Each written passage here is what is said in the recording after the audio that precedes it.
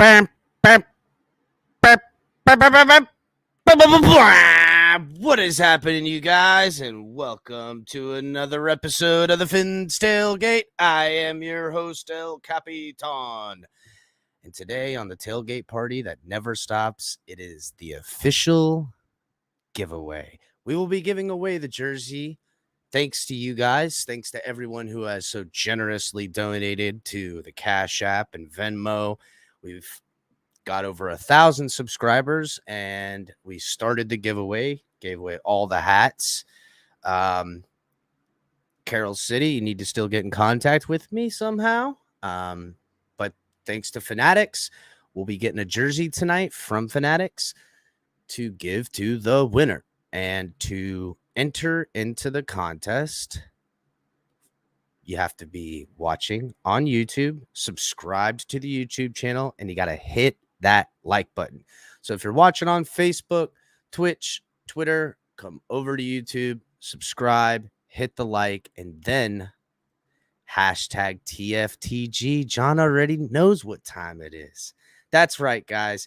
Hashtag TFTG. Everybody who's already in here, what's up? Q, Cliff, Miss Finns, John, Jay, Andres, my guy, Dolphin Don, Jacob, Justin in here.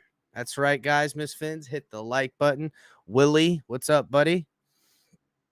JP on sports in this mug. B George, Isaac, Fins up, Color, Dylan, Aqua, Bill was in here early. I know, Bill, we're going to get to that Debo stuff. And lucky you, where have you been, Lucky? Ain't seen you in forever, my brother. Guys, so enter hashtag TFTG. Everybody already know. Got to be capital, as you see. Got to hit the like button. Got to subscribe. Facebook, Twitch, and Twitter. Again, YouTube is the only way to enter in. We will give away this at the end of the show, and everyone gets a free chance to enter. You don't have to pay nothing. You don't have to buy nothing. And if as some more donations come in, we hit another milestone, we'll do another giveaway some more hats. Actually, I think next time we might even buy some TFTG hats to give away. So that's going to be pretty awesome. So, guys, let's make sure to hit all the good stuff first. Make sure you're supporting all the great content we have here on the networks. Tonk 7 TMI Tuesdays, live at 9 with color commentary, co-hosting with them. Great show. Different topics, all sports related, but not Dolphins per se.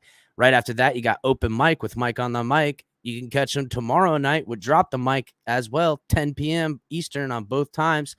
Late night color commentary on Thursdays, 10 o'clock.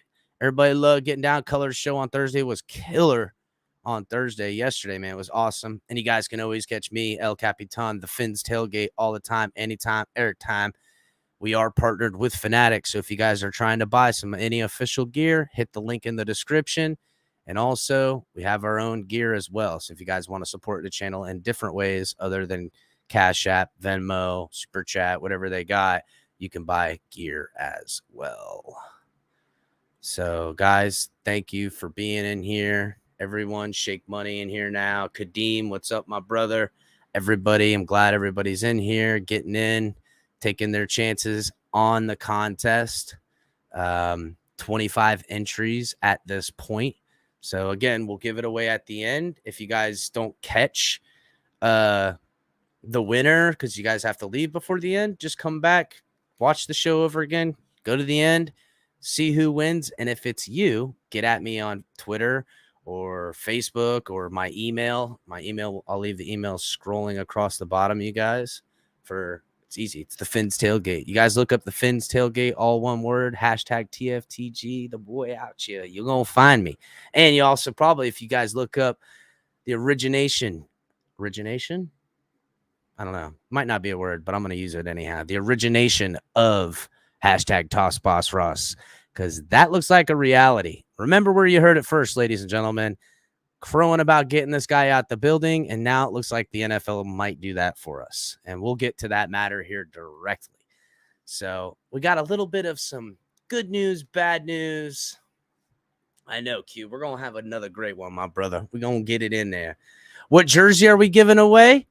So I'm actually going to kind of leave it up to you guys. We can give away either a Waddle jersey, a Tua jersey, or a Hill jersey. Fanatics has all three jerseys for like $150 or whatever it is.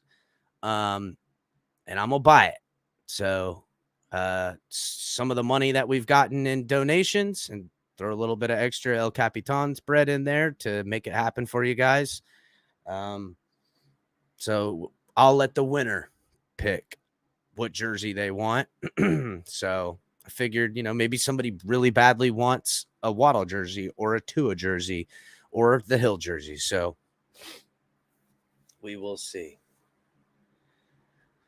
All righty then, guys. Let's get on. So I have a list of essentially 10 different things I've put together for the show tonight before I drop the link, because I will bring you guys on at the end. Tailgate party that never stops. So we have good news and we have bad news, don't we, Dolphin fans? I'm guessing that's kind of where we live a little bit. So let's see. Yeah, Shake Money, you want a Flores jersey, dog? I'll make that happen. They got the one. Actually, you know what? Putting your own name and number on the jersey is like $30 more. So if you do want me to put Flores's name or number on there, which I know he didn't really have a number, I guess we could look up the number from his playing days. But yeah, I'll buy DVP, the crypto one, Yeah, I did, Gio. I did. Remember, I was in the space when you did that. When you mentioned it. EM Baller with the super chat. What's up, EM? Yeah, Richie Incognito was the drunk Campbell reference. There is a lot of speculation to that. I know there's a lot of people that believe that. And I mean, bro, that's a good as guess as anybody, right? We do know that shortly after his tenure in the Dolphins, he had, for the bullying gate thing, then he was at that country club drunk, like breaking stuff or something like that, freaking out. Didn't he like smash up his own car or something? He had alcohol problems. So then he did seek some help, and then he went to the Raiders and yada, yada, yada. So it probably was. It's safe to say that, but we can't assume, and I doubt they'll ever tell us, but Dan Campbell could throw shade on top of the Dolphins, and it's not really going to matter. We live in the shade pretty much. We're a bunch of shady mofos around here, apparently, because watch the news. These lawsuits, all that stuff. So, you know what, Dan? He was a nut, but at least the guy was, I kind of like that a little bit. Now, I don't want him a nut against my own guys, but I definitely want the crazy manic madman on my football team across. And I'll just run behind him and I'll say, hey, Richie, if you can get to the second level and start getting on these little guys, we're gonna win this football game. I'll slide you a little something. He'd be like, yeah, that's the exact kind of guy you want to have going up in this mud. Thanks, man. I'm glad you're enjoying it, Brady to Miami. But yeah, he's a madman, and that's not the worst. No, I know he wasn't throwing shade, EM. I'm just saying, like, when he's telling a story and then mentions the Dolphins, like he's telling a story and then he has to mention the Dolphins and knowing players. I know the message he was trying to get at in the story is that players are made a different way, all different ways, and that being a good football player, and it was in reference to quarterback being elite, this whole story he did, but throwing shade in the fact that you got to mention something negative with the Dolphins name. That's kind of what I mean, bro. So what's up, Dan? What's going on? Crypto, my guy. Sal up in here as well. What's happening? Yeah, you don't want to find, in a phone booth in a foxhole. You don't want to be. I'd rather stand by the devil's side than in his path, as they say. That guy is something you don't want to mess with. I know he had some mental issues, obviously, as we all know. So hopefully he's doing all right. But we do have, like I said, a bunch of stuff to go over. good stuff, bad stuff. I'm going to kind of good stuff, bad stuff, back and forth. Everybody who's just getting in the chat, to win the free jersey, doesn't cost anything. Again, got the jersey from donations made to the show, put it back in, giving it to you guys, throwing a little bit of my money. Hashtag TFTG. You have to hit the like button, and you got to put hashtag TFTG in the comment section, all capitals, for a chance to win the jersey at the end of the show. Also, holla at your boy. If you're watching on Facebook, Twitch, and Twitter, you got to be over here you got to be subscribed, number one.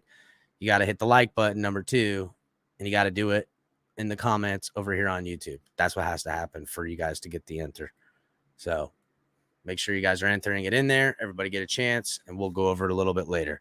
So first item is the Dolphins have re-signed John Jenkins. Now, I know this happened a couple days ago, but whatever, I still got to touch on it.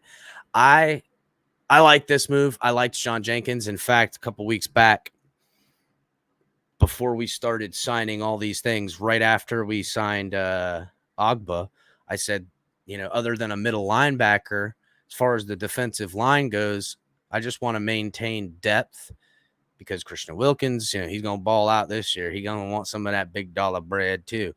What's his name? Zach Sealer, that's next to him.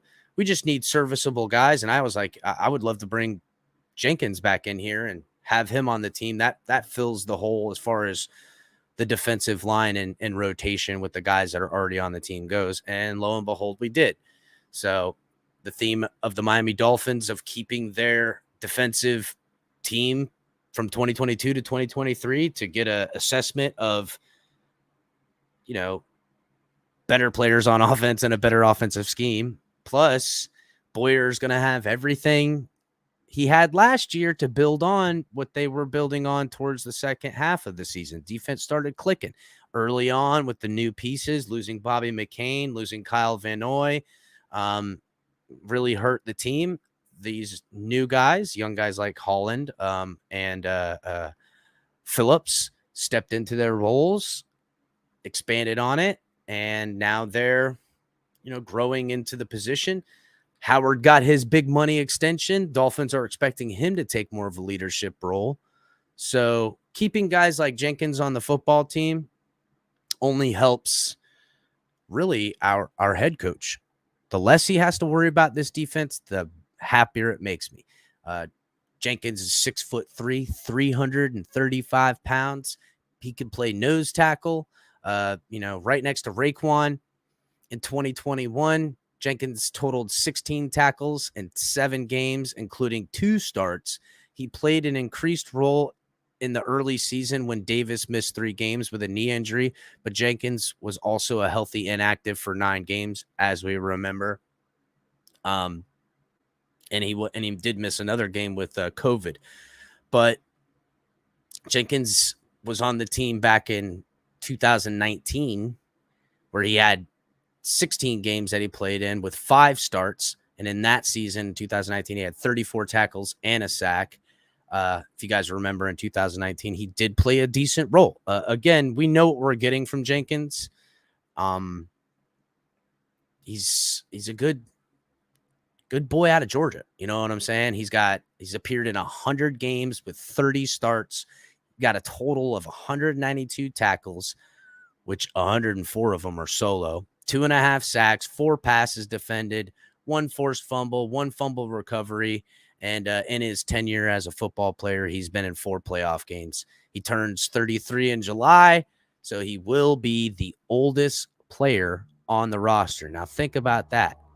He turns 33 in July, and he's the oldest player on the roster. What a great job Chris Greer has done with getting this team in a youth movement, paying guys that are still in the prime of their career. And guys like John Jenkins is, he's getting a minimum contract at 33 years old because he's a 33-year-old veteran that's had, up and down stats. And he's not He's not a guy we're leaning on. It's Raekwon Davis we're leaning on for these kind of snaps, but you need him in rotation. You don't want to burn Raekwon out, especially because we're going to the playoffs this year, ladies and gentlemen. So don't forget that. That's where the bar sits. So I'm happy about that. Jenkins, to me, is a solid Dolphin player. This is the kind of guy we want. We want a veteran presence like that. We want, to keep this defense intact. He knows this team. They all know him. As far as cohesion goes, these boys are, they're friends. So, next item of business, and I see, who was it? Who was it I put it? FM? That's right, FM. That's the next thing coming up on here is bye-bye Matt Ariza. I know, guys. I know everyone was just up and, little tickle in their no-no spot for Matt Ariza, we'll say. All right. Sorry, guys. Just a little bit of tickle for the guy. And believe me, I think he's a great punter. Probably going to be a game changer. But when I start hearing drafting punters in the third round, and not that, listen, I don't want to take nothing away from Matt Ariza because, God, he could go down as greatest punter of all time. First-round talent punter. Second-round talent punter. Work everything for it, But not only would I not get a punter in the third round, I think I know Chris Greer pretty well.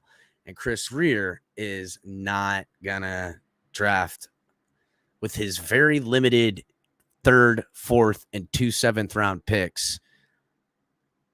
He's not going to take that third and that fourth pick ain't going to a punter. So, and if we had a glaring hole come draft night and he's on the board in the third round, Dolphins fans are going to be like, you better pick up that punter. And if he doesn't get picked up and then they're there in the fourth round and he's gone, everyone's going to chastise him for it. Chris Greer is really good at his job, guys, ladies, gentlemen, children, go to bed. You guys can watch. I don't care, kids. Just set on adult mode. So anyhow,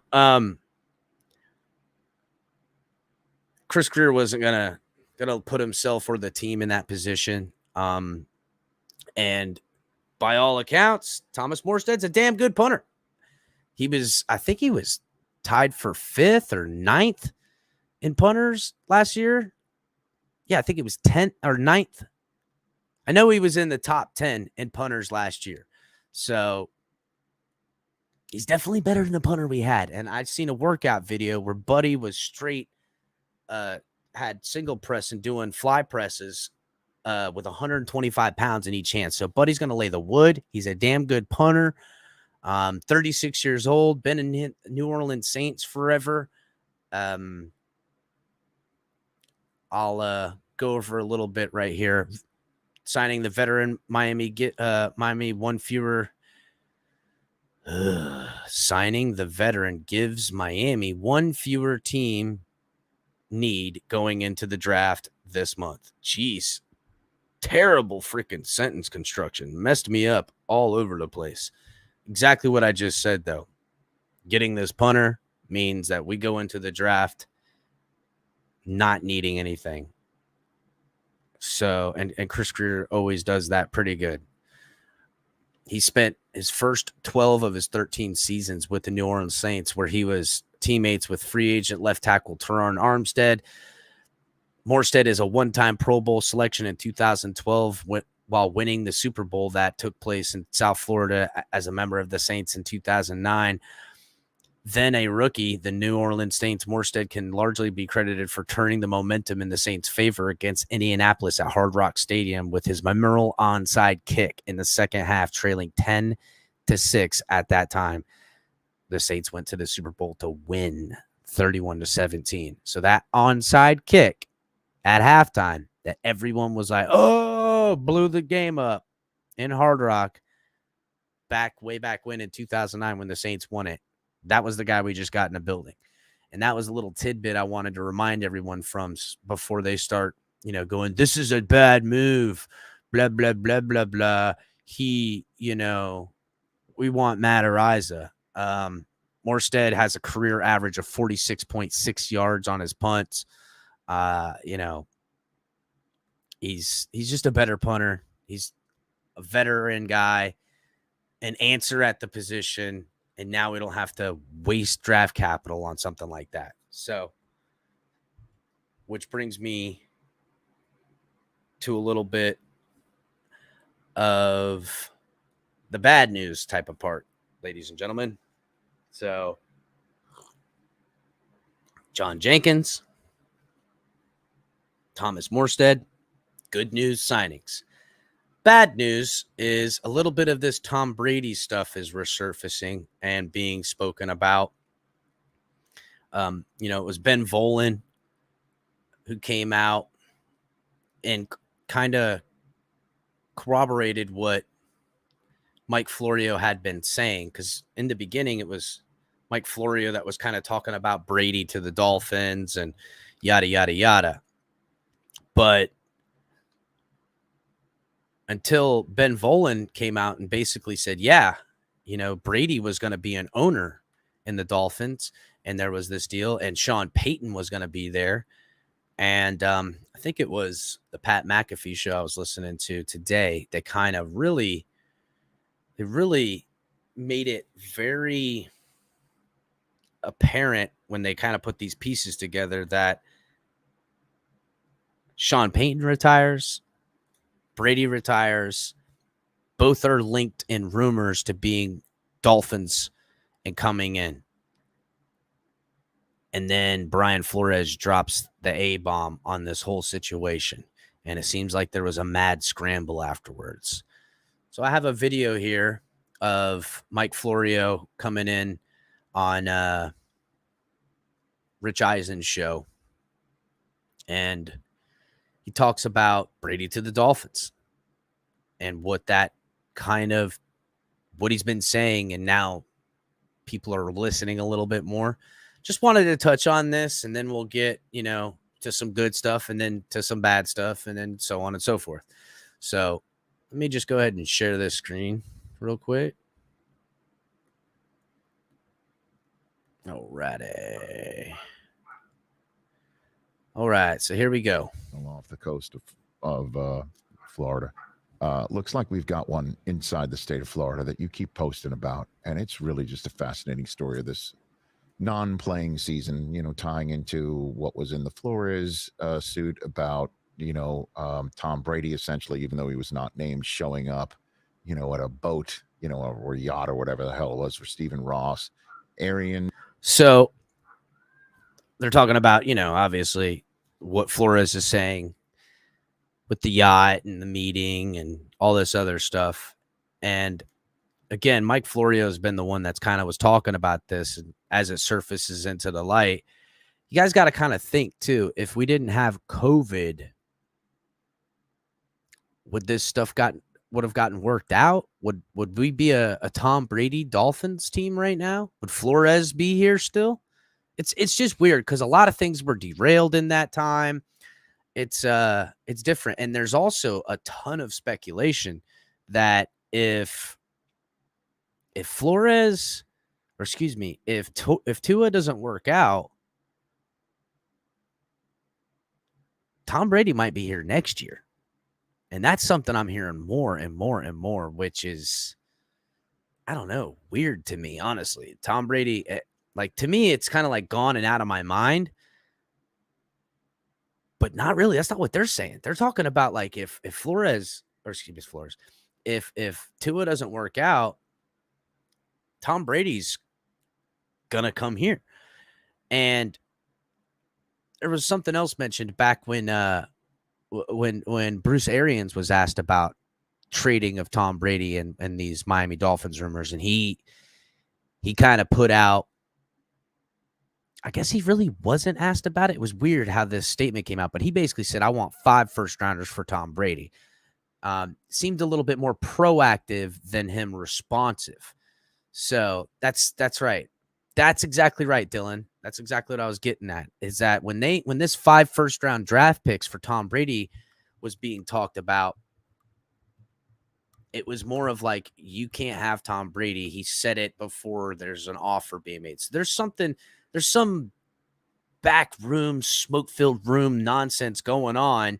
And I think this kind of ties into something we're going to talk about a little bit later with Brian Flores, is that what they're really trying to prove in the Brian Flores lawsuit, which hasn't been filed yet, the class action lawsuit that I expect to be coming.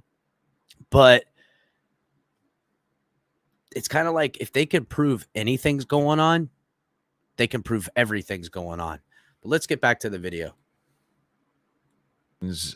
Saying, he's retiring because he just wanted to pass the torch, even though Brady's coming back, and Brady's role with the Dolphins potentially, and what it might have meant before he unretired, and then he unretires, and then Arians goes, and it's not because Brady forced it. What is your 2 cents on whatever the hell is? Yeah, and Bruce Arians retiring as Brady comes back.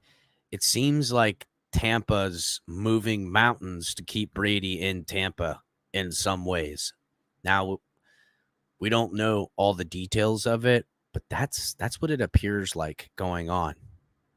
Going on with these 3 Bermuda Triangle data points. Well, for me. And this Beautifully always put. makes Beautifully Buccaneers fans and Dolphins fans very happy when I say this, but Brady was going to Miami. See? And Sean Payton was going to Miami. And that was the plan. And Brady was going to be introduced as a minority owner of the Dolphins as soon as Super Bowl week. He retired Tuesday, February 1. Hours later. I mean, that's a bold statement for him to say, that Brady was going to be announced as an owner. And that's right around in the timeline of when Flores released all this stuff. Brian Flores drops his lawsuit, which includes the allegation that he was pressured to meet with a high-profile quarterback who was under contract with another team. He doesn't mention who it was. It was Brady. That was in 2020 when Brady was about to become a free agent after his time with the Patriots ended. That lawsuit short-circuited what the Dolphins were going to do. And it was going to be Brady introduced as a minority owner, pursuit of Sean Payton. And they acknowledged they called the Saints about Payton, and they were told by former Dolphins GM Jeff Ireland, who's now assistant GM with the Saints, don't waste your time. I think there was more to it than that. The Dolphins admit that they considered making Tom Brady a minority owner, but I think it was going to be minority owner. Here comes Payton, and at some point in the spring, Brady. Okay. Now, Mike Florio's flying through here. So what he was saying is that there was communication from the Dolphins all the way to the GM and Jeff Ireland about acquiring Payton and all this. The Dolphins were all in for getting Brady and Payton here. And that's what Florio's been saying. And then now everyone retires. Now everyone comes back. Now everything's pushed. It's like this whole entire thing's been pushed back a year, which to me, if the Dolphins don't go to the playoffs, it's going to give them every excuse to pull the trigger. And that's going to be kind of sad too, because I like what I'm seeing as far as coaching staff put together from Mike McDaniel and everything like that. But if you tell me bye Mike McDaniel and hello Sean Payton, I don't think a lot of people are going to argue with that. But now there's so much going on. And then, Mike and I discussed about Sean Payton maybe going to the Cowboys, but even the Cowboys got shit going on. The NFL has got fires all over the place. It's just, oh man, round and round the merry-go-round of corruption and just nonsense in the NFL. And retires and goes to the Dolphins. And I say all that now because we need to keep an eye on the possibility of Brady going to the Dolphins next year. He'll be a free agent. There's a no tag clause in his contract with the Buccaneers. Unless they extend his contract, they cannot keep him from going wherever he wants to go. So, look, I think that there's a lot of smoke there, which means there are at least flickers of flame. And I look at it, consider this example, Rich. Yeah. Last year, Drew Brees retires. Okay, let's say Drew Brees retired for 40 days. Came back after his retirement. Oh, man. 17 days later, Sean Payton quits. What would Drew Brees have said? I think he would have said, what the hell, man? Yeah. Okay, if the Dolphins are pushing this back another year, I mean, let's not, and Sal, I see your comment, like, he's freaking going to be 45, 46 years old. Like, this is no future. Like, are they planning on getting Brady and keeping Tua in this future? Like, It is just insane, bro. And Isaac, I don't know if like, what if Mike McDaniel goes, I'm not going to become OC. Maybe they bring in Sean Payton as like football czar, and put him in charge of everything. I don't know, but it seems like Ross is willing to do everything and anything to get this done. Even bringing in 45-year-old Tom Brady with his Walker and Kane to win us a Super Bowl, apparently. I'm back and you're leaving. There was none of that vibe with Tom Brady. Wasn't that striking to you? There wasn't even a flinch. There wasn't even a batting of an eye that Bruce Arians is out 17 days after Tom Brady came back. And to me, that said it all. Yeah, I hear you there, and in some ways it does not make sense that Arians would just say, I don't want to stick around here anymore, even though. The other kicker is that Arians is sticking around there. It's not like he's off Tampa. He's like in a different position, kind of like what we were saying about Chris Greer if he were to lose his job because Sean Payton came in, or not Sean Payton, John Harbaugh were to come in and take GM role too, be GM and head coach. Chris Greer wouldn't like get fired. He would be elevated to, again, like czar or some shit, like Arians has taken a step out, but it really seems like everything's still under control. And now that it's Todd Bowles in charge of the team, it again kind of fits this narrative that African Americans, like in coaching staffs in the NFL, are talking about, that African American head coaches are handcuffed even when they have the job. I mean, this could be a real bad look if Arians is pulling the strings behind while Todd Bowles is the head coach and Tom Brady's actually really running the offense. The fuck is going on in Tampa? Like, Jesus, what the hell is going on in all this? It just seems like everyone's sneaking around, doesn't it? Doesn't it seem like something's sneaky? Something else is going on? What the hell's happening here? And this is exactly what they're talking about. The Dolphins were sneaking, meeting Tom Brady. So, goodness gracious, bro. No, Brady is back. Like there's pieces that don't fit. But how would Brady have been able to unretire and go to Miami? Wouldn't there have been compensation go to Tampa that would be required to make that work? They would have had to compensate the Saints to get Peyton. They would have had to compensate the Buccaneers to get Brady. But the wheels were all moving in that direction. And I don't know whether or not the Buccaneers would have drawn a line in the sand if it came down to it. I know Bruce Arians kind of flippantly said at the Combine they would want 5 first-round picks. But I know that the Buccaneers... Now, we touched on that a little bit ago about the 5 first-round picks. But, again, like, Brady is powerful. He's got to be the most powerful player in all of football, right up there with, I mean, anybody in the NFL. If there was a power scale, Brady's at the top. He's been around the longest. Everyone kisses the friggin' 14 rings the guy's got. And if he says he wants out and wants to move, I don't think they'd stop him. I think something else got figured out, and also this lawsuit kind of scared people away. So I don't know. For everybody who's just jumping in, make sure you're hitting the like button. Make sure that you're getting a chance to win the jersey. And you got to be subscribed on YouTube. If you're watching on Facebook, Twitch, and Twitter, come over to YouTube, subscribe to the channel, hit the like button, and do hashtag TFTG Capital in the comments on YouTube for a chance to win the jersey at the end of the show. Just letting everybody know. All righty. Buccaneers were concerned about Miami. I know the Buccaneers were concerned about San Francisco. And even though no one's going to admit it, they've crafted this narrative that can allow Bruce Arians to walk out the door with his head held high and not feel like he's getting pushed. And that's fine. But the timeline is too weird. The reaction by Brady is too positive. And what do you mean? Hold on. What do you mean it's too positive? His head coach is out. He's back. I think if he had retired from the Patriots and he comes back and 17 days later, Bill Belichick quits, there's at least going to be a what the hell, man? There's at least going to be something. It was all just. Yeah, I I think if it wouldn't be a what's going on here, it'd be like a good riddance, because I think there was a lot of bad blood between Belichick and Brady. Well, I don't think. We all know there was.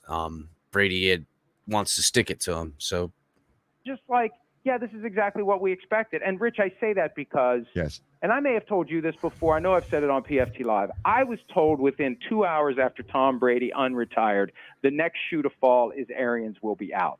And it happened 17 days later. I was told that by someone I trust, and I wasn't able to nail it down and report it, but we hinted at it the next morning on PFT Live. I said I'll be surprised if both Brady and Arians are with the Buccaneers week 1, and 16 days after that is when it happened. So that's why I'm very skeptical, because I mean, people I trust. yeah, I don't think anybody views the Arians retiring as anything other than what we heard last year from the Buccaneers organization about they were butting heads. And it was all, roses and everything else on their way to winning a Super Bowl, but they obviously were butting heads, and they were butting heads that Super Bowl year too. And it's weird to think that Brady won, but not really that weird. He's the guy with all the rings, Trust were telling me that it was coming, and other people I trust were telling me that this Miami thing was very, very real. And I heard that Arians and Brady, had gears grinding, and that, when it all comes down to it, Brady didn't really prefer Arians's approach sometimes, not just about the way he was talking, but just the way he would run things there. Undisciplined. That's one way to Semi-retired, showing up, barnstorming in, messing up the work that he and Leftwich were doing. Think about that. Any workplace. So undisciplined. And that's why they figured maybe Flores and him would work together, which is, I mean, I guess Brady likes that structured discipline stuff. I mean, that's what he had a lot of in New England, but I don't know, guys. Could you all imagine if right now Tom Brady's on this football team? I don't know how I'd feel about that. I don't know if I'd feel good. If it was last year they got him on the team, then I'd feel like, all right, cool. But like if he got on this team any point at this point, it would feel kind of like I don't know, it'd be like a try hard move. You know what I'm saying? Like it's almost like an admission of guilt in a way, or giving up that, oh man, we can't ever win a Super Bowl. We got to go get the guy that the league allows to win a Super Bowl every few years, because the parity writes that it's Brady versus whoever's coming up against him in the Super Bowl, because that's what we ain't seen that fucking show enough in our lives. Jesus. Sorry, Lord. I don't mean to take your name in vain. Excuse me. Place. If the boss has checked out half or most of the time and then shows up late in the week after you've been busting your ass all week to try to get things in order, right, starts changing things, it's going to irritate you after a while. But I heard that Brady could have still lived with it, though, when it all comes down to it. Well, maybe they. Yeah, but maybe Rich, they, if he could have lived with they it, then just how weren't did he? In 2020, They obviously didn't I live don't know with what it. they would have done, but it's one hell of a coincidence. And maybe there are coincidences, maybe there aren't. But this is one we've never seen before, where one of the great all-time players retires for 40 days, comes back, and 17 days later, his head coach is out, and there's no reason for the head coach to walk away other than the narrative that they crafted, which is a very positive, uplifting idea that he wants to hand the baton to Todd Bowles under circumstances where he has a chance to succeed. That's great. I support that. But I also am not willing to believe that it's exactly the way it went down. And so the cynic, Mike Florio, I'm happy for Todd Bowles, just like I said back when Arians retired on the retirement thing. Todd Bowles has deserved a shot like this, and he's getting a real shot. And watch out, NFC, that is weak as hell right now. It's them, the Niners,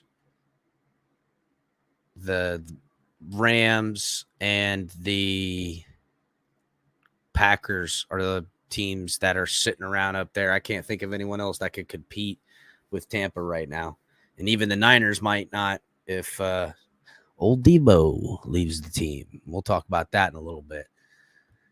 All right, guys, we'll move off that bad news and we'll get back on to some good news. So good news is Dolphins are bringing in former first-round pick, Alabama All-American linebacker, as everybody knows. Now, back in the draft, when Reuben Foster, we were drafting that year, I wanted him. I remember I was like, oh man, I really want this linebacker. Let's get this guy. I was all about it. Now he hasn't.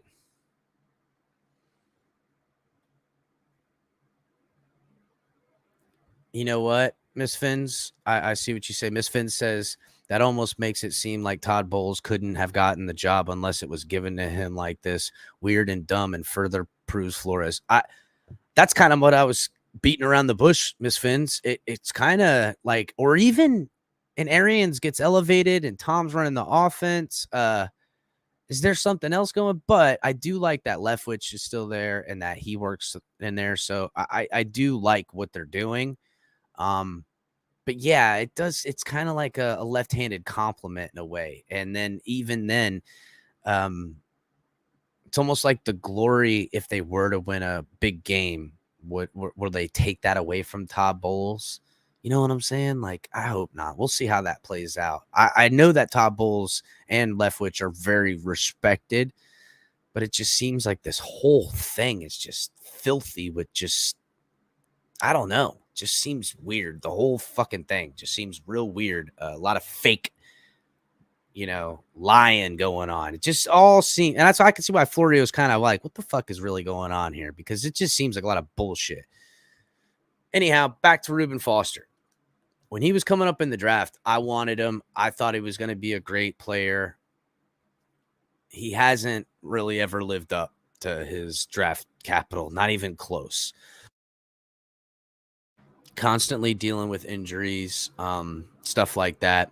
I got a little bit of a Miami Herald article written by Barry Jackson about Reuben Foster. And then, he was brought in, I think it was today, to take a look at. I have a little bit of a video clip of him doing some agility drills, just a few seconds on Twitter that I'll show you guys where it looks like he's healthy.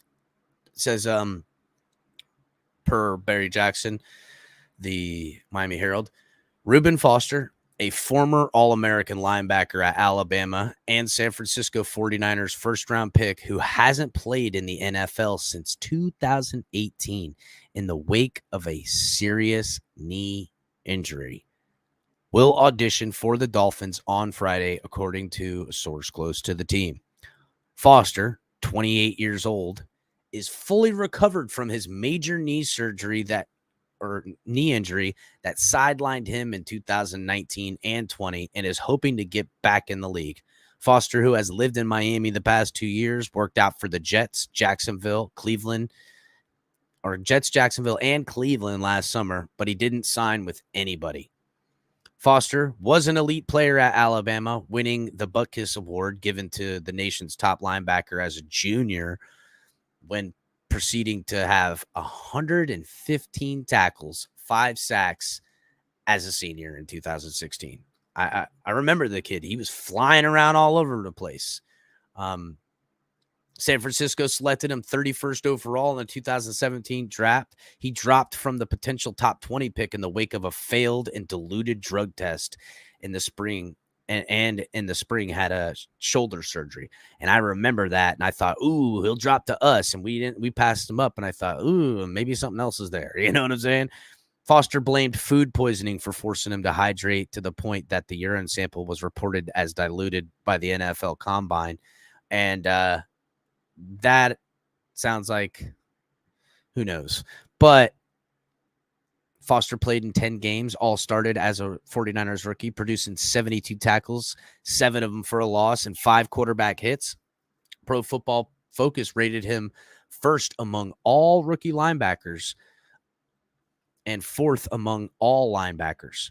Observing him daily was new Dolphins head coach Mike McDaniel, who was hired as the Niners running game coordinator back in 2017. So in the summer of 2018, Foster was suspended for 2 games for personal conduct policies stemming from weapons offense and a misdemeanor drug offense. He started 6 games for the Niners in 2018 season, but was released in November after he was arrested on probable cause misdemeanor domestic violence charges. So, again, there's been injury. There's been off-the-field stuff. He hasn't played in the past 2 seasons. Washington claimed him off waivers 3 days later, and the internal investigation from the NFL found no evidence to support him being suspended. In January 2019, the Florida State Attorney's Office dropped those charges from back in November of 2019. So those legal issues that he got fired from pretty much went away. There was insufficient evidence against him, so they threw the case out. But the legal damage had already taken its toll. He has no known legal issues since. But an injury derailed his career, at least temporarily. In his first practice with Washington in 2019, he then sustained a torn ACL and a torn LCL and significant damage in his left knee and spent the last 2 seasons on IR. I mean, this kid has had immense bad luck between diluted piss and then the shoulder surgery, and then yada yada with getting this friggin' attorney stuff messed up. Then he comes out and he blows his ACL and his freaking LCL, like major nerve damage surgery. He sat out last season after the 3 September workouts, but he didn't have anybody that signed him. Right now, he's 6'1", 228 pounds, and he's a kind of guy that we could use. He's definitely not an answer to, a certain answer, but I think this guy is, cheap. Bring him in. Maybe he can win a roster spot. He does look healthy, and I'm going to go ahead and pull up this video I got, guys, so you guys can take a look at him moving his feet around and showing a little bit of his abilities, because hey, you never know, man. Everybody deserves a second chance, and outside of the domestic charge and allegations of this and that, he really hasn't had any trouble in a while. Ever since that surgery, he's been trying to get healthy. So maybe he finds a home here. Maybe being surrounded by so many other Alabama players like Raekwon and Tua and Jalen and stuff like that, maybe these guys have, kindredness to him or some kind of friendship, and maybe they figure it out and get him on track. But here he is right here, guys, doing a little bit of run around. Set, bust the feet, drop, great, great. Nice grab. Set, bust the feet, drop, great, great. Nice. Got to remember, he's 6'1", 228 pounds. So he's not a wide receiver, ladies and gentlemen. I know he's not running around out there. Let me go ahead and pull it up on the bigger screen so everybody could see. Grab. Set, bust the feet, drop, great. But great. Definitely looks like a guy that's healed from all his surgeries. Now, again, do I think he's worth, day one, sign the guy up for, everything and lean on him and get rid of somebody that could have that job? No. But can't bring him in, beat somebody out, maybe pushes guys like Duke Riley, turn around and you're like, hey, this guy's worth keeping on the team. That seems more of the route. And also, he could be totally maybe that first round talented guy again. Maybe gets lucky. Poor bastard's had a lot of bad luck, so I'm sure he could definitely use some good luck. But that's not the only thing that's happened. I hope I didn't erase something I shouldn't. Hold on a second, guys. All right, cool. No, I didn't. All right. Another thing that happened today is that the Dolphins brought in Georgia's running back James Cook, who everybody, if you don't know, if he's there in the third round, Dolphins are probably going to take him. He's definitely somebody on their list. They've been looking at running backs, middle round running backs. They also looked at the kid at in Texas. What's his name? Spiller. They looked at Spiller too. Didn't have him on an official visit, not like how they had Georgia's running back James Cook on today, I think it was. I have an article here from SB Nation, but I'll go through it here real quick. Let's see. Miami Dolphins have added running backs Chase Edmonds and Raheem Mostert this offseason, upgrading one of their biggest areas of need into the 2022 season. While adding to the offensive line was likely the number one priority, adding to the running back room group was probably close second, at least on offense. Now that Edmonds and Mostert are on the roster, adding them to Myles Gaskin, Jared Dokes, and Salvon Ahmed, the running back position appears to be set. Except the Dolphins may not be done looking for other rushers, according to Eric Dunn of LAA Sports, and also Barry Jackson talked about this. The Dolphins have a set visit with James Cook, and just a little bit on Mr. Cook. He rushed 204 seasons with Georgia. He rushed 230 times for 1,500 yards and 14 touchdowns. He also caught 67 passes for 730 yards and 6 touchdowns. As a part of Georgia's national championship run last year, Cook carried the ball 113 times for 728 yards, giving him a 6.4 yard average carrying the ball with 7 touchdowns. He also had 27 receptions for 284 yards and 4 touchdowns. He is a good back. And some people say that maybe he can be better than his brother. I don't know. I think he's a little bit shiftier and probably just as versatile. We'll see. I think people forget how good Cook is at times when I know he's been injured lately with Minnesota, but man, oh man, when he was lighting it up, that guy was on everybody's fantasy roster. Dalvin Cook, I'm talking about. So he's a good sized running back with very well, overall athleticism. His primary on third downs was in pass situations. So he is a third down kind of scat back in a little bit, but he could still put some weight on. I don't know if he's a third, a 3-down back just yet, but who knows? He's a very smooth runner who can run seamlessly and make cuts. He makes people miss whenever he, starts breaking his stride, or without breaking his stride, excuse me. And he has really good vision. So he's a physical back. He's pretty good. He's not the most physical, but he's somebody that could fit in this running back room and really, have a lot of versatility on this team. And, if he's there in the third, or maybe they, get lucky on an offensive center or something like that, maybe they'll get him in the fourth or something.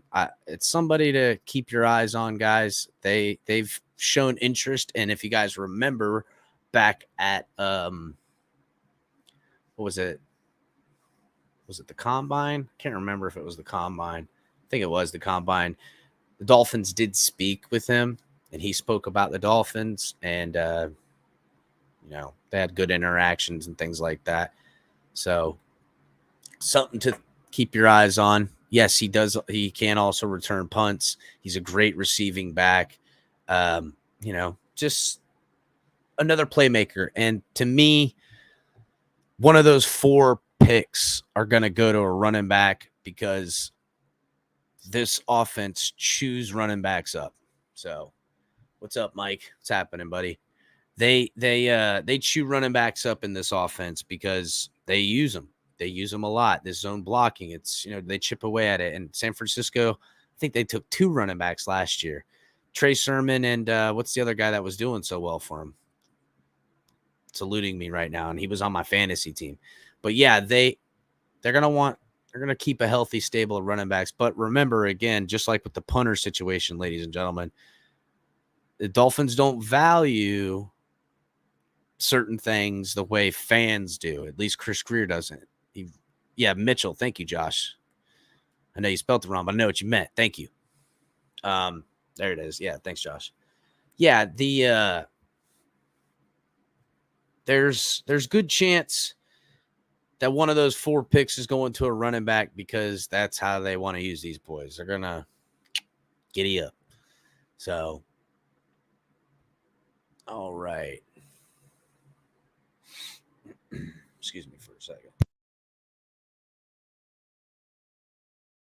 So, in other news, Dolphins bring a talented young safety in as well. Somebody who they might be targeting with one of these picks. Baylor safety TJ Woods was one of the guys they brought in to Dolphins headquarters on team official visits. Woods played 4 years at Baylor. He had 3 interceptions in 2020 and 5 in 2021. It's questionable whether he'll be available at 102, the Dolphins' first pick, but they still wanted to take a good look at him. Here's how NFL.com's Lance Zierlein assesses Woods. Long levered. Oh, well, sorry. Skip the page. Safety with an excellent top end speed, and the potential to become rangy playmaker if he learns how to have better overall discipline. He continues. If he can play with better decisiveness, he has length, burst, and striking power to impact catching tries and take the ball away. Woods' tools are likely to make him a day 2 pick, but he'll need to prove that his run support and tackle finishing are on the functioning level for the pro game. He's a 6'2" safety, ran a 4.36. 6'2" and ran a 4.36 40 dash time. Goodness gracious, does everyone run 4.3s now? What the hell? It's like these kids are faster than ever now. He's considered a high character guy. The Dolphins have 4 picks in the draft, 102, 125, and then 2 in the 7th, which is 224 and 247. They will likely sign several undrafted free agent rookies. Under NFL rules, team can invite up to 30 prospects to their offices. During Chris Greer's tenure as general manager, the Dolphins draft picks have been a mix of players who have visited the team headquarters on their 30 for 30 visits. So there's not really a correlation there. So yeah, something to think about, guys. He's one of the guys they brought in. James Cook's one of the guys they brought in.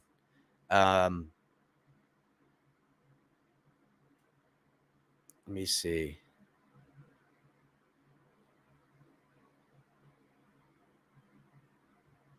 Here's some of the UM players expected to attend Dolphins local day. Hold on.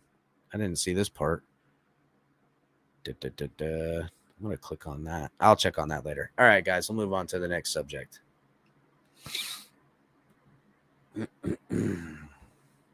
Uh-oh, Vern.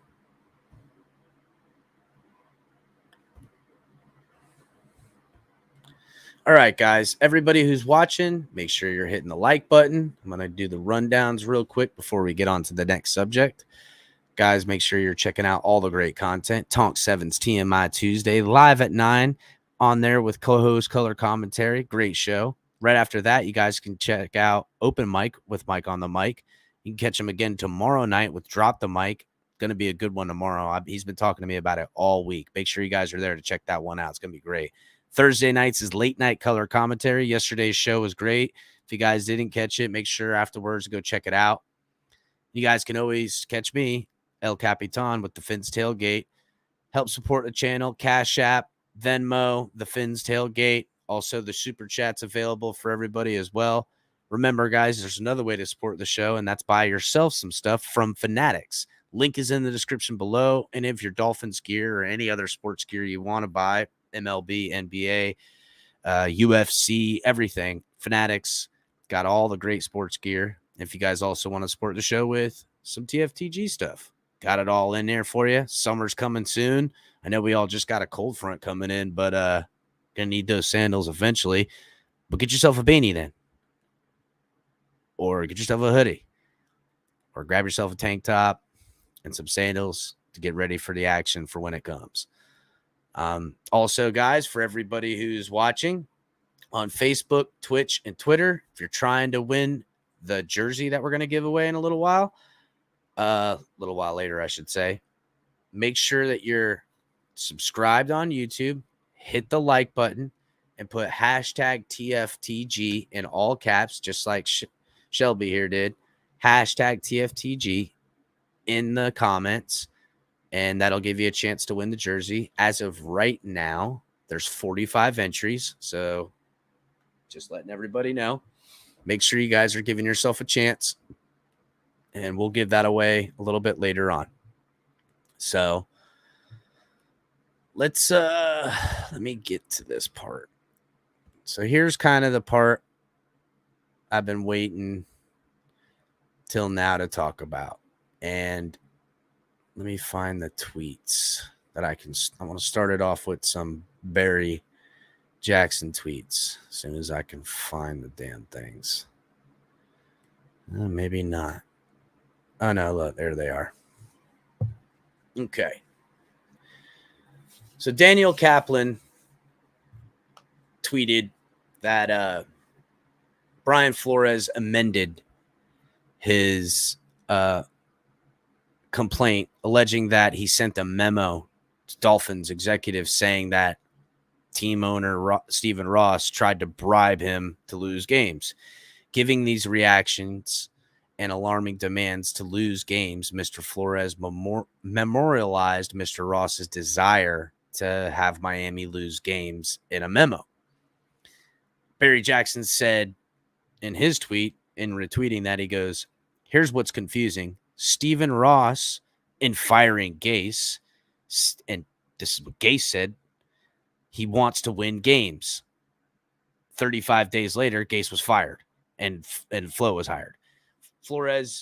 Didn't Flores see Ross's comments about Gase and what that winning now in 2019 wasn't the priority? How could Flo not know this? Fins have denied Flores' allegations. Again, Daniel Kaplan had another tweet saying that the Dolphins are declining to pay Brian Flores 8 figures of severance he wants him to repay. Not only are they not paying him, but because of the NDA, the Dolphins want him to repay hundreds of thousands of dollars, according to his amended complaint. So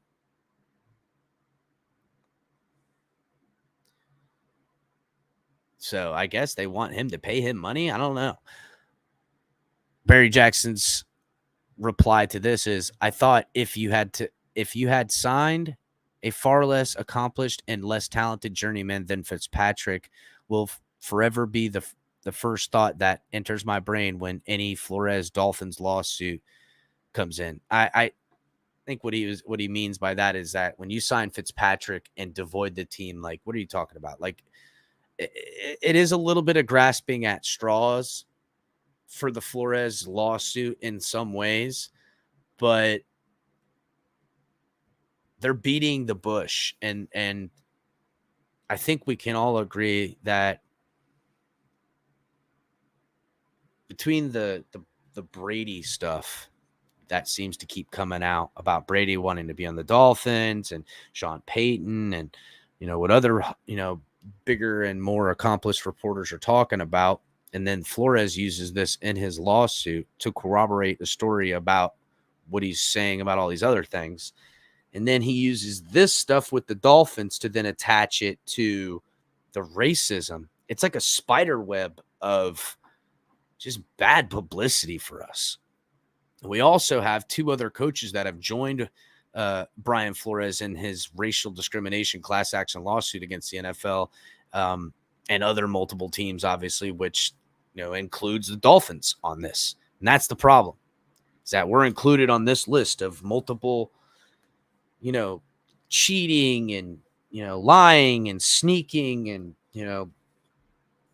these teams over here are not treating minorities right in their hiring practices. And even though the Dolphins are, by all accounts, a winning example of how to have fair, equal opportunity in employment, there's all this other stuff with cheating and, sneaking around and meeting Tom Brady on the boat and, whatever else shit. What's popping out next? Cocaine on the table? I mean, holy fuck. Jeez Louise, bro. It seems like it never ends. The amended complaint to the former Dolphins head coach lawsuit, originally filed on the first date of February, lists former Arizona coach Steve Wilkins and former defensive coordinator Ray Horton as plaintiffs. The suit, which originally listed the NFL, Dolphins, New York Giants, and the Denver Broncos as defendants, now also includes the Cardinals, the Tennessee Titans, and the Houston Texans. The amended complaint alleges Wilkins, who was a head coach of the Cardinals in the 2018 season and was fired after a 3-13 finish. And I think everybody can remember that because that's when Rosen looked like it. I know you guys don't watch a lot of Cardinals football, and I'll be honest, I won't. But that team did not look like a team that was primed to lose the way it did. They had just gotten Rosen. They traded up to get him. They did all this stuff, and then they, had Wilkins as the head coach, and it was like this super tank that happened in like a short period of time. It was really weird, and then they got Kyler Murray.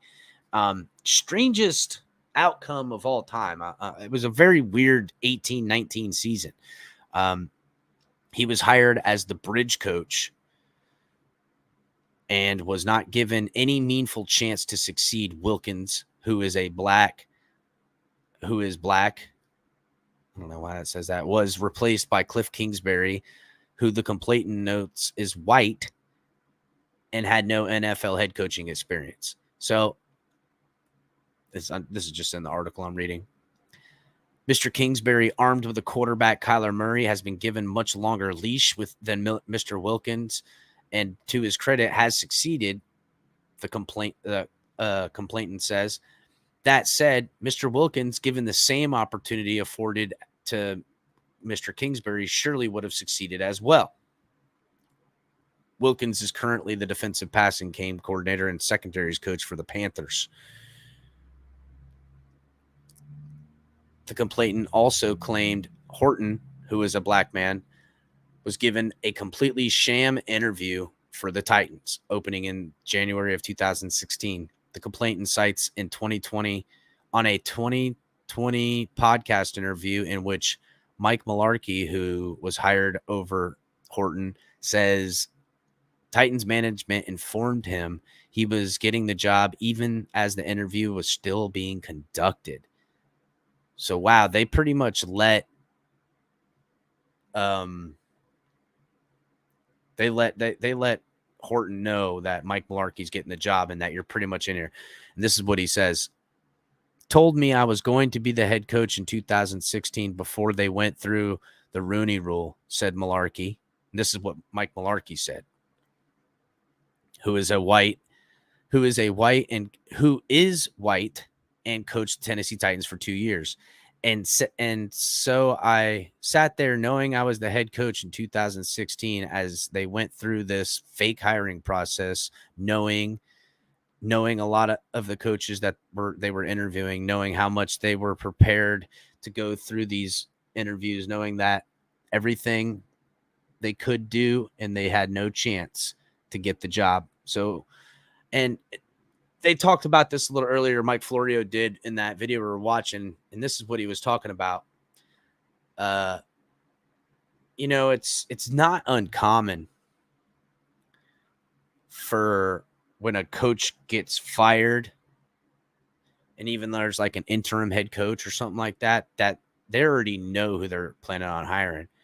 And this is where it goes to the Rooney Rule type of thing that they're talking about, where they want to say some bad stuff. Let's put it that way. I am nobody says Gronk said Pats don't let them hit their bonuses. How many bonuses Brady lost in New England gives New England a black eye by sweeping them and keeping them from playoff wins in a Super Bowl. And he says, this is who Brady is saying in 2019 that we're sticking with that mofo and the refs to Fitz, not Jimmy G, like a lot, though. By the way, keep it up. Great work, bro. Man, really appreciate it. Yeah, there's Brady runs that team right now. That's kind of what happened in some ways. Am I right? I mean, they pushed Arians out. They've completely I think it was pretty much well knowledge that Arians and Brady were butting heads, and that's something we were talking about a little bit earlier.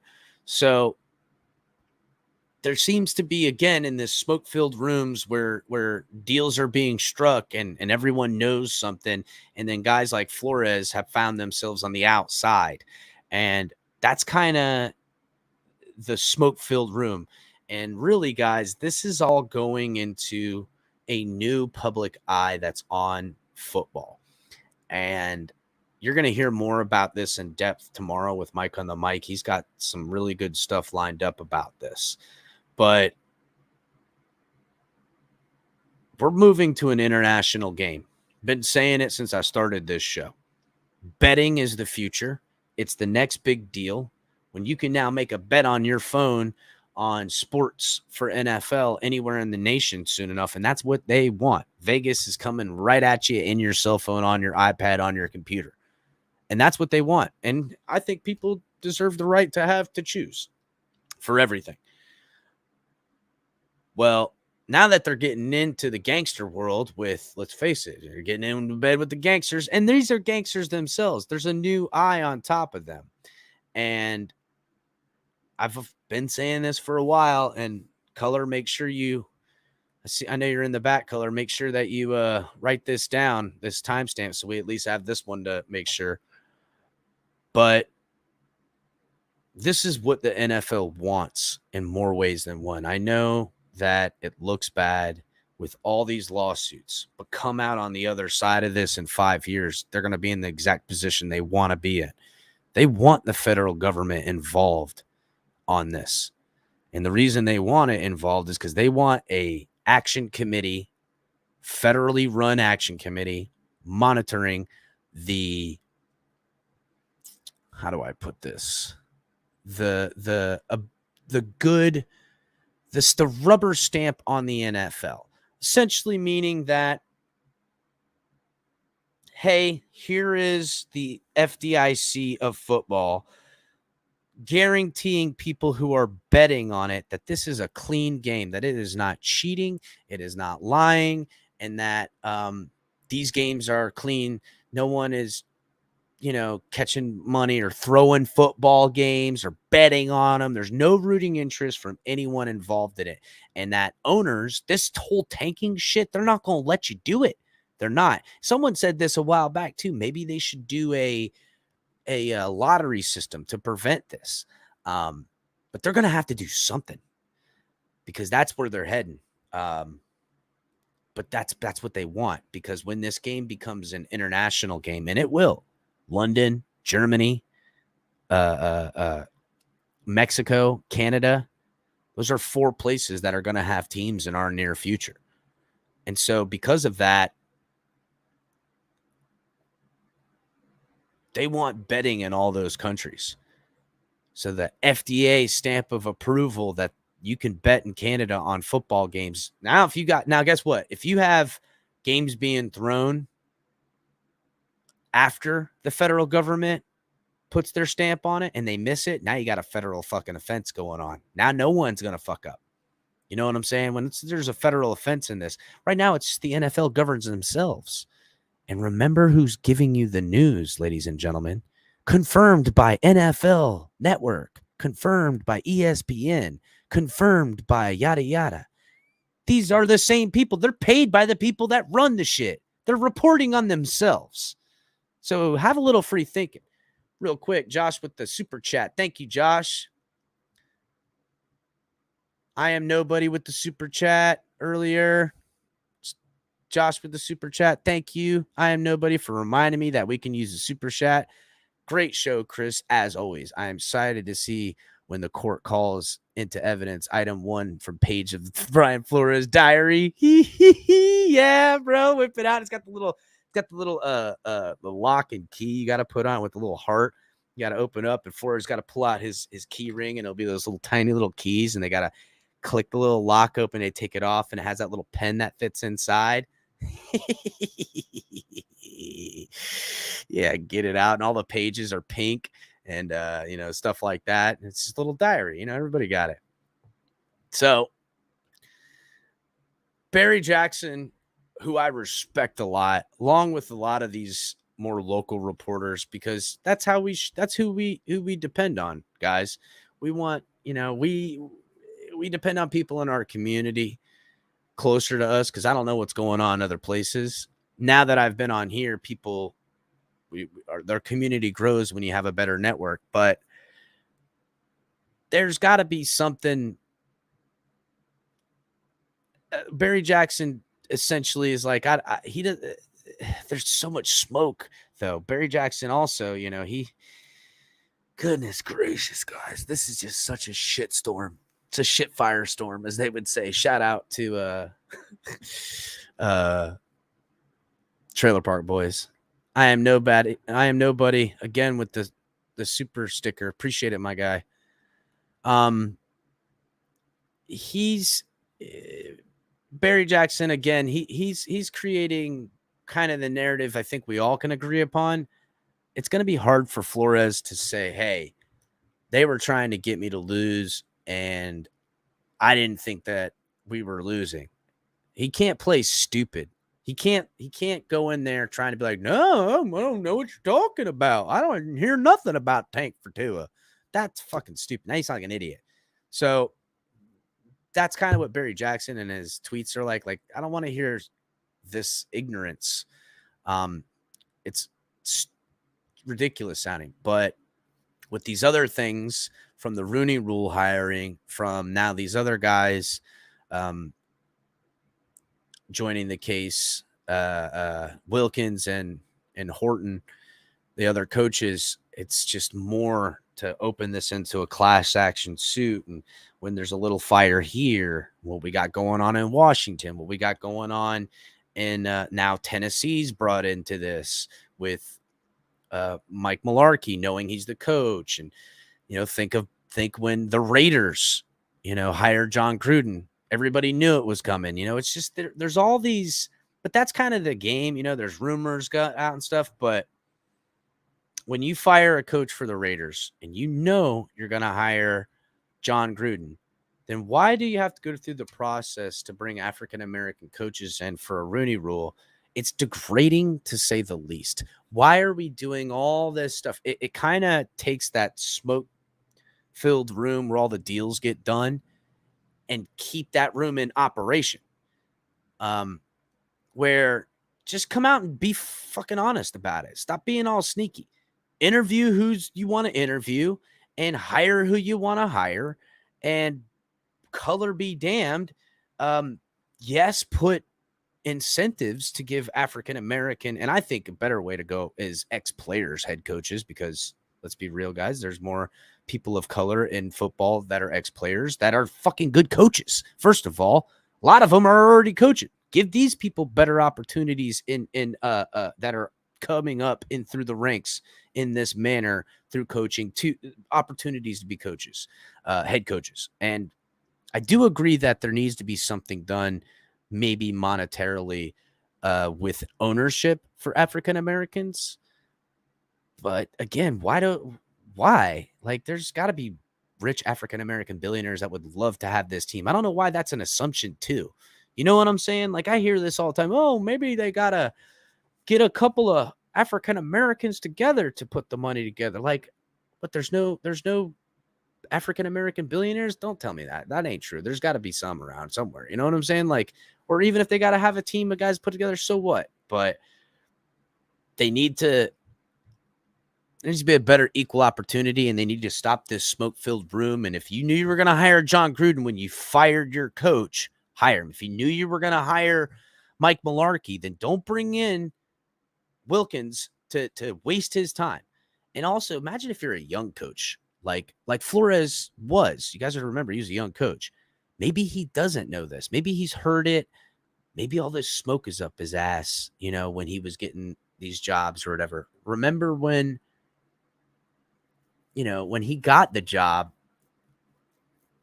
this is something I speculated on when this first came out, that if he was asked to throw games and offered to pay money, like if that was my first coaching job and this billionaire is talking about slipping me some extra $100,000 bills, well, not bills, but you get it, to lose games, you got to kind of wonder, shit, is this how the game is played at this level? Because let's be real, ladies and gentlemen, this is worlds with inside worlds of what the NFL is. And El Jefe is of the Dolphins is Ross. He's the money bags. When you're a head coach from a position coach, maybe these kind of deals get done. I'm sure Flores had to ask it to himself and go, shit, if I don't take this position, if I say no, am I going to lose my job? And that's kind of what he's saying, that because he didn't lose these games the way they wanted him to, this is why I lost the job. It's weird, man. It's a lot. And all these stories, all these different angles, I don't know, man. It's going to be pulled out into the light in one way or another.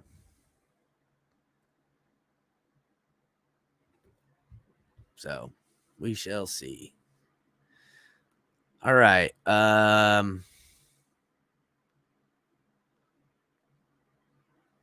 me find that video. And I know, guys, sorry that it's Mike Florio again, but I know a lot of people don't like Mike Florio. I happen to enjoy Mike Florio, even when I disagree with him, because at least it's even when he's playing the Mike Florio game for the clickbait and doing stuff, I could tell it's a good game. He's a smart businessman, guys. Don't hate on him so much. See things for what they are. I wear the purple jacket to keep it real by keeping it not real. You know what I'm saying? What's up, Alex? I try to self-deprecate, try to keep it light because, that's it. You got to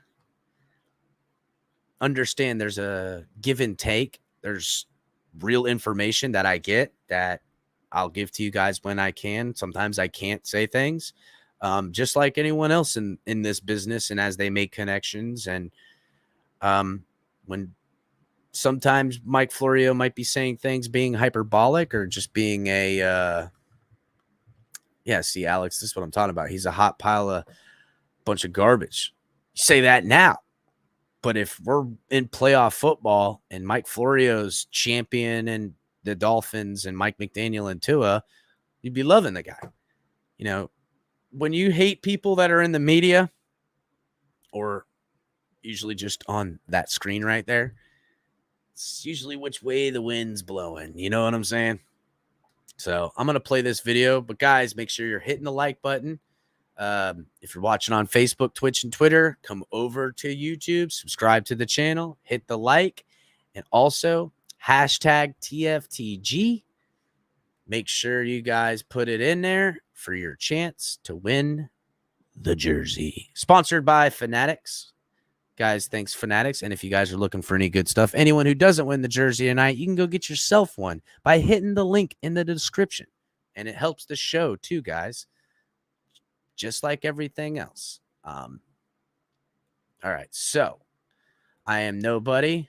I just remembered Fin Fam with another super chat. I am nobody coming in here and making himself a somebody, donating to the show, helping support the program. He says, Fin Fam, none of our moves this season would have happened if Flo wasn't fired and McD hired.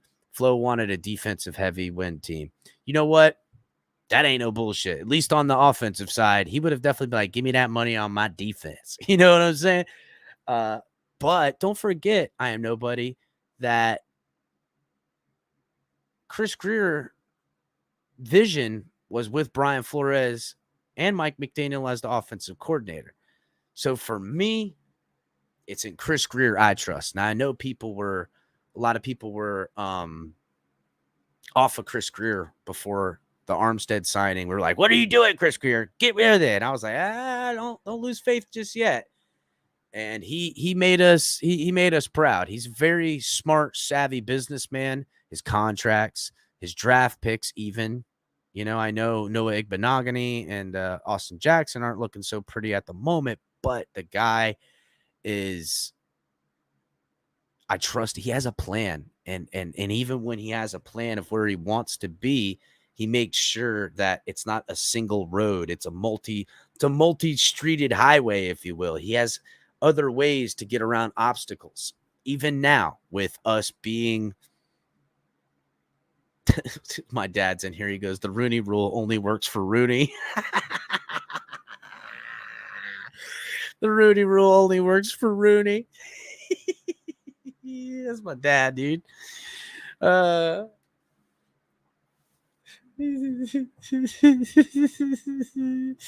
Rooney rule is only good for Rooney. Makes no sense. Anyhow, so yeah, I've lost my train of thought now. It messed me up good. Oh, let's play this video. Sorry, guys. You know what though? And people who say that the Rooney rule doesn't work, if you look at it and its non-functioningness has done exactly what you'd hope the Rooney rule would do, is out the people trying to abuse it. So by the Rooney rule being made and not working is now showing that it worked. Because these teams that are abusing it, now we know it's something else. I guess in the way of it being used as a sham, you're right, Alex. But, I mean, at the time, at least something was done. And now something else has to be done. I don't know what that is. We're in this ass-backwards society where I grew up, you were supposed to be colorblind. Now, if you don't see color, you're not doing it right. It's fucking weird, guys. I don't know. This whole weird new transition of cultures has got me. Got to make sure I got to dodge it. You know, it's just fucking stupid. That's why we got places like this. We can holler. We can talk to each other. We can disagree, agree. We can have some drinks. We can throw down, and then we can go dance it out. Oh, fuck it. So let's go ahead and watch this video real quick.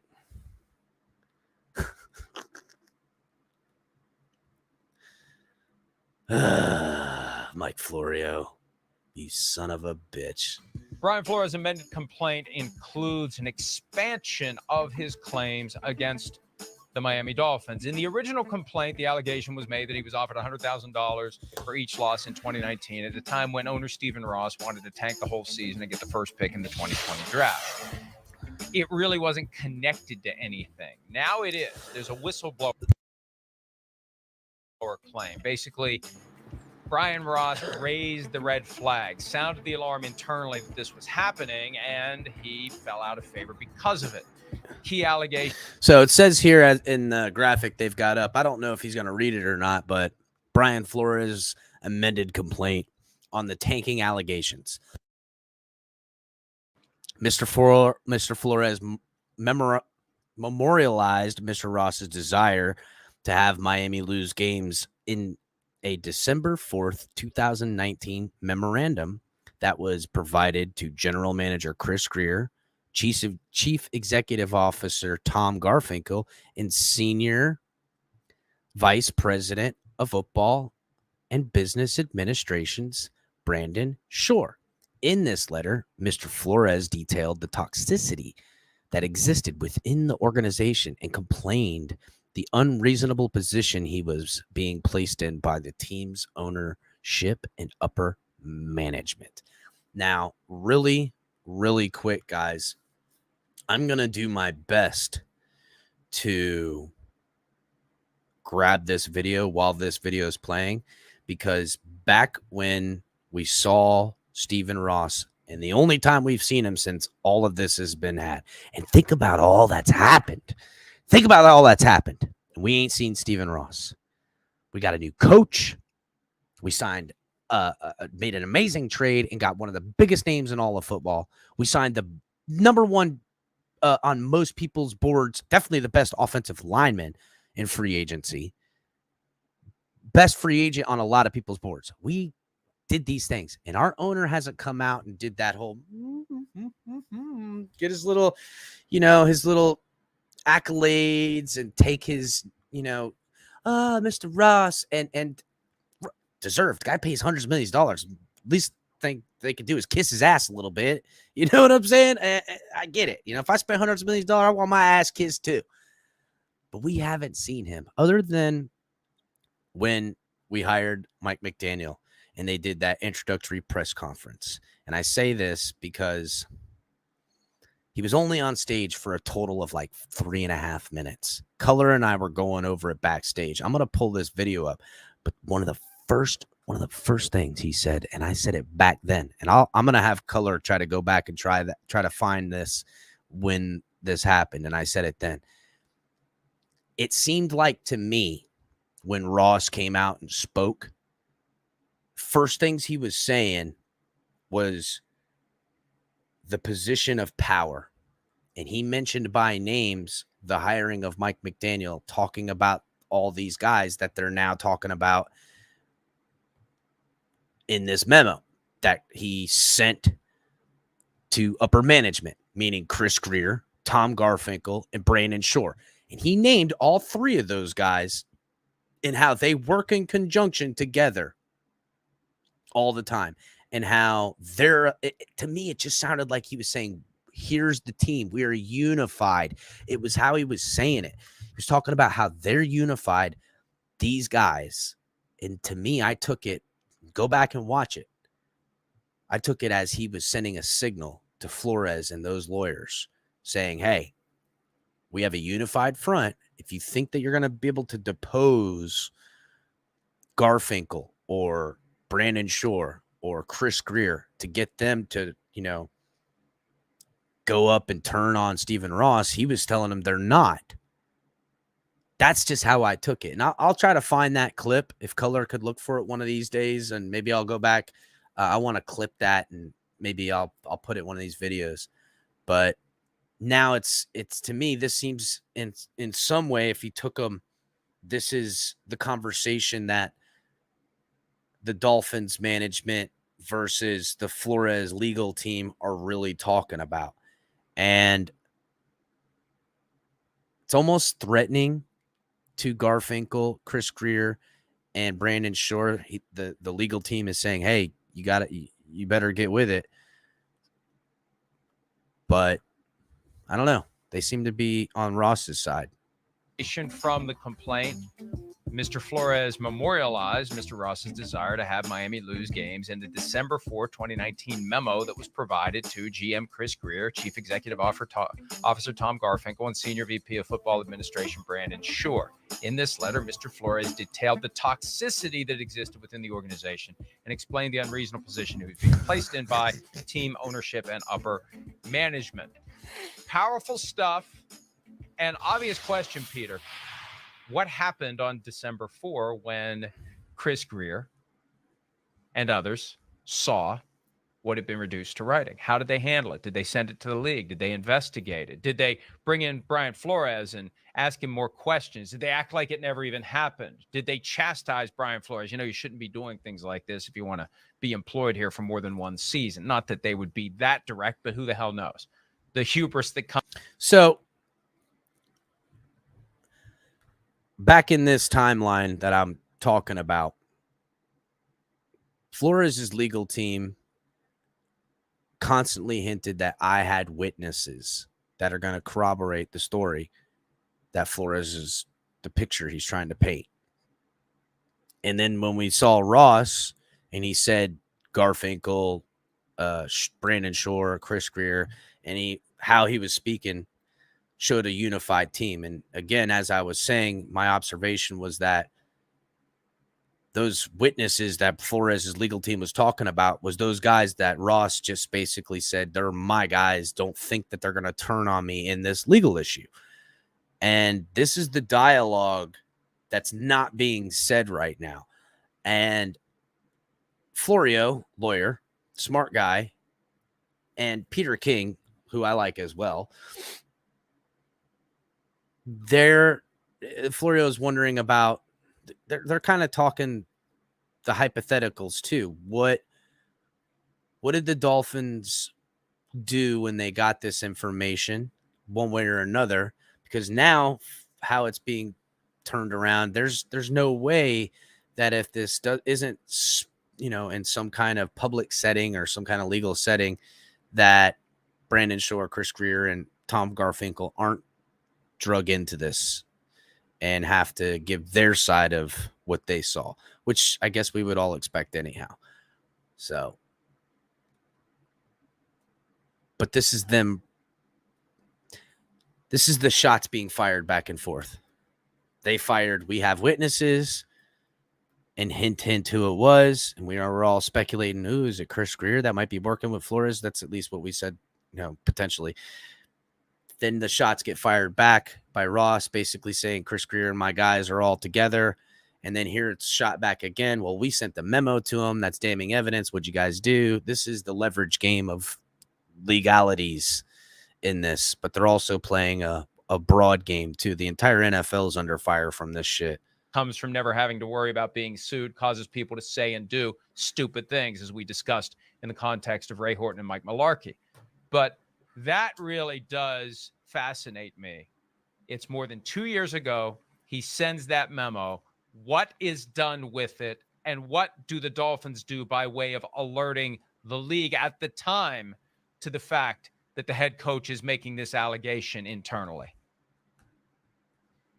And Mike, when I saw that, my first thought was, wouldn't you think that the team wouldn't want to alert the league about that? Obviously, if with that document, wouldn't you think that they would want to go to Flores and have a conversation about that and basically say, this is an absolutely no-win situation? It's a no-win situation. Yeah, you're essentially, Flores he's essentially trying to get the organization to turn on the owner at that point. New guy in, new coach, writes a tattletale letter on the owner. Not a very good look. And as we get a little bit more out of during the Flores firing, that it was a blow up by Flores that was pushed over. But as I understand it and how I saw it, and again, maybe I'll put all this together, when Flores got fired and Ross went out there and said that he fired him, that wasn't a performance fire. That wasn't nothing. That looked personal. That's what that face told me. That's what that firing told me. That's what everything, it said personal. And maybe this was a long time coming. We hadn't seen Stephen Ross a lot during this teardown, and we haven't seen him a lot at all. We usually see a lot more of him. Just an odd way of doing it. The thing I will say is that if Flores felt so boxed in and so morally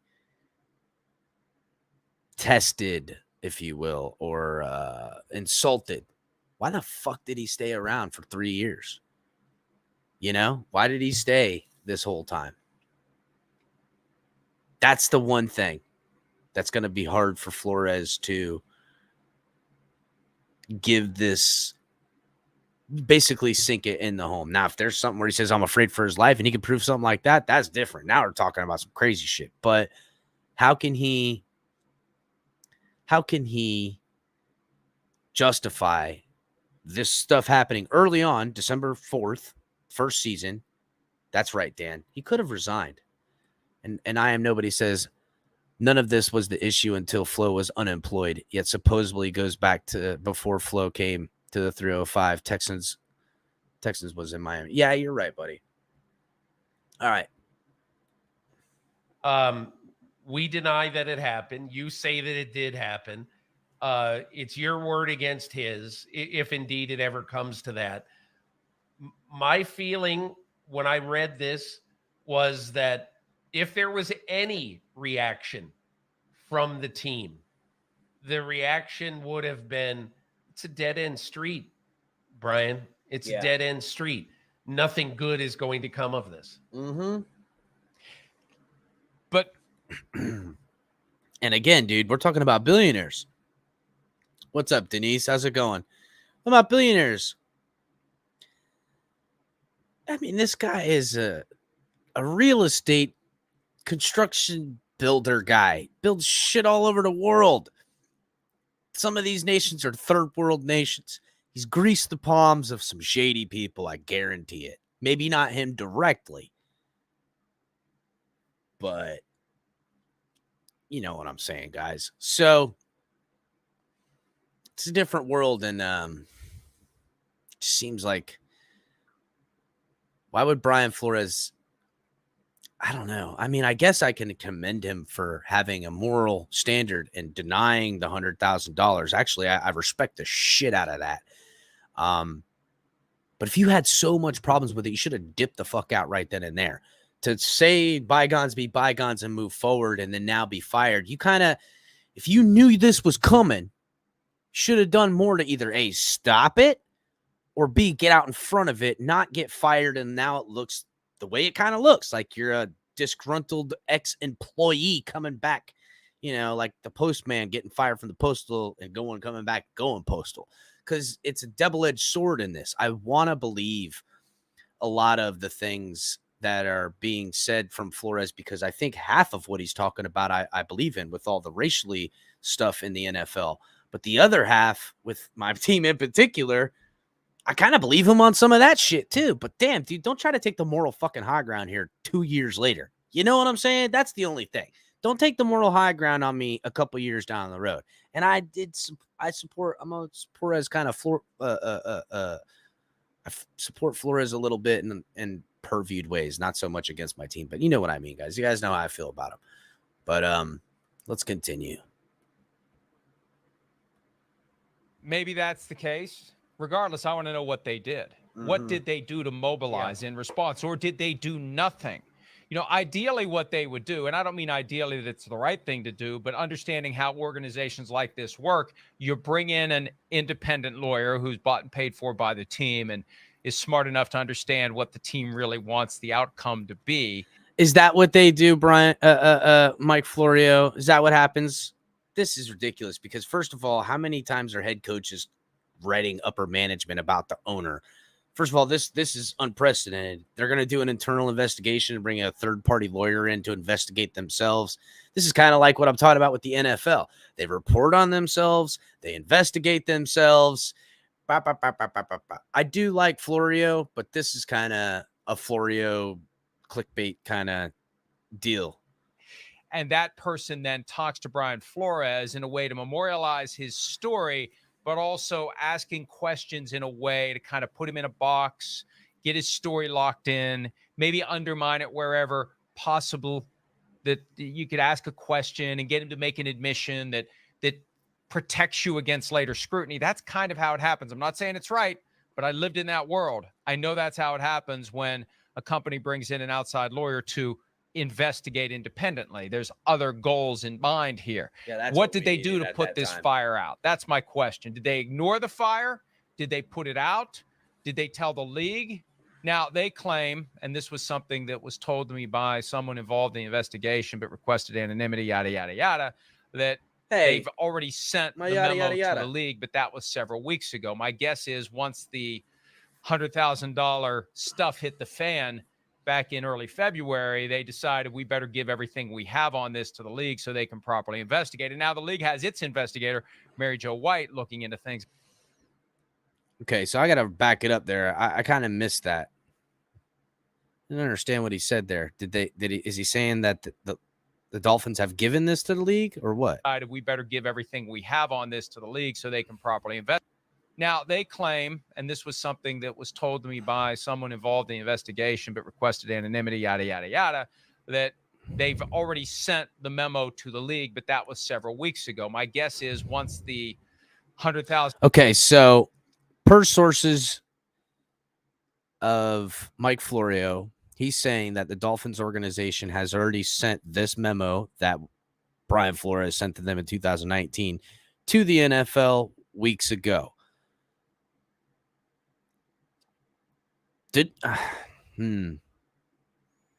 Now, that could be a bad look. If they didn't take this memo and, like Florio's saying, and have some kind of legwork done after that, if they just kind of brushed under the doing nothing was probably the worst thing they could do. If they didn't even, discuss it, there's got to be some kind. They didn't do nothing. $1,000 stuff hit the fan back in early February. They decided we better give everything we have on this to the league so they can properly investigate. And now the league has its investigator, Mary Jo White, looking into things. But frankly, I was told last night there's a feeling that and I don't know how you reconcile this. That the dart's going to hit the bullseye on Ross. I don't know how you reconcile that with the urgency to defend the claims being made by by Brian Flores, but I digress. The bottom line is, okay, hold up. So here's another thing he just said. Ross. I don't know how you reconcile that with looking into things. And frankly, I was told last night there's a feeling that and I don't know how you reconcile this. That the dart's going to hit the bullseye on Ross. What does he mean by that? Does he mean is Ross going to get nailed down for this? Is hashtag Toss Boss Ross coming real? Because at this point, I don't want it to happen. I'm not going to lie, guys. Like, I've been hashtag Toss Boss Ross, but right now, I don't want it this way. I wanted it to be us that made him leave for all the scandals and bullshit and mismanagement and hiring and firing and just nonsense, especially if this whole fucking venture fails. This guy's got to go. But having him dragged out of our team because of cheating, and then now the team's going to be penalized afterwards. The dart hits the target of Ross. It also hits the target of the Dolphins, which I gotta feel that Chris Greer, as savvy and as smart as the guy is, he sees these things coming around the corner too, and he's preparing the team to stay relevant and become, continuing an upward trajectory, hopefully. I don't know how you reconcile that with the urgency to defend the claims being made by by Brian Flores, but I digress. The bottom line is this is something we didn't know about, and it is a fascinating wrinkle to all of this as it relates to what happened afterward. How did he stay employed for 2 more years? Yes. And did it plant the seed in Stephen Ross's brain that this guy can't be the long-term coach of the team? I mean, yeah, duh. If he's over here undermining what the owner's asking him, cheating or not, you can't trust that guy. Or maybe Flores saw this as a test. Maybe he said, hey, maybe they're testing me right now. And maybe they were. Or maybe it was fucking nothing. And he's blowing it out of proportion. Or I don't know, man. So much, guys. This is the shit that other fan bases don't have to deal with. You guys realize that, right? We don't have to deal with, we do, but other fan bases of other teams, they don't deal with this kind of crap. They don't deal with Bullygate. They don't deal with, coaches that are, calling hookers and doing cocaine on camera. I mean, holy fuck, bro. And now this? Why can't we have nice things? Why is this got to fall on us? Why is Miami Sin City? I mean, I know that's kind of its deal, but shit. Right? Hashtag Toss Boss Ross, guys. I mean, remember where you heard it first. You can go on Google and look up hashtag Toss Boss Ross right there. You'll see this guy. So when it does hit the airwaves, because this shit comes out and it paints an ugly, ugly picture of him, the hashtag Toss Boss Ross going to go viral. And we going to the top, ladies and gentlemen. Everybody bringing y'all with me. Tailgate party that never stops beyond, I don't know. We'll be talking to everybody. So hashtag Toss Boss Ross. We'll be keeping that alive for as long as the day's going to come, because it looks like it's going to happen, honestly. And yes, guys, Miss Fins is right. Hit the like button, subscribe. And if you guys are just getting in, the jersey giveaway, you got to be on YouTube, subscribe to the channel, hit the like button, and you got to do hashtag TFTG in the comments for a chance to win the jersey. So, alrighty. let's finish this mockery up. Mike, let me ask you, I'm going to veer a little bit and ask you this question. Okay. What is a more serious consequence if, if legally found to have happened? A, the Tennessee Titans basically being found guilty of the fixes in we basically had already decided to hire the white coach and still went ahead with the sham black coach interviews, minority coach interviews. Brian Flores' lawsuit's going to hit Tennessee harder than it hits the Dolphins. That's what he's going to say right now. Or B, Stephen Ross found guilty of offering Brian Flores $100,000 per loss in 2018. Or 2019. What's worse? And I'm going to answer. You think about that for a second. But in my opinion, as sort of heinous as the Ross thing would be, my feeling is this lawsuit is Brian Flores brought this lawsuit because he believes, and many minority coaches believe, that they haven't gotten a fair shot over the years.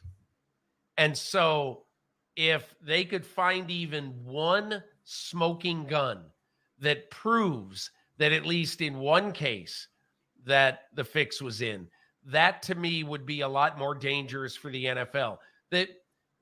So this is kind of what I said a little bit earlier, guys, is that this class action suit, Flores starts with the Dolphins, goes to the Rooney Rule things, and these other coaches that are getting into it. When you have all these things going, it's kind of like think about when Deshaun Watson was having all these allegations. Because it was a class action suit, if one of them was proven, they could get it to them all. Same way and the other way around. If one is disproven or some way, you lose it all. It's a game. It's a numbers game in some way. Change needs to happen, ladies and gentlemen. Maybe even Ross needs to get the fuck out of here with all this nonsense. But kind of what he's saying is what's more likely going to happen. The NFL is going to penalize. NFL is going to penalize, fire, and strip the team from one of their own. I don't think that's going to happen. But proving that the fix was in where a white coach was already getting the job and the Rooney Rule was abused by just having, for lack of a better term, and I hate this, token black guy come in to do the job interview. That's everybody. It's like common fucking knowledge. I'm sorry, guys. I don't want to get candid with it, but it's kind of common knowledge that we know that shit happens, and that ain't fucking cool. It's pretty disrespectful. It's degrading, and it kind of defeats the whole purpose of it. So they're going to prove some of this shit. That's for damn sure, because a lot of it we all know about. And now the Titans seem to be as hemmed up as anybody in this lawsuit that's surrounding the NFL, which, if you will go back and watch, the NFL, as mad as they are about all this, it's going to serve what they want. And that is the federal government coming in, making sure teams are, not discriminating in their hiring processes, discriminating in their selling of team processes, and then along with that, cheating and fixing games, as Peter King talks about. And all of this to then sell the product of NFL betting on your device is legitimate, not fixed. The horse ain't all jacked up on, cocaine and whatever and speed to make it win the race, or the ref ain't calling, this or whatever. It's just the way of the world, guys. the Ross thing to me is, and I'm not necessarily saying it's a one-off, but the Ross thing to me is almost an anecdotal scandal that really doesn't have much to do with the color of Brian Flores' skin. At least I don't think so. But the other one, I think, would have more far-reaching effects. Well, I agree with you, Peter, in this respect. And determining the potential impact legally depends upon who the entity is that we're talking about. If we're talking about the league here, having the scam exposed in Tennessee gives credence to the suspicion that has long existed. And as we said earlier in the program, how many other Mike Malarkeys are out there who, if they were being truthful, would say, I got this job after multiple sham interviews. They told me ahead of time, this job is mine.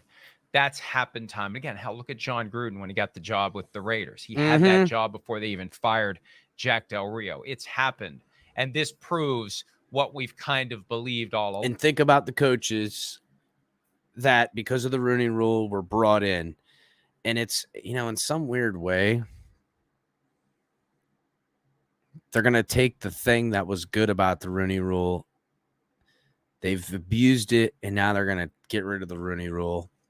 And if we don't have change, we could find ourselves in a worse situation than when we started with this going on. I don't think that's the future. I feel people have grown. I don't think there's this super racism. Now, I do believe that there's a have-nots and a haves, and there's definitely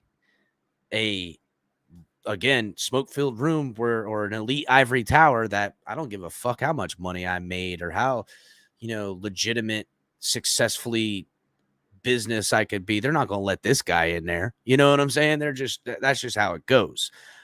But I don't know. It teeters on some weird shit when you start taking people's businesses away. Now you're talking about like communism and shit. I don't like that either. Like, we're on delicate, thin ice with this whole fucking thing. I hate it. I hate all of this entire topic and situation. I hate it so much that we're not watching the rest of this video. We need to hopefully find some end to this nonsense. I am nobody, again, cranking them in here. Jags and Jets were tanking for Trevor, but nothing and crickets from the mainstream media talking heads. Yeah, I mean, duh. We totally know that. And that's the thing. I am nobody. We all knew. And Flores, he can't say, oh, I didn't know they were tanking, or I didn't know what was going on. You seen what the team was. You seen where they were getting guys. You're getting a guy on Tuesday and playing him on Sunday. Great coaching on the defensive side. Caught some lucky breaks. Won 5 games that year. Fitzpatrick did his thing. It is what it is. But all this other stuff with the, just everything, man. It's just everything. It's not what I want. And I'd like it to go away, please. So hopefully it will. Hopefully it'll go away sooner rather than later. So, all right. Let's move off this Brian Flores nonsense. I've had enough. I'm sure more will come up. Told you guys, good news, bad news, good news, bad news. So now let's move on to a little bit of other stuff. I'm going to go over this Omar Kelly article that I liked. It's a good article. It's the AFC offseason moves summary article, 2022 draft primer as well. So I'm going to read this article for you guys. Shout out to the Sun Sentinel, Omar Kelly. Amazing work. The AFC possesses more than half a dozen of the NFL's upper echelon quarterbacks. So don't be surprised if this conference is the most competitive in 2022. So especially after the improvement made by such teams as the Bills with Von Miller, Denver Broncos with Russell Wilson, LA Chargers getting Khalil Mack and J.C. Jackson. I think people forget Chargers are going to be fucking good. Chiefs are up for a big test. We're going to see what Patrick Mahomes made of. The Raiders, too, getting Devontae Adams. And now with the Cleveland Browns with Deshaun Watson. And then the Miami Dolphins getting Tyreek Hill. A lot of moves happening. Take a look at the key additions and departures from every AFC team, analyzing the teams improved the most and which teams remain stagnant. We also break down top 4 positions of need for each team heading into NFL draft. Ooh, this is a good article. I didn't get to read this yet, guys. I only scanned through it. Hi-oh. All right, so let's start this off with the Buffalo Bills. Boo. All right, additions. They added pass rushers Von Miller and Shaq Lawson and defensive tackle Daquan Jones, Tim Settle, and Jordan Phillips, which I don't see how that's adding, but okay. Who should improve defensive front and the unit that finished as a top 5 defense in 2022 is definitely not going to take a step back. They also added offensive tackle Roger Stafford, who was signed to replace John Feliciano, tailback Duke Johnson, and tight end O.J. Howard, which it's sad to see Duke in a Buffalo uniform. That's going to be upsetting. I understand why we didn't keep him, but the O.J. Howard, I'm interested to see how that plays out. I liked O.J. Howard. I was hoping he was a target for the Dolphins, honestly. We shall see. But that team that was already a damn good football team seems like they maneuvered some things around and got a little bit better on defense. And depending on how O.J. Howard breaks out and stuff, they definitely didn't take a step back on offense. So have to keep an eye out on them Bills, guys. And that's the team we need to beat. Departures, they did lose Cole Beasley. He got waived. They also lost Emmanuel Sanders is still a free agent, so maybe they'll pick him back up. But what is he now, 36 years old? And he played limited. They did resign Isaiah McKenzie, and they added Jamison Crowder to their offense as well. I liked Crowder. Buffalo Bills made a lot of moves on players I liked. So the O.J. Howard, I think, would have looked good in a Dolphins uniform. And I was, me and Color both. Jamison Crowder, man, that guy, he's a good slot receiver. And Cole Beasley, as good as he is, you know, he's an elder guy. And that small guy takes some fucking shots. Jamison Crowder, I think, is going to be comparable to what they got out of snaps out of him. The Bills also lost defensive tackle Harrison Phillips to the Vikings, and they lost cornerback Levy Wallace, but they're not going to be hurting, and they should be getting that cornerback healthy too. Their needs as they go into the draft at this point is cornerback, linebacker, offensive guard, and running back still a need for them, which I expect them to pick up. I don't know if they'll pick up a linebacker, but I know they're targeting a cornerback, and they're definitely going to pick up a running back. Probably earlier than people think. Imagine if the Bills pick up one of these top running backs. So, that would not be fun for us. The Bills end up taking one of these top running backs that I was looking at that I was hoping the Dolphins would take in the second round. Bills could end up getting one of these guys. I'm going to be pissed. All right, well, now we're moving on to the Dolphins. Miami Dolphins additions. They traded 3 22 draft picks and 2 23 draft picks to acquire Pro Bowl wide receiver Tyreek Hill, as we know. Dolphins also signed Teron Armstead, offensive guard Connor Williams. And then Miami also added tailbacks Chase Edmonds, Raheem Mostert to replace Duke Johnson and Malcolm Brown and Phillip Lindsay, which I don't think Phillip Lindsay signed anywhere. There's a chance maybe he finds his way back on this football team. I would love to see Phillip Lindsay back on this football team. We also signed Cedric Wilson Jr.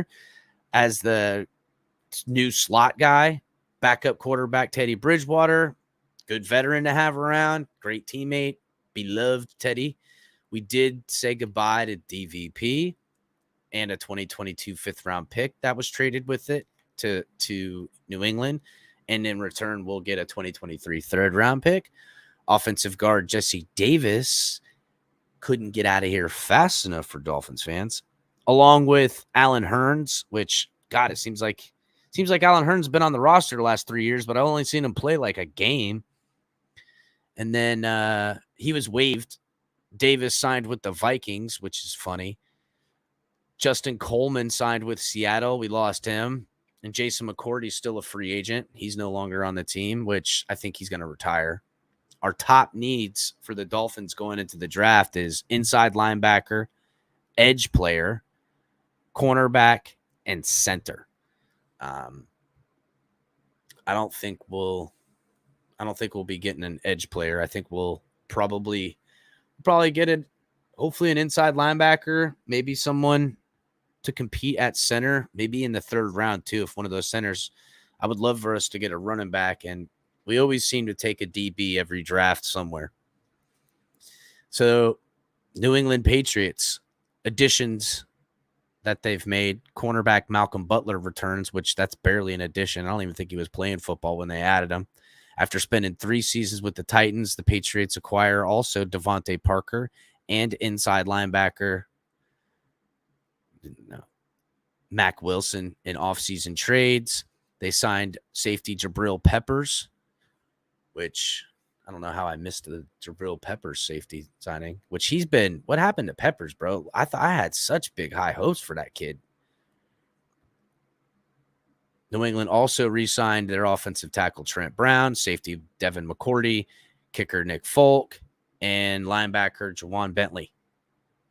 The departures of New England are J.C. Jackson, who signed with the Chargers, offensive lineman Ted Karras, who signed with the Bengals, and Shaq Mason, who was traded to the Bucks for a 2022 5th-round pick.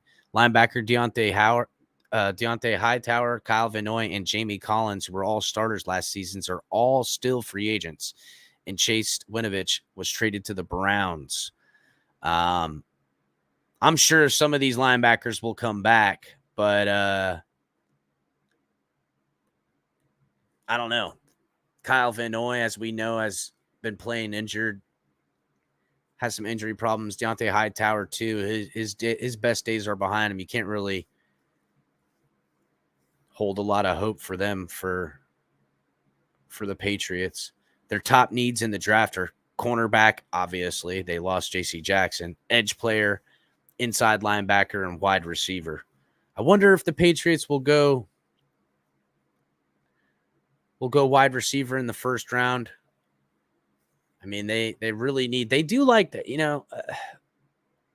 Bill Belichick might take one of them linebackers. I seen that in one of the mock drafts. That might be somewhere where he goes. All right, let's move on to the Jets. So the Jets' new additions is they added Laken Thompson, which all Dolphin fans had their eyes on.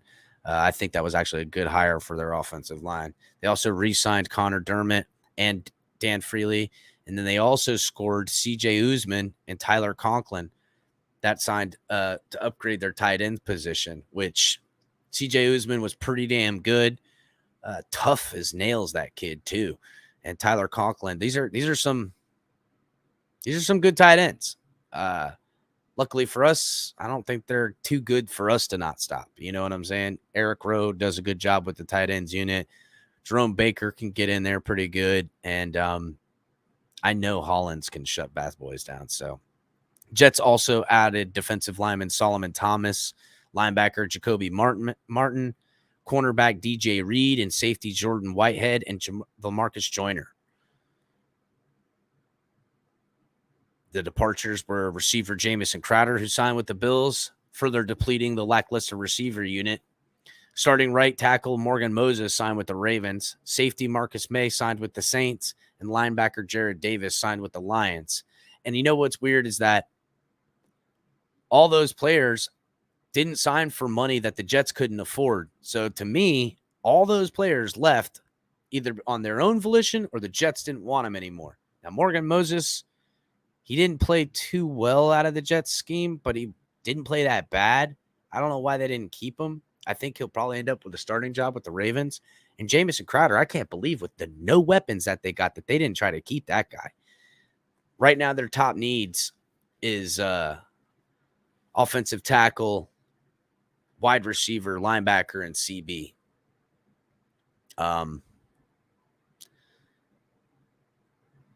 You know what? There's so much more to go on this shit.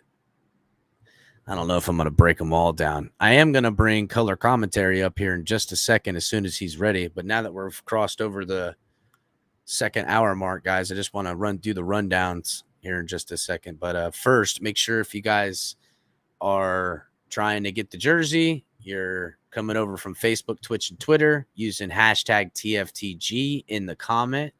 You got to like, subscribe, and put hashtag TFTG in the comment for a chance to win, guys. We'll do that in about an hour or so. And thank you to Fanatics. If you guys are looking for your own gear for any sports you may enjoy, link is in the description. It helps support the show. And also, guys, make sure you're coming back and watching all the great content we have here on the channel. Tonk 7's TMI Tuesdays, live at 9. Color commentary on there, co-hosting with him. Right after that, guys, you guys can catch Mike on the Mic with Open Mic on Tuesdays at 10. You can catch him also tomorrow with Drop the Mic at 10 on Saturdays. And then Thursday nights, late night color commentary coming at you. Was a great show yesterday, Color, just wanted to say. And again, the Fins Tailgate every other night of the week. Cash App, Venmo, the Fins Tailgate if you want to support the channel. It's also the Super Chat always helps support the channel, guys. We really appreciate it. And you can also, again, Fanatics in the link. And we have our gear in the link as well. If you guys want to get yourself some, they do come in different colors and stuff like that. So check it out. See what you guys think. All righty. I'm going to bring Color on. What is happening, Color? Look. What's up, man? Color. How you doing? Little tiny Color. Hold on. Let me fix this. There you go. What's going on, my brother? Oh, not much. How you guys doing tonight? Oh, man, hitting in there. I am going to drop the link in just a second, Jay. I wanted to pull up this last video. Well, it's actually two quick videos. I wanted to touch on two things before I drop the link. You know, I was going to go through the entire AFC and all their moves, but holy shit, bro. I should have started that at the beginning. Maybe I'll do like a separate show to go over all that. You know what I'm saying? Maybe I can do one where HB can edit it so I can make it quick. I might save that article for later. That's a lot to go over. I did want to show everybody who didn't see Tyreek Hill just smoking a whole flag football team. It was funny. He's already, getting down, doing community stuff in Miami. At Hebrew Academy School in Miami Beach Middle School. And I have an article. I want to say it's Jason Dill from the Miami Herald. So I'll read the article real quick, and then I'm going to show you guys the video of him just burning the entire team. New Dolphins wide receiver Tyreek Hill's speed has created multiple highlights over his NFL career and garnered the nickname the Cheetah. A recent video hitting social media shows Hill's speed against a Miami Middle School's flag football team, all trying to keep up with him. According to CBS Sports, Hill juked and darted past the Hebrew Academy Middle School Lady Warriors team in Miami Beach. So it was a bunch of girls, middle schoolers. So obviously he should be smoking them, but it's good to see him out there. I mean, dude, think of how awesome it is for him to get there and, just having a good time with the local kids, making his presence felt in the community. It's a great thing. So I'm going to pull this video up for everybody right now. Let me just get it loaded up. Did you see this video, Color? Not sure. All I don't right. believe so. All right. So hold on, guys. Let me pull this up.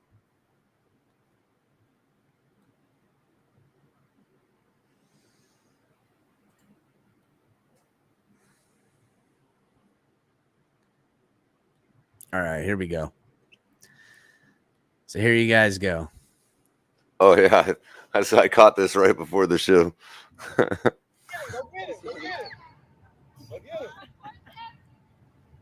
He's waiting for them all. Beating him to the outside. I love how he Ooh. just waits for him, and then just, dude, as fast as he starts moving, it's unreal. Yeah, I know. A human body that's that big, that size. I mean, he's a small player, but if you're standing next to him, he's a massive human being. Oh yeah, Like, dude. for that amount of mass to move, to start that quickly and move, it's just unbelievable. Look at that. The whole flanks the whole group. Look, the one girl had the angle on him though. Yep. Is that the teacher? Almost caught the flag on Yeah, the she wind's did. eye, Dude, too. could you imagine if you were the middle schooler that catches Tyreek Hill? You'd be a legend. Nah, he tied it in a knot. He was that kid that tied his in a knot. He tied it in a knot. That's funny. Hold on, look. The one girl in the red shoes, I think. No, this one coming across. She had the angle on him. He juked her. He did have to juke her. He did have to juke her, you know what I'm saying? That's pretty good though. It's I wanted to share that with everybody. And then I also wanted to talk on this last subject about Deebo Samuel. So for everybody who doesn't know, call it contract negotiations, call it, power struggle, whatever. I told you guys weeks and weeks ago that, Deebo wants either new money, which he really doesn't. He wants new money, but he doesn't want it there. Kind of wants to be in Miami. I underestimated how friendly he is with Mike McDaniel and how much he wanted to be with him. And there's been dialogue, and before the Tyreek Hill trade, I really feel like the Dolphins were really close to pulling the trigger with Deebo Samuel. But I think the Chiefs caught wind of it and lowered their asking price just enough for the Dolphins to pull the trigger immediately on that deal. Especially when the Chiefs put the thing out that the Jets were also talking to him too. And the Dolphins like, no, we got to take that. It happened fast. When I heard about the Deebo thing on the Friday, or excuse me, it was either the Wednesday, the week before the trade, which it happened on that Monday. I think it was the next Monday. I couldn't believe it because I was hearing so much on the Deebo end that I thought it was going to happen. And then when I started hearing the Tyreek Hill stuff, I just couldn't imagine just Tyreek Hill, no way. And then they made it happen. Come Friday, I heard it was a real thing and it was moving fast. And 2 days later, they had them on the team. So Deebo has removed the Niners from his social media and things like that. And this is common practice for players these days. And I have a video of Keyshawn, J. Will, and Max, KJ Max, or KJM, or whatever they call it, talking about this stuff. And let's go ahead and watch a little bit.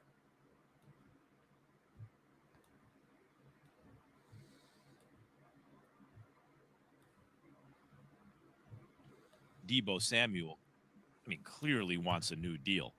Mm. This dude, he sees every wideout in the world getting paid this offseason. Let's take you through Deebo's week on social media. Key's even thinking about a comeback, seeing these numbers thrown around. No, I ain't. No, he's not.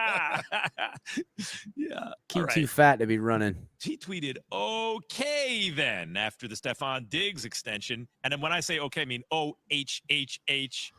Right. Okay, then.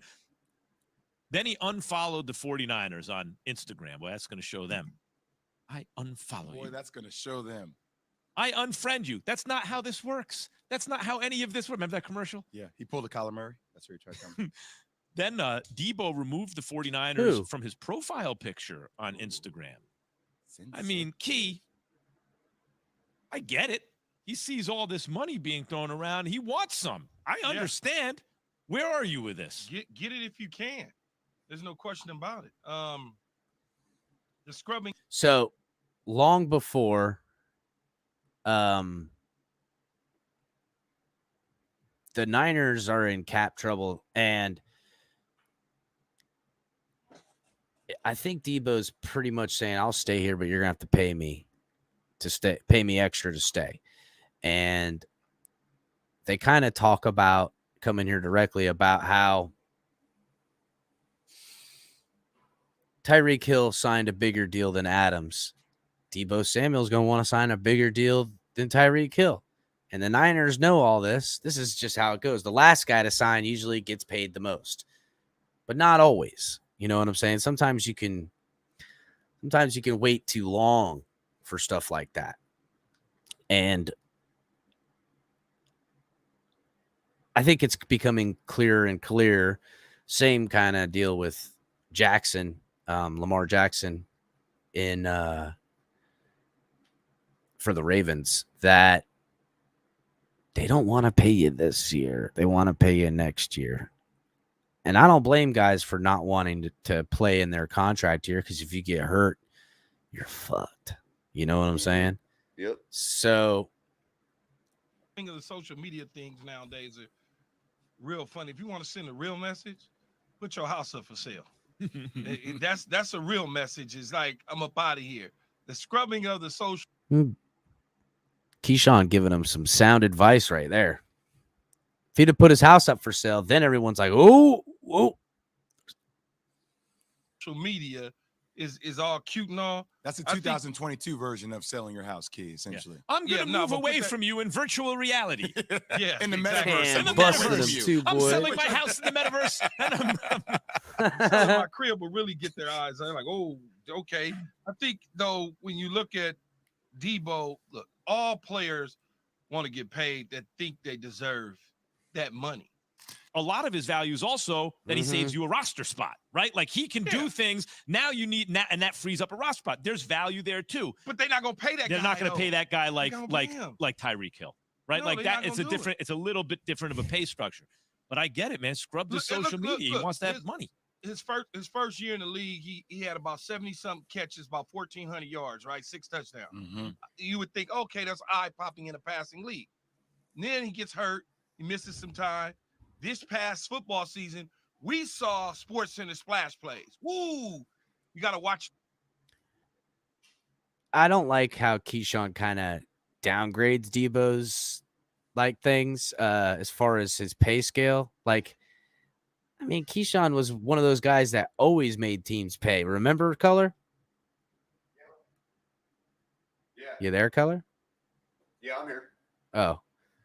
I mean, Keyshawn was always making people play. I got to be honest. Keyshawn's one of my least favorites around this month.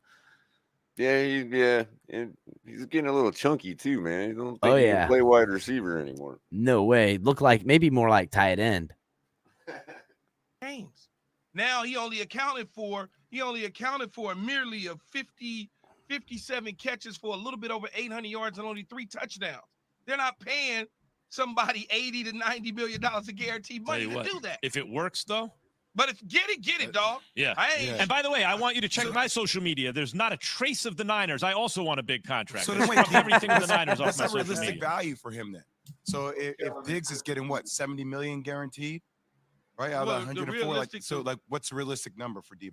The 50? realistic number, the realistic number is whatever somebody's willing to pay. Right, but what is that? But I'm Keith? saying We're for saying San put a number on it. Francisco, though. So like the value that you want in return for him. If 70 is the elite, so imagine it like this, guys. So imagine you're Deebo Samuel and you want to go to the Dolphins, and you know that Mike McDaniel wants you to be on the Dolphins. And through the whispers, you know the Dolphins want you to be there too. And they're willing to trade for you, and they're willing to do a deal. And you're, getting the feeling, hey, shit, I might go to Miami. I'm going to get an extension. They're going to pay me big money. Yada, yada, yada, whatever. Anyhow, So what are you saying? The Dolphins fan base is Deebo Samuel's tools? no, what I'm saying is that is that Debo's getting excited to come to Miami, or the potential, and then Tyreek Hill comes in and gets the contract that he feels is his. Right. You know what I'm saying? Well, now you're like, well, now I have to stay here, or if I am going to stay here, you're going to pay me more because I wanted to go there. You guys got greedy trying to get 2 draft picks and extra out of the Dolphins. And then they were able to take a deal and make a deal happen for another wide receiver when that should have been me. Well, when his desire hasn't changed to go into the Dolphins. And I think, honestly, I don't want to say he'll take less money, but I think he'll take less money from the Dolphins than he'll take less money than what he wants to stay a Niner. That's kind of what I'm getting at. What were you going to say, Color? Oh, I was just going to say, I mean, why wouldn't the Niners try to extract more out of us? They obviously pay attention to Dolphins Twitter too. You know, I mean, when you got half the fan base out there acting like the guy is the second coming of Jerry Rice, you know, what do you think the 49ers are going to do?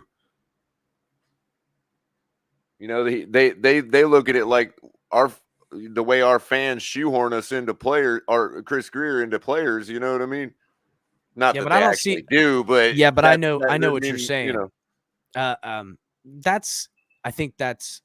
I know what you're saying, and there's definitely a simping, as they say, of the Dolphins fan base, where we've seen this, where players back when no one wanted to come to the Dolphins, they would come to the Dolphins on a visit to sign, and then go the team they were just visiting with, then they go visit the Dolphins, then they go back to the team and sign with that team, and they get a mega deal because they think, oh, the Dolphins are going to pay him. You know what I'm saying? And he goes back to the Niners and says, look at them. Look at their fan base. They're ready to put number 85 on my jersey. You know what I mean?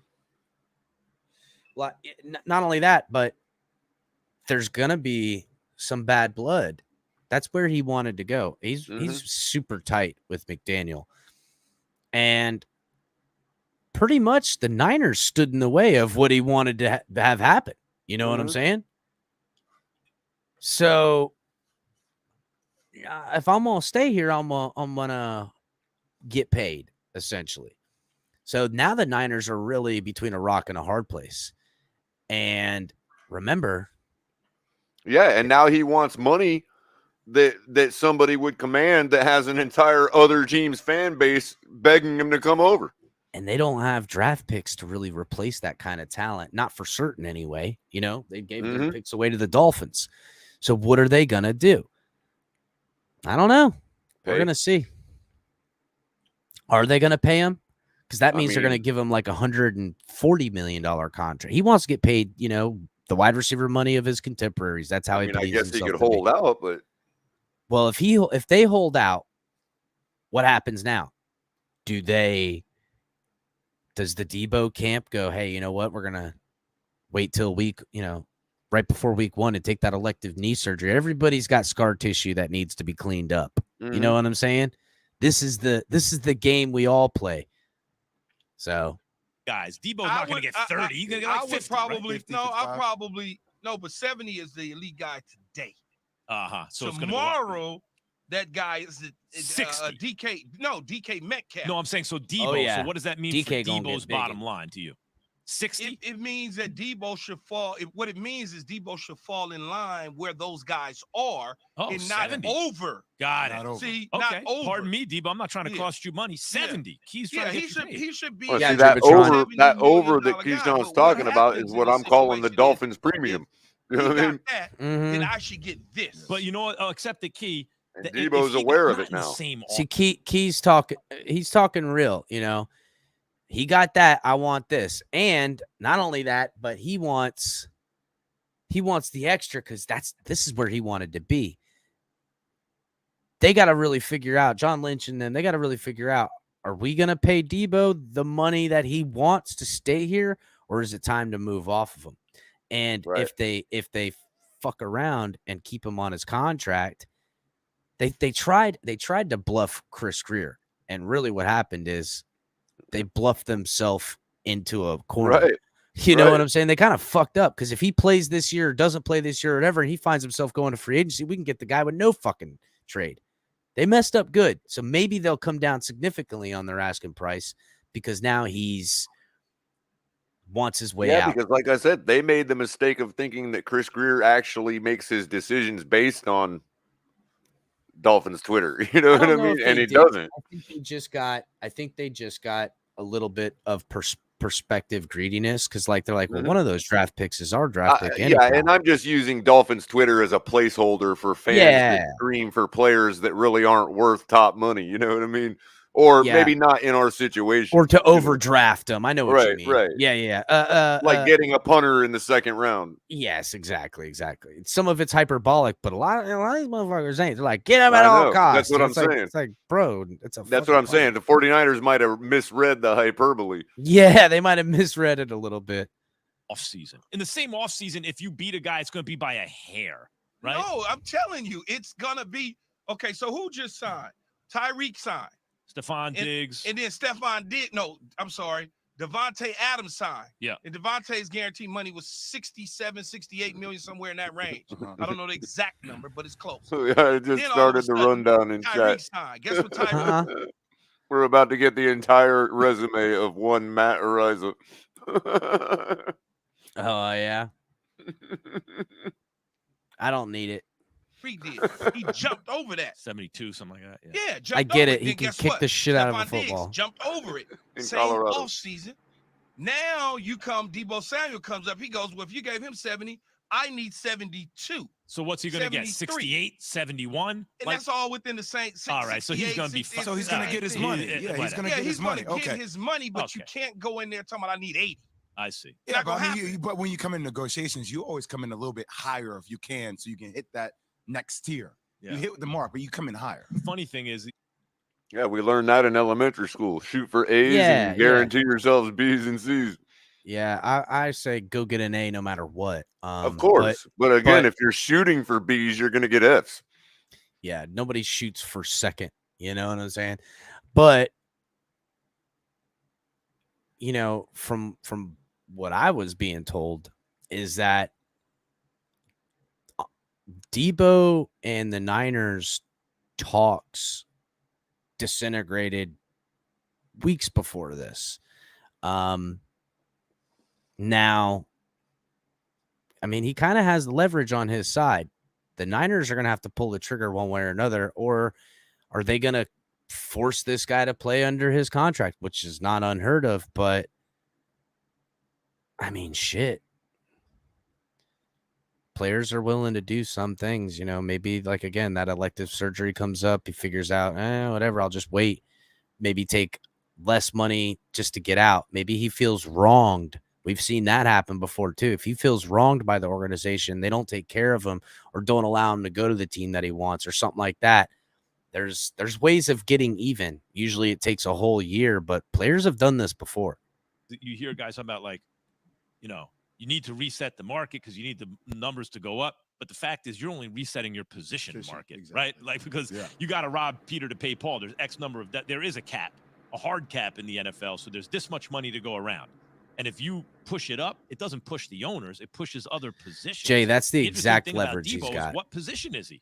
He's kind of his own position. So it's the leverage. And he's going to get paid because the money he's getting guaranteed is guaranteed. Yeah, he might not get the bonuses or something like that. But Jay, what if he goes and plays on this year and gets injured and the Niners don't sign him at all and it hurts everything? You know what I'm saying? Like there's a marquee players with talent, players that know that they can get more money, go and get it. And they certainly don't go into a year playing where the next year has no guarantees. If you don't trust me enough to give me money that I know next year, not this year, the following year is taken care of, there's no security. You know how much happens in a year. I mean, geez, man. Yellowstone could erupt from now till then. I mean, come on. Get your money. You know what I mean? Mm-hmm.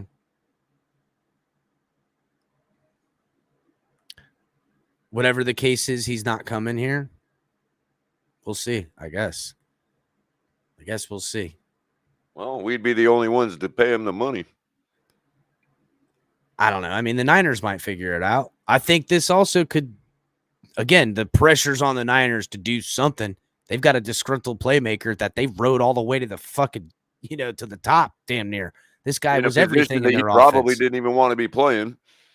No, I'm sure he was fine with playing it, but dude, I mean, literally, the Niners, he was their whole offense. It's get the ball to Debo in different ways, get it out to the other guys, but try to find creative ways to get it to Debo because we're going to ride this guy to the Super Bowl, hopefully. Mm-hmm. And now they're not going to give him more money. They let go of his favorite coach. He wanted to go with his favorite coach to Miami. He was all jacked up about it. And then they because of their bad dealings with the Dolphins, they've allowed Tyreek Hill to take his position on the Dolphins team, perspective by him. Just saying, Hey, Josh makes a good point. If he gets his money and then Yellowstone erupts, he's still fucked, right? But what if he gets his money and then Yellowstone erupts like 5 days later? At least he got 5 days with his money. You know what I mean? Yeah, I mean, you still got to get your money, dog. It's more of he blows his knee out and misses all year because he got really badly injured or something like that. That's what I meant. Risk. It's a risk every time these guys go on the field too, Bridge of, even if you don't look at him as a number one wideout, it's the how valuable he is to this franchise too, because of all the things that he does. That's what would warrant him asking for 80. Well, look, here I'll say I've made my years is all screwed up. In this past season, it was 1,400 yards. I kind of messed it up. Yeah, Not you his did. You rookie screwed season, that but up. This season, 1,400. So when you coming off a 1,400-yard season, he thinks, okay, I'm balling. I need to get this money, which he has elevated his game, but they're not looking at him as a top flight receiver. So therefore, he's not going to get top flight money. If you're running out of the backfield too, they may like a lot of the money is based on how long they feel you're going to be excellent because they can prorate it over the life of the deal. And the Niners, they like the rotation of running backs, the rotation of playmakers. And I think they also believe that Ayuk and someone else can take the snaps that they gave to Debo. I think they're sadly mistaken in some of those ways, but they believe in that system. And whether he comes here, there's chances he ain't going to be on the Niners. And even if not, if they don't sign him this year, the Niners, and they're at week 1 and they're under negotiations per se, I don't think he's a Niner the following year.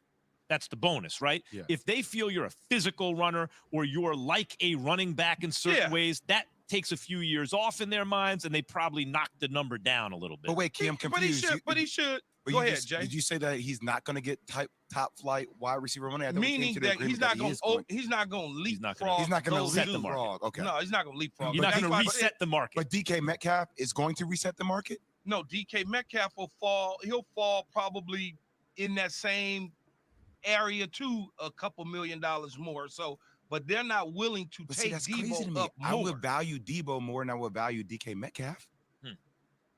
If you're now, honestly, I think I would value DK over Debo personally for me. That man's looking at fantasy results like I am. Debo was a consistent 25 points a week, man. Either way, they're fucking neck and neck, the two. It's really they're both just as good. Chris, it's just preference. What I mean is when you look at the results every week, there's usually, or you look at the projections and all that, there's usually only like the Niners four team. Players. There's like 2 players at each position. I know that, but Color, simply put, top. Look at the Niners and what their team was doing this year, and then look at the Seahawks and what their team was doing this year. You know what I'm saying?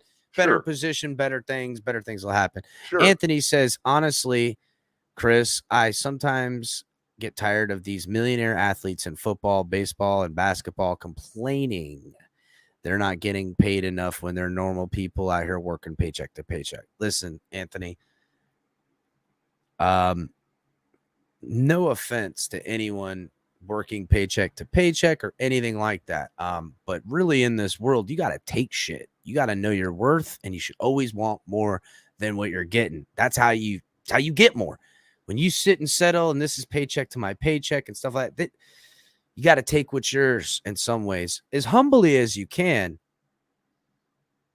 But you got to fight. Can't lay down and take nothing ever. Always fight. So I hear what you're saying. It's not uncanny. What's the word I'm looking for? Unbecoming to be so fortunate and have so much more than others and ask for more again. But fuck, bro. He's not like he's taking money from me. He's trying to get it from billionaires. You know what I'm saying? Who don't. It's relative too, Chris, because if this guy's not willing to fight for $1 million more, he wouldn't be willing to fight for $1 more if he was poor. You gotta also remember what kind of people we're talking about. We're talking about competitive people. We're talking about people that believe they're great. And should, as all of us should. You are great. These are the ways you have to see yourself. And now they want 3 generations down to be great too. That's right. But also you have to, again, humble, self-deprecating works great for me. But always strive to be the greatest of all the time. And that's what these guys are doing. And, if I'm playing for a team and I put up 1,500 all-purpose yards and I was their whole weapon on offense and everything, me, obviously I'm the shit over there. Everybody already know, then they need to pay the guy. And they're not. I could see why he's disgruntled. You know what I'm saying? Wouldn't you be disgruntled? You overperformed for the money you've been paid up to this point. And out of position too. Out of position, you didn't. You did. The position was this. I'll do whatever you ask me as a good soldier, and you're not going to fucking take care of me on the back end. I can see why he's upset. That's why players don't do that. That's exactly why players don't do it. That's why this punter everybody's talking about isn't going to be running down the field smacking people in the mouth because they ain't going to pay him any extra to do that. Round and round we go. Let's finish this up. Franchise, like I would look at Debo because of all the things that he does. Depends on what you need. But then, I'm even adjusting what Key was talking about the other day about decaf, about sometimes decaf, yeah, decaf, the empty calories to a degree, right? Like he's decaf. Decaf is definitely empty calories. 2:30 in the morning. Well, he's the third partner with Kareem and Sugar, man. Kareem and Sugar and decaf. Decaf. Man, dude, they'll be killing it. Color, Debo's going to open up the franchise coffee shop in Seattle. That's going to be called Decaf. Color, I'm going to drop the link here in just a second, but well, can you hold it down for just a second? Sure. All right, cool. Yeah.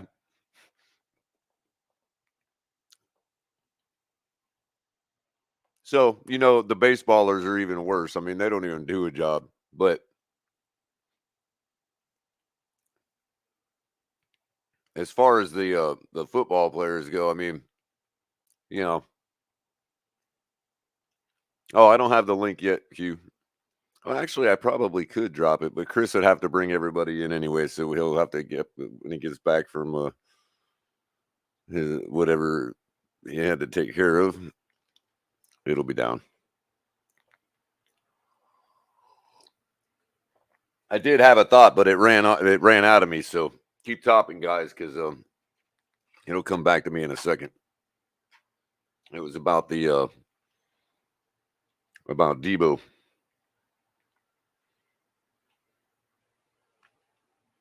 No yelling tonight, California. I don't have much to yell about until the season starts.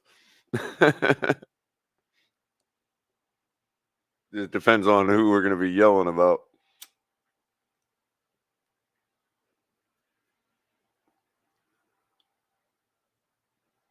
Uh-oh, dead air. First 2 days of baseball have been crazy. Yeah, I missed opening day. I haven't really been paying attention. I'm a Cardinals fan, so they don't really play them around here too much. I'm back. No more dead air around here. I know, man. I had a thought, and it was going to be a good one, but it totally escaped me, and then I didn't have nothing to follow it up with. Kind of sucked. Timing was bad on the restroom break there. So, guys, I just dropped the link. Before I start letting everybody in, everybody, make sure, you're hitting the like button. You're subscribing to the channel. coming here and checking out all the content. Tonk 7's TMI Tuesdays live at 9. Color commentary on there with him. Right after that, you got open mic with Mike on the mic. Catch him again tomorrow. We'll drop the mic. Thursday nights, late night color commentary. Every other night of the week, you guys can catch the Fins Tailgate with old El Capitan. Help support the channel with Cash App, Venmo, the Fins Tailgate. You can also support the show through Super Chat. You can support the show by buying your gear from Fanatics, hitting the link in the description below. You can also purchase some of our gear to support the show. And make sure, guys, that you're getting in on the Fanatics giveaway and that you guys are coming over from Facebook, Twitch, Twitter, subscribing on YouTube, hitting the like, and getting in the comments and putting hashtag TFTG in the comment section for your chance to win a free Dolphins jersey. And we're going to let you guys decide which one you want. Right now, I remember now. It was about 53 entries right now, Color. Right on. It was about competitiveness in athletes, and none other more competitive than one Michael Jordan. And I was thinking, he's so competitive that you could beat. I figured out a way you could beat him at his game. How? I figured out a way you could do it. What would happen if you were to bet Michael Jordan that he could not give you all of his money? I mean, from what I understand, Michael Jordan will never turn down a bet. Like, he will never balk a bet. He's that competitive. So if you were to bet him that he couldn't give you all his money, would his head explode? Would steam start coming out of his ears or something, And cogs and if a tree falls in the forest, does it make a sound? Well put, Drupatron. Is that how this really is going to work? Well, no, it doesn't, Drupatron. It creates the superposition of a sound wave that never actually manifests. Color, stop using big words. Yeah, I'm confused, Color. Thanks a lot. Supposition these nuts, okay? The superposition, the position is never realized because there's not a receiver of the sound wave. So in effect, the sound wave never actually happened. Well, Trees never make a sound It happened regardless. everywhere. It happened everywhere and at all times. It happened, and it both happened and didn't. It's Schrodinger's Exactly. tree. Schrodinger's cat. Schrodinger's You're nailing tree. it. You're getting there. Let's There you go. go. There you go. I'm letting everybody. I'm bringing everybody in quick. That's a party up in here, dude. See, Oh, we're here on the Fins Tailgate, educating and creating Yeah. content. Chris, can I explain why I said that earlier, real quick? Oh yeah, go ahead, Tony. Just let me know in the go ahead. comments section if you want me to start a Okay. quantum physics channel. Hey, let's do it, Color. Let's do it, man. That's Ray, my Ray, favorite. All right, what were you gonna say, Tony? Go ahead, buddy. Okay, the reason why I said that, I'm thinking like most regular fans are thinking. Like most regular fans are getting annoyed that these super high-paid athletes are complaining that they're like these guys who are getting paid $300 million are complaining that they're not getting paid enough. That's why the lockout happened in what's it called, in baseball. And fans, there was a lot more to the So Tony, just that. I'll answer it with this. Yeah. Usually, when people say, "Oh, they need to quit complaining about how much money they're making," one of the first statements they put after that is they complain about how much they're making or how much people make in their jobs. When again, you're only thinking of yourself in this scenario, when really that guy should be just thinking of himself. You know what I'm saying? It's a different paradigm. If It's you a were in different that paradigm, you would be competing with all the others in that paradigm too for more than them. Yeah, they're doing the exact same thing that the little guy's doing, except they're just making a crap ton more That's money. what I meant. If the guy's not willing to go for the next $1 million, he wouldn't be willing to go for the next dollar if he was in the poor scale. Greatness You know what is I mean? sometimes taken, bro.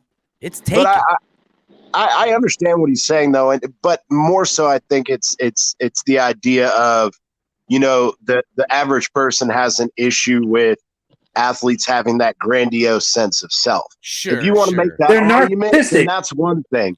But you can't make the argument that somebody wanting to get theirs versus the average person wanting to get theirs. There's no difference in that. It's the same thing. So Tony, same concept. It's all just relative. Yeah.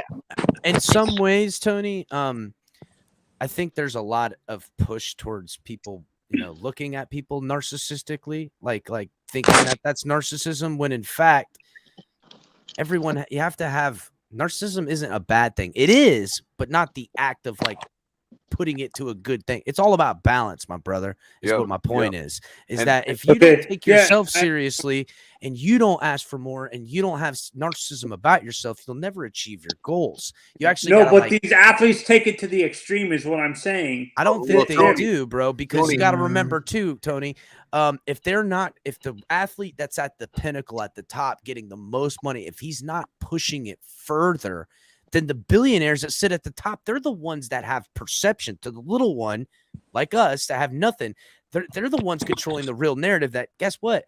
They're not taking your money, Tony. They're taking the billionaires. That's why, unlike what Kaepernick said, that's why it's not like gladiatorial slavery in Rome, because it could be worse. We could be taking it to the extreme of that they did back in the day. See, we've actually gotten better, Tony, over the centuries. Back in the day, the big sports in the society were intertwined with their politics. Even that's right. Yep. I mean, like not just like it is today, where we see politics on the TV. I mean, like there were factions, senators, like the chariot races. They had fan groups, factions. Ones were the Greens and the others were the Blues, and they would go around town mobbing people to make sure that their political positions got passed in the Senate. You know what I mean? And all that. See, way worse than it is today. But I just wanted to say real quick, you got to understand, Tony, that statistically speaking, the world in general, every average day people are just as narcissistic. The only difference is they're not put in the public eye for people to then condemn them for being narcissistic. That too. And also, CT, to add on to that point, that narcissism view is driven by the people that have the bag of money trying to devalue what that guy wants. Right. Because they want you to think he's narcissistic. The players today they want the fans to go, these players are narcissistic. They want more money and it hurts the cap. Fuck those assholes. Give that son of a bitch. You know where he came from? He came from where we're at. He ain't one of them. He taking a piece of their ass. Dude. Yep. And it's all relative, right? Like I don't want to like brag or anything, right? For my age, I make pretty good money, right? But to a poor person, they may look at me when I'm trying to go get a raise from my boss, right? And they could be like, well, what are you complaining about? You got a house, you got a car. Like to compare to somebody maybe still may be devalued. Exactly. Compared to somebody who's maybe struggles to put food on the table, I may look like the richest person in the world, right?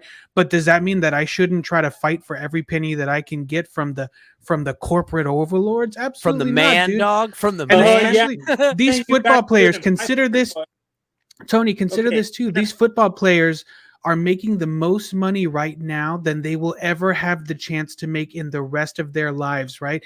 This is the lottery ticket that these guys are getting. And if they don't cash in now, there's a very good chance, a high probability that they will never have an opportunity to make this kind of money. Not only is it's even more than a lottery ticket, because it's a lottery ticket they made themselves to get yourself to even to this point. First of all, the support system of the people, the families, the sacrifice, the immense amount of everything, it's worth something. And if you can get a piece of that, you got to take it.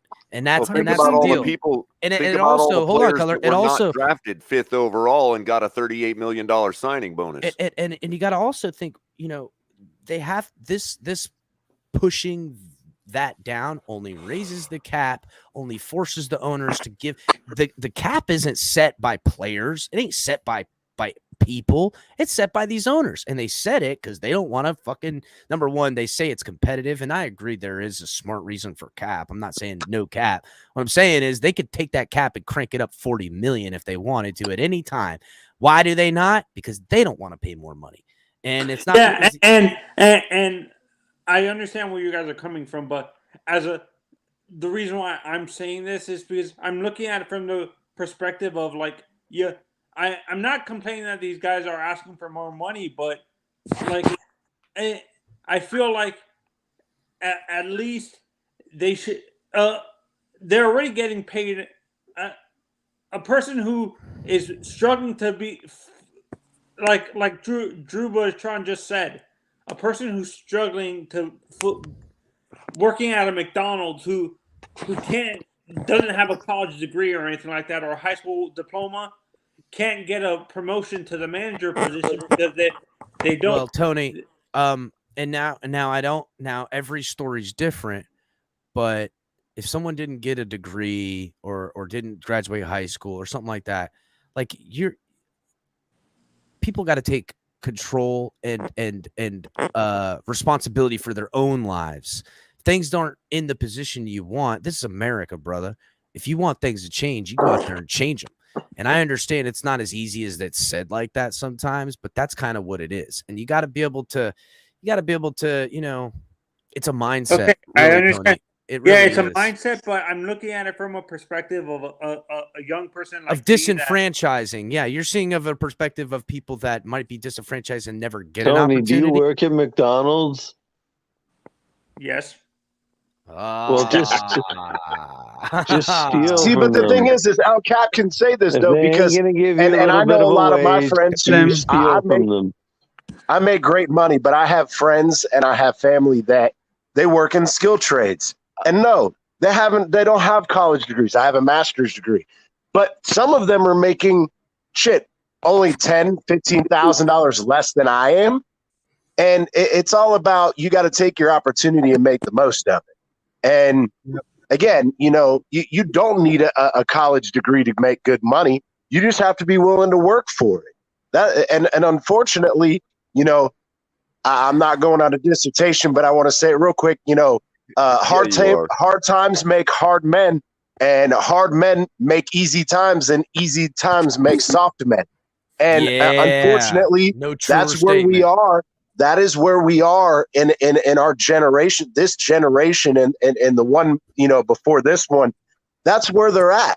Is they're not willing to work for what they want. They want CT, you can't talk to people like that, okay? You can't talk to people like that. Yeah, boo, CT get canceled. Boo this man. Boo this man. I actually thought you were going to right follow over up, the target. 100%. 100%. And hard men make happy women or something like that. That's what I actually thought you were going to say. No. About to go off the deep end here, boys. I don't know. You have to get. It's more like a hard head makes a soft ass. I don't know if I'd go that far, man. Yikes. A hard head makes a soft ass. That's what my mom always said. Goodness gracious. So, Crypto coming in with the slugger, man.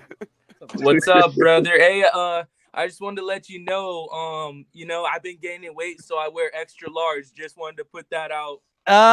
Squeaky is calling that he went in the jersey. Nice. Hey, because you've been in the gym though, right? That's the type of confidence we're talking keep about. Smoking, man. Tony. Keep smoking. That's my jersey, buddy. Keep smoking. That's my jersey. Listen, Squid Games came in here right like an athlete should. He says, "Hey, y'all. I know y'all entering into this contest, but my jersey size is this." That's the type of attitude you want from your athletes. Exactly. That's what you want, man. He's got 5 grandiose for that.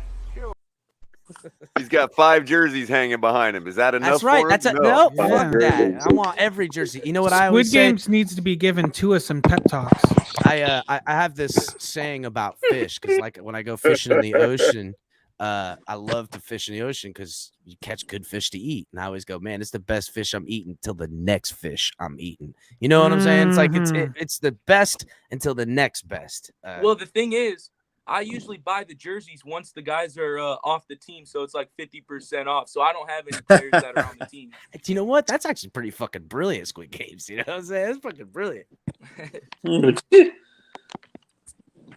What's going on, Nick? I seen you on last night, man. It was a good show last night. Oh my god, that was the best. That was so fun. Yeah, welcome back, man. Glad I didn't scare you off totally. No, dude, that was great. Hey, Color, what are you taking bong rips over there? You sound like you were short of breath, bro. It was a little. I cannot tell a lie.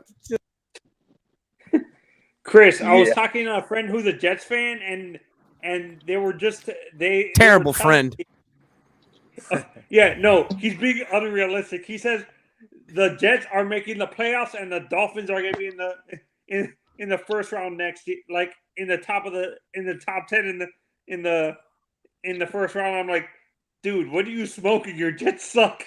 Bro, Seriously. the Jets haven't taken. It's all been lateral moves with the Jets, from what I could see. But you know that they did do a little bit work on their offensive line. I will give them that. And their quarterback, they put him through the test. He did start looking better. I do see some talent out of that kid. Let's hope he doesn't. I'm interested to see the Jets draft. You know, I want to see who they pick up, because if they get lucky with some of these talented weapons, we might see a better Jets team than we think. But their defense, They have to keep up, Chris. They do, man. Like the Jets are still in rebuild mode. I don't think the organization themselves have any. I think their rebuild will be finished this year, though. I think they're going to be sneaky good, though, man. I think you're right, Color. I think they're going to be sneaky good. And I'll tell you what, if they start clicking, it's going to be a harder team to face in the future. But the you know, they also let that Salah guy get past his second year too, so that's big. Well, yeah, I was about to say they made their first good decision, you know, in a coaching hire. Stop hiring people like Gase and Rex Ryan, and you bring in Salah, and look, things are starting to turn around. And don't forget the guy that sweats hard. You know what I mean? Yeah, he does. Yeah, guys, don't forget they brought in the Philadelphia guy, Joe Douglas, too. Yes, yeah, they've that's got. True. There seems to be at least a steadying of the ship in New York in some ways, but that shit could go off that shit could tip over in no time. But you know, it's the Patriots I look at and I think, wow, they've gotten weaker, bro. The Patriots look weaker, and that's why I see these reports when like they're showing the AFC East and like the Bills and the Patriots and the Dolphins. I'm like, the only reason that they put us in that list is because of the quarterback. And I'm sorry, Tua Nears. I still think Tua is a better quarterback than Mac Jones in any way. I'm just saying, as far as proven, Mac Jones has proven at least he can stay healthier. At least, you know, they're kind of neck and neck with a lot of the output. But Chris, I would say, what? Go ahead. My bad, brother. Shit, I had to say, when you were talking with Dolph Freaky, you were saying that, you know, you're feeling it for Tua. He's got the look in his eye. Oh yeah, no. Listen, what my point is, I bet on Tua's upside over Mac Jones 1,000 times over. I mean, like, no way. If I had to pick which one I'm going with, I'm not picking Mac Jones ever over Tua. Yeah. And really, if you're looking at Tua, he's put on some good lower body weight. I think he's got. First of all, I know he's more comfortable. From word that I'm getting from a lot of people is there's a seriousness about this young man. And again, kind of what I was saying to you earlier, Tony, you got to take control of your destiny. You gotta, it's a growing up kind of thing. And it's not I don't mean to call him childish or anything like that. It's just something we all find at one point or another. And I get that there was so much stacked against him and everything else, but guess what? There's no less stacked against this kid. Tom Brady wants his job. Lamar Jackson wants his job. Dolphins are willing to move the fuck off him. Even most important, they're willing to go off the kid. But the plan was built around him. Teddy Bridgewater. He's got it. That's not what I mean. What I mean is that this time next year, if Tua's not the answer, they're going to go find what they believe to be the answer. So they gotta. I'm interested. He's gotta realize that really the stakes haven't really changed, but he definitely looks like he's. I don't want to say more comfortable, just more with grit in his teeth. You know what I'm saying? Like ready to get it. You know, got that. That's what you need, man. That's again, and that's why when Deebo Samuel says, "I want all the money, bitches," I like that. I need that kind of guy. That's who I want on the field. Somebody who's looking at me like, "What? What's good?" You know, that they ain't shook. That's all. Right. I need that. This is a game of this is a fight. It's a fight. These are grown men, hundreds of pounds, ripped out of their minds, just straight smashing each other. Yeah, you gotta have a little bit of crazy, but a little bit of mean as mo. You know what I'm saying? Hey, Chris, you know what's gonna scare the Tua Nears if they see if they see Marvin Allen and Reggie McKenzie at the Hurricanes game scouting Tyler Van Dyke. That's what's going to scare them. I mean, look, it's not just Tyler Van Dyke, dude. There's a lot of decent quarterbacks coming out next year. I'm not personally I'm not even going to look at that, bro. Cuz to me, the best case scenario is Tua works out. No judgment. That's always the best case scenario. No judgment comes down for the Dolphins. We got 2 first-round draft picks, and now we're building a perennial playoff Super Bowl contending team. Man, real quick, Cap for life with the donation. Thank you, Cap.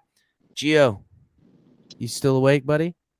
I think Stephen Ross is going to. Gio, nobody can hear you, man. That's why we can't hear. That's why we're wondering if you're sleeping. Your mic's off or something. Chris, Stephen Ross is going to sell the team in 3 weeks. Stephen Ross going to sell the team in 3 weeks, or is he getting it took? Yeah, he's going to sell it. He's going to be a preemptive strike. AS Automotive, family owned for. What the hell, Chris? What? I also wanted to say, when you were on with Dolph Freaky, I heard y'all talking about telling people it's the default audio, Gio, not the desktop audio. Hold on, Color. What'd you hear us talking about, Colin? People telling y'all to sit down and stuff. And I was at the Dolphins Patriots game, last game of the season, and I get the cheapest tickets, so it's like $80, and you're in the third row, right? And I have motherfuckers saying, Ajayi, sit the fuck down. And because I'm standing up on third down and shit, a Dolphins fan approached me, like an older guy, like he was gonna square up real quick. I mean, nothing happened. He ended up shaking my hand after and shit. But they were telling us to sit the fuck down, Dolphin fans and shit. I was like, what are you talking about? We got the better seats than y'all, and you're telling us to sit down. You know, I mean, look, it's a sporting event. I can't lie. I don't know anybody who could go to as many games as I've gone to and ain't gotten to a scuffle at times, especially with the drinking and the stuff like that. It kind of gets rough around. You ever got the beer tossed at you? I mean, no, nobody. Listen, I'm not the guy. I've got one spilled on me, but not thrown, not tossed. I don't get beer thrown at me. I'm not that asshole. No. You know, maybe I threw a beer or something. I don't know. But if you get hit with the beer, well, I'm only throwing it at the guy that needs it. Sometimes somebody needs straightening out, and the way I kind of look at it is that I'm doing this guy a favor right now because he's Chris, looking you're for a troublemaker. Cool.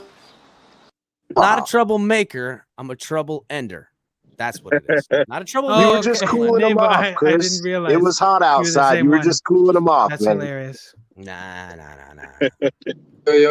No big deal. Dude. Yo, what's up, Gio? As long as it's not a Heineken or a Budweiser. I didn't put the name together with the Discord name. I'm like, but now it makes sense.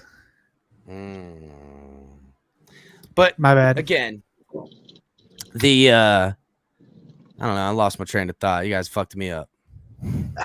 That was my bad. I was talking on my stream and I didn't mute over here. That was me. I'm a jerk. Yep. Drubitron threw a wrench in my whole ordeal. So does everybody have their TFTGs in here? What do you guys say? You guys want to do the TFTG drawing or what? Yeah. I didn't. I think everybody's got it. I'll take my jersey now. Right? I need the secret code on how to spam the code. No, there's no secret spam code. Get the fuck out of here. All right. Hashtag TFTG in the comments right now. Everybody watching. Facebook, Twitch, Twitter. You got to come over to YouTube. Hit the like. Hashtag TFTG in the comment section just so you make sure you're in there. I'm going to give everybody another 30 seconds. Look, Squid Game's making certain he getting that bitch in there. I know that's why he just dropped out. Yeah. I know he is, bro. He's going to create some other accounts. Didn't even put the TFTG in the chat yet. There he talking is. He was There's gonna my win. guy. Dropping it in there. Everybody get look at him. Yeah. Hey, hit the like button while you're in there leaving comments too, boys. Yeah, hit that like button, everybody. Make sure. All right, I'm gonna share this screen. Subscribe. I'm gonna share this screen real quick. Like, comment, All right, wait till I get my soundboard going, man. You guys are gonna love it. All right, I think everybody's in there, right? We'll give it another 10 seconds. 9 seconds. 8 seconds. You know what? We'll wait until this video of Chris Greer's ability to hang on to his money for the Dolphins young video. May I help you, sir? How much for an order of ribs? $2.50. $2.50? How many ribs do I get with that?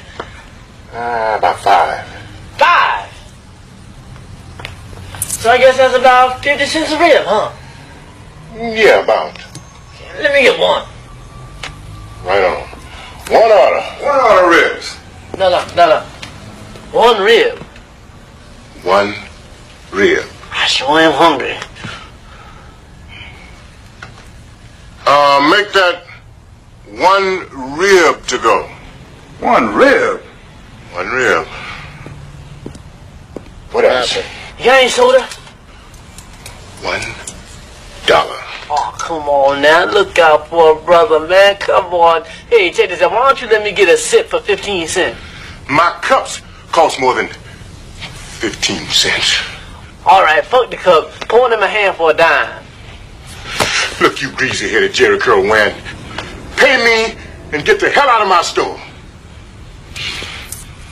Jeez.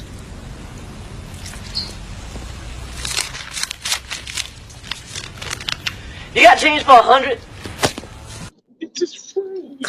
So, everybody, I see everyone putting their TFTGs in there. That's good. If you didn't hit the like, it's not going to count. Just letting you guys know. So, I hope you guys are hitting the like, because if you didn't.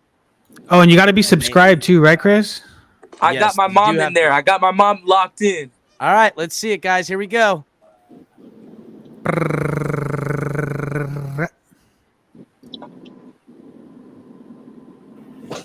The suspense is killing me. King Mill, look at that. You know, when I seen him come, man, I don't know. I just thought it was gonna be. I thought it was gonna be. I don't know got why. it, brother. I'm pretty sure King. I don't know where the feedback's coming in. Somebody got some feedback coming.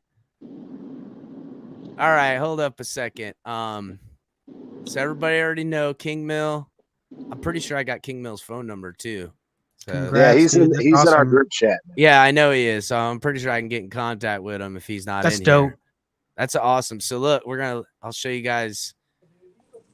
Yo, shout out to Chris for giving out a jersey, bro. This shit's gotten real. 1,000 subs. Let's go, baby. That's dope, dude. Yeah. So yeah, here's just a look at one of the jerseys. Damn. All on.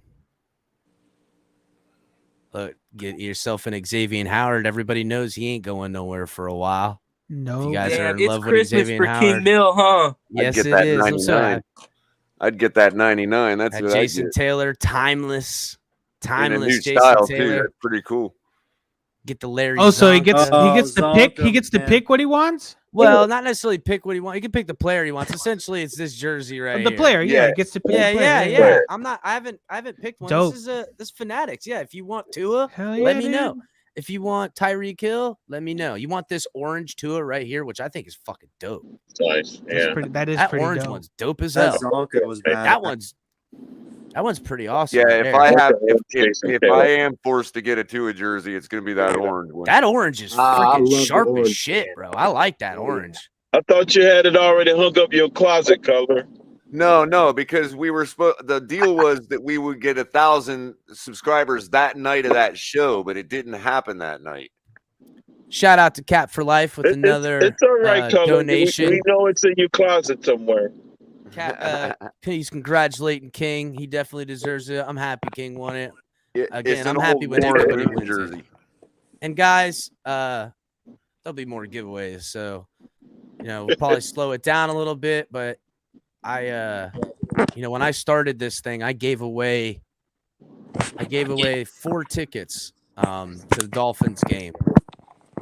2 on my show, and then Mike on the mic donated some to give away too. So we gave some tickets away. When I got to the tailgate party, I had tons of food to give away. Who's struggling with the mic? I think it's Nick. Yeah, I got you, Nick. Wrestling. Yeah. Nick sounds like you're getting jumped. You all right, brother? Nick's pissed as fuck. He didn't win that jersey is what happened. Hey, where are you at? I am, man. I am. Over there punching the air and shit. Throwing his phone all over the joint and shit. Don't get mad, Nick. There'll be another time, bro. I promise. We'll get some more. That Zonka one was pretty nasty. Yeah. Look at that Hill white, too. That's pretty Dope. nice. Do they have the orange, like the old orange alts? I don't know. Let's see. Yeah, I hate. You That's mean my the ones favorite they jersey, wore on guys. Halloween that day? Oh, Zach Thomas. Ooh, they got Oh my god. They got a Zach We're like Thomas. over in here orange. shopping for Oh. King Mill. King Mill's probably Oh. like, I want the blue one, assholes. Snubbed. Hall of Fame. Well, listen, snubbed. some of these are more expensive than Yeah, that a those Barry Mitchell and Stonka one? Ness. Those Mitchell and Ness are expensive, bro. Yeah, I can't be getting like this one right here on the right, that 201. That one's $170. That's your fucking mind. Yeah, but that's But Hey, we ain't doing that. I will not be even the doing. Dolphin colors. So Yeah, you can do that. Anyone who Waddle. buys white jerseys, man, you guys are just asking for it. I know, dude. I have a white Dan Marino jersey that I've had since like 1993. It's like all small and shit. I can't even fit in it no more. So. I But, am the Now I'm just founding talking and only about member beer of the- stains and all that crap. I'm the one and only and founding member of the Charles Clay fan club, so that is the only jersey I'm rocking. oh, I miss him. I do too. I liked Charles Clay. I thought he was pretty good. I know he was very limited and stuff like that, but effective as hell and Yeah, fun he to was. watch. My He's a last Dolphin footballer, bro. jersey was a He is Chad a pure Pennington. footballer. Yep, Clay was awesome, man. I got the last jersey I got was from my grandma, Jarvis Landry, which I wear sometimes on the show. Oh, that's another one I wish we had back. Yeah, it was time though. He wanted that big number 1 wide receiver money, which I think he deserved. but Talk about a dog though, man. He was a dog. that's the type of shit I want in my players. You know what I'm saying? Y'all Exactly. remember that punt Yeah. return? 53 Jarvis Landrys will be good. Oh, Something man. about not ever letting your knee touch the ground in the game of football speaks to me. You know what I mean? Like that's why I like Charles Clay, because the guy just refused to let his knee touch the ground, man. Yeah, Clay was nasty. He fought Yeah, he for was every pretty damn What good. was your favorite Clay touchdown? Mine would be in the snow against Pittsburgh on the Yeah. road. That's enough Squid Games. That was badass. Ask that, bro. What's up? Ask what you smoking, bro. Oh, he said pass it, not ask it. Oh, I know. I'm stressing now. I didn't win the jersey. I gotta Bogart that shit. You The gotta real one to know pass, that bro. is. We in the East Coast, bro. Yeah, it'd be good. Don't worry. I'm soon saving up. I'm gonna get an order of some TFTG hats and we'll do some more giveaways. Once we hit another milestone, 1,500, 2,000, whatever it was. It'll be a couple months, but we'll work it back up. We'll do some more giveaways, stuff like that. You know what else I was thinking too? If King Mill doesn't want a jersey, I can get him a small signed Jalen Waddle helmet. Damn. So that's something I was gonna let him potentially want to. So because it's on sale right now in Fanatics. Now, guess what, guys? You can go steal that Jalen Waddle helmet right now because they only got the one left. So it's the same price as the jersey. Look, he goes out of there. You're going to get that Jalen Waddle helmet right now. Nah. Just make sure you're using the link in the description below. Yes, please use the link in the description below, guys. But yeah, so I had this video. I figured I'd wait till everybody was up on the panel. It's essentially, is Miami Dolphins still are they a AFC title contender right now? And they go over all of our additions. I haven't seen the video, so I figured we could all watch it together. So let me go ahead and pull this bad mamma jamma up in this slammer. All right.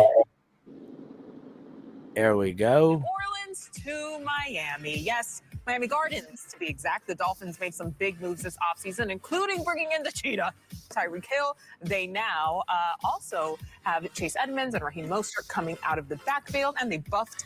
You know, it's funny they show losses with Devontae Parker over there, but no one feels like it's a loss. You know what I'm saying? That's a gain in my book. Everybody knows that. Yes, we do know that that's a gain. What I think when they mean losses, they mean that like he's left. I don't think they mean it's like an L. I don't think we took an L on Devontae Parker leaving. Well, I don't know, because why isn't Jesse Davis's name up on that? You know, that's a big win. Nobody cares about Jesse Davis. Well, it's preceded by notable additions and losses.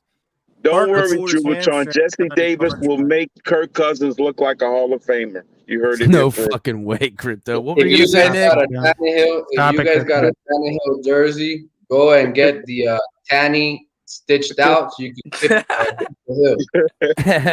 gotta do that. Tannehill jersey. I do too. Have a I gotta Tannehill do jersey. it. It's at my mom's house. I said, unstitch the letters, keep the hill. You'll It's got stitch the old 'em? logo though. Yeah, you can stitch them. Oh, I thought you said you will do it. I'm like, no shit, Gio, you're fucking can stitch. No way. Gio, What were you gonna say, assume Nick? that I paid money for a Stitch jersey, dude? I don't got money like that. I got that heat press jersey. Yeah, exactly. The one that That's comes all off they if you do wash now. it too much. Go ahead, Nick. Heat presses. I said Parker pulled his hamstring, signed the damn contract. Yeah, you know, I actually had I had a tweet where it was a picture of Parker and it was like this meme and he's holding his hamstring and he's looking back. It's like a freeze frame, and it says, "Hey guys, I think I pulled something." Talking to the new players in there. That shit went viral as hell. It got like Dude, he 80,000 can high point the ball so well heads in the and stuff. cloud. Other than that, I mean, he was just honestly. We'll see the best Devontae Parker he got left in him against us twice this year. But Howard would lock him down, dude, in practice and stuff. Oh, believe me, I agree. But you're gonna see him give it everything he's got. So when we do see Devontae again, whatever he's got left in him as far as the athlete, he better. Is that gonna be his only 2 games of the season? Yeah, exactly. He couldn't keep his hamstrings loose in Miami. How's he going to keep them loose in Foxborough? I mean, look, I agree with that. It's going to be icicles. You guys are gonna make a 10-minute video an hour. All right, let's play it. That offensive line. Now, Dolphins workouts, of course, for the offseason. Look at Tua real quick. Hold on. The third player in the building. Watch out, guys. That offensive line. Now, Dolphins workouts. Jared Armstead, who's with me? I didn't see it. Well, they high fived each other. That means he believes that Tua can take them all away. Tua looking big. That man That's looks what big. I was gonna say. He's got some tree trunks there. He can't even put his arms down. Yeah, I know. Look at him. He's got to walk like he got off a You horse. see them He's all 24-inch fucking- pythons? That's what happens He's got when you them have Hulkamania pythons. He's looking like Hulkamania. His calves are more swollen than Brian Flores' ego. Nick with the body. Yeah. Gio, were you? Shots fired. That's what happens when you have a coach that believes in you. That's my style right there, bro. Is that what you were gonna say, Gio? What were you gonna say? I'll just wait for everyone to finish. I was just gonna say that's what happens when you have another offseason to get your core muscles big and strong, bro. This is the second offseason. Dude, he's built like Yep, a shit that's the brick house. second- What about the one between college and the pros? What are you talking Well, he about, was bro? injured. They didn't have an offseason, yeah. Did he not? That was have the that COVID year. championship yet? Yeah, and he was injured. Everybody remember That was a scrap. He was yeah. injured. I'm Wasn't that okay. the COVID? This is the second offseason. year It was. too? Yeah, That's that his was the recovery offseason. year. Fair answer. Just Yeah, he was recovering. all I'll say is this: is that last year I watched Jalen Waddle take some pretty good hits. You know, downfield, getting hit. Now, granted, rarely was he hit by a defensive tackle like Tua will, but look how much bigger Tua looks than Jalen Waddle right now. You know what I'm saying? Like he's significantly That man padded swole. up. He's swelled up and padded up for taking a beating, which Human I think we growth, can all do you agree. think, guys? He's got to be. I think we can all agree he's not going to take the type of hits he took Who last is year. 6'1"? Jesse Davis I ain't will hope letting guys not. free release off the edge. If he takes that same amount of hits, then that offensive line is a failure. Hey, you know what it is? It's that Listen, with a poor Is that offensive Brian- line, he barely had 35 sacks.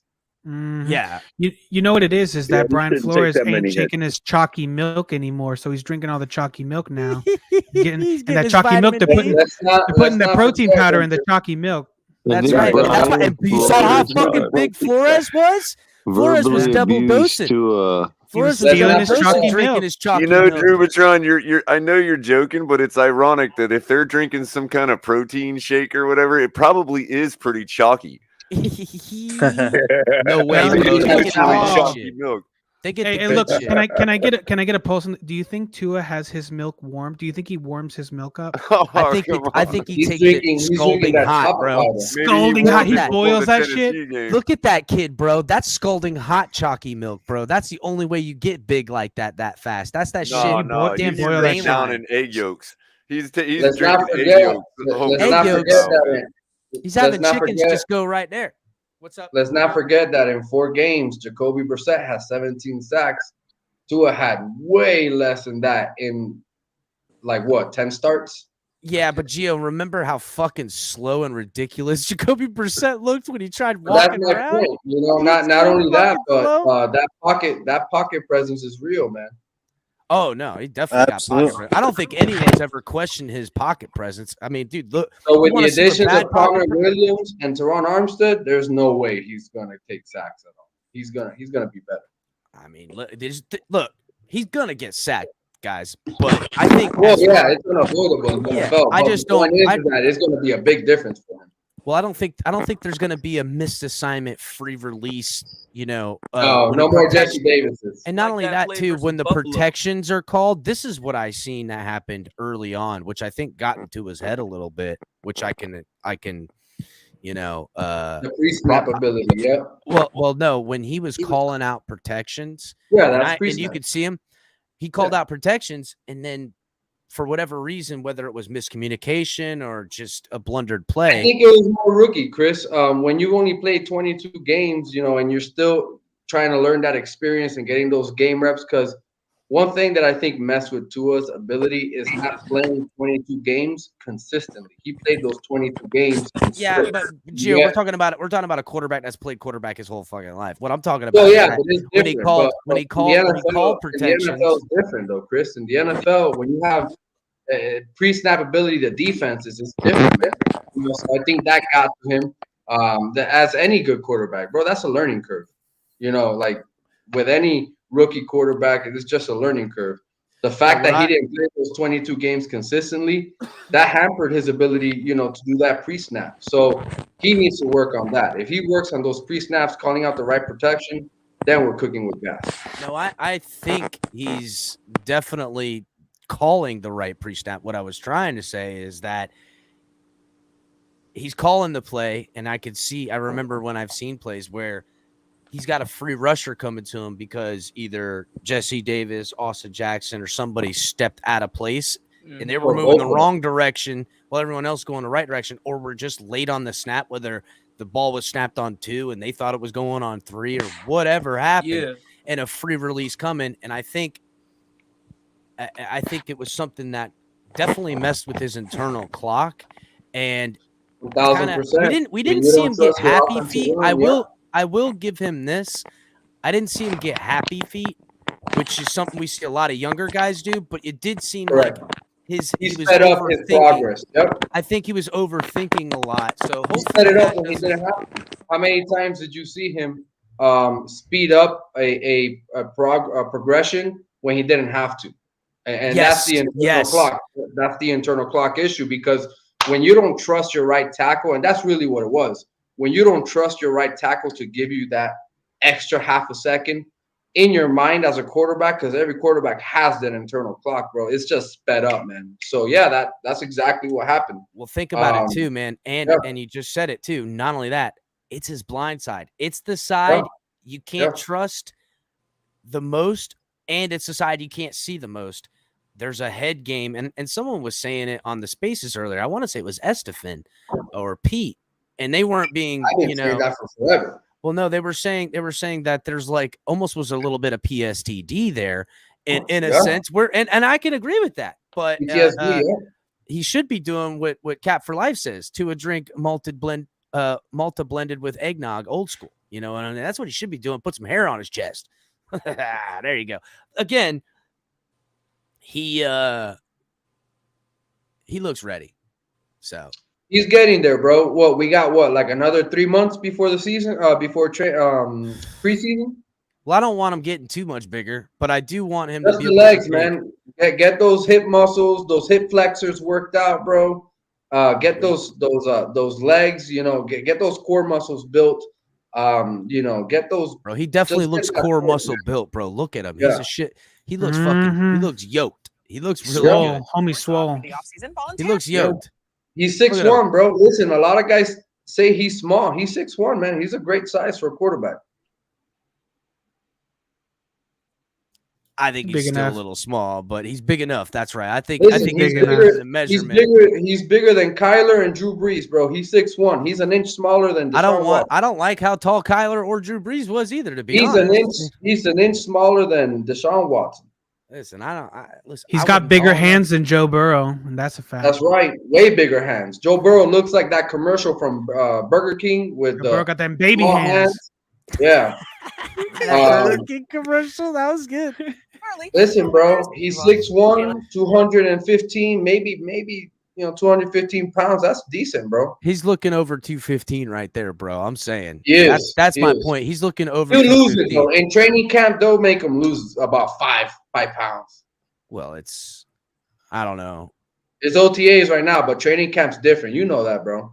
Yeah, I mean, this is all, it's all rhythm test. It's definitely with his body, and this is bulk time, boys. Right. We had a pretty good thing going last season. How about we build on that, boys? Shall we? Rooting for y'all. So are the Dolphins now, with all of these additions, they were very aggressive. I like it. Are they real contenders for the AFC East for the title with the moves that they made so far, David? Yeah, I think so. I mean, you look at the weapons just from an offensive standpoint, and you've addressed every need that you possibly could want. I mean, you add Tyreek Hill, just an absolute burner. You add Mike McDaniels, who we both know. I think he's a great play caller. He's obviously brilliant. I think the real cog in this thing and who's going to make this thing go is obviously the quarterback. And Tua. Yo, first of all, I seen this earlier. How about the friggin' the pouch thingy on his chest? It's one of those, what do they call it? A little fanny pack? Fanny pack, but it's on his chest. Shit looks dope as hell. That's the shit it is pretty dope. That's been around for a bit, but yeah, and I haven't seen it rocked like with the new generation that much. That's pretty dope. Well, you know what? You rock that bitch when you're visiting, like, somewhere in another country. You're touring, yeah, you got your shit put in there. You got to go to Disney. That's called the Manny Pack. Hey, Disney, I think, if I recall correctly, it's like all. Oh no, that was Legoland. Shit's all cashless now. They want you to pay on your phone with everything now, dude. You go into theme parks, everything's paid with your phone. Oh yeah, crypto already know.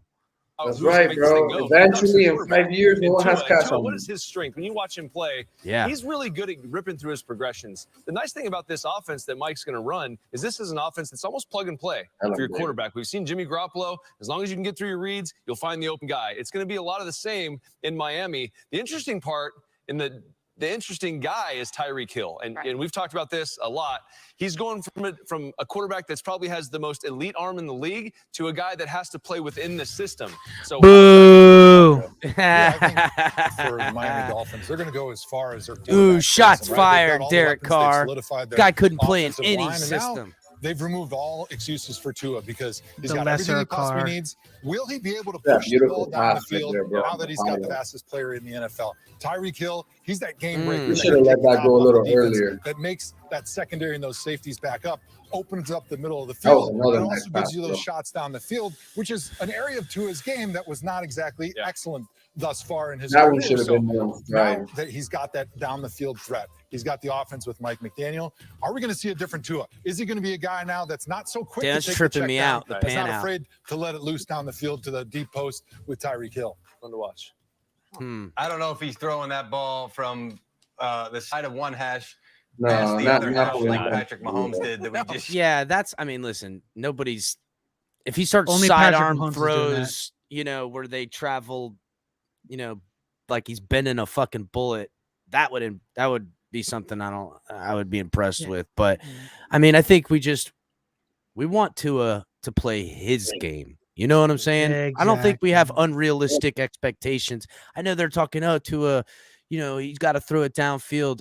I expect to see some downfield throws within the system of his game. You know what I'm saying? Right. We seen when they scheme it up and someone gets out of position, Tua takes that shot on the outside, and he's gotten some of them. I think they'll dial it up more. And you got Waddle and Tyreek, Chris, bro. So like what they're gonna blow right by those defenders if they want to take those deep shots. Hopefully they'll line up.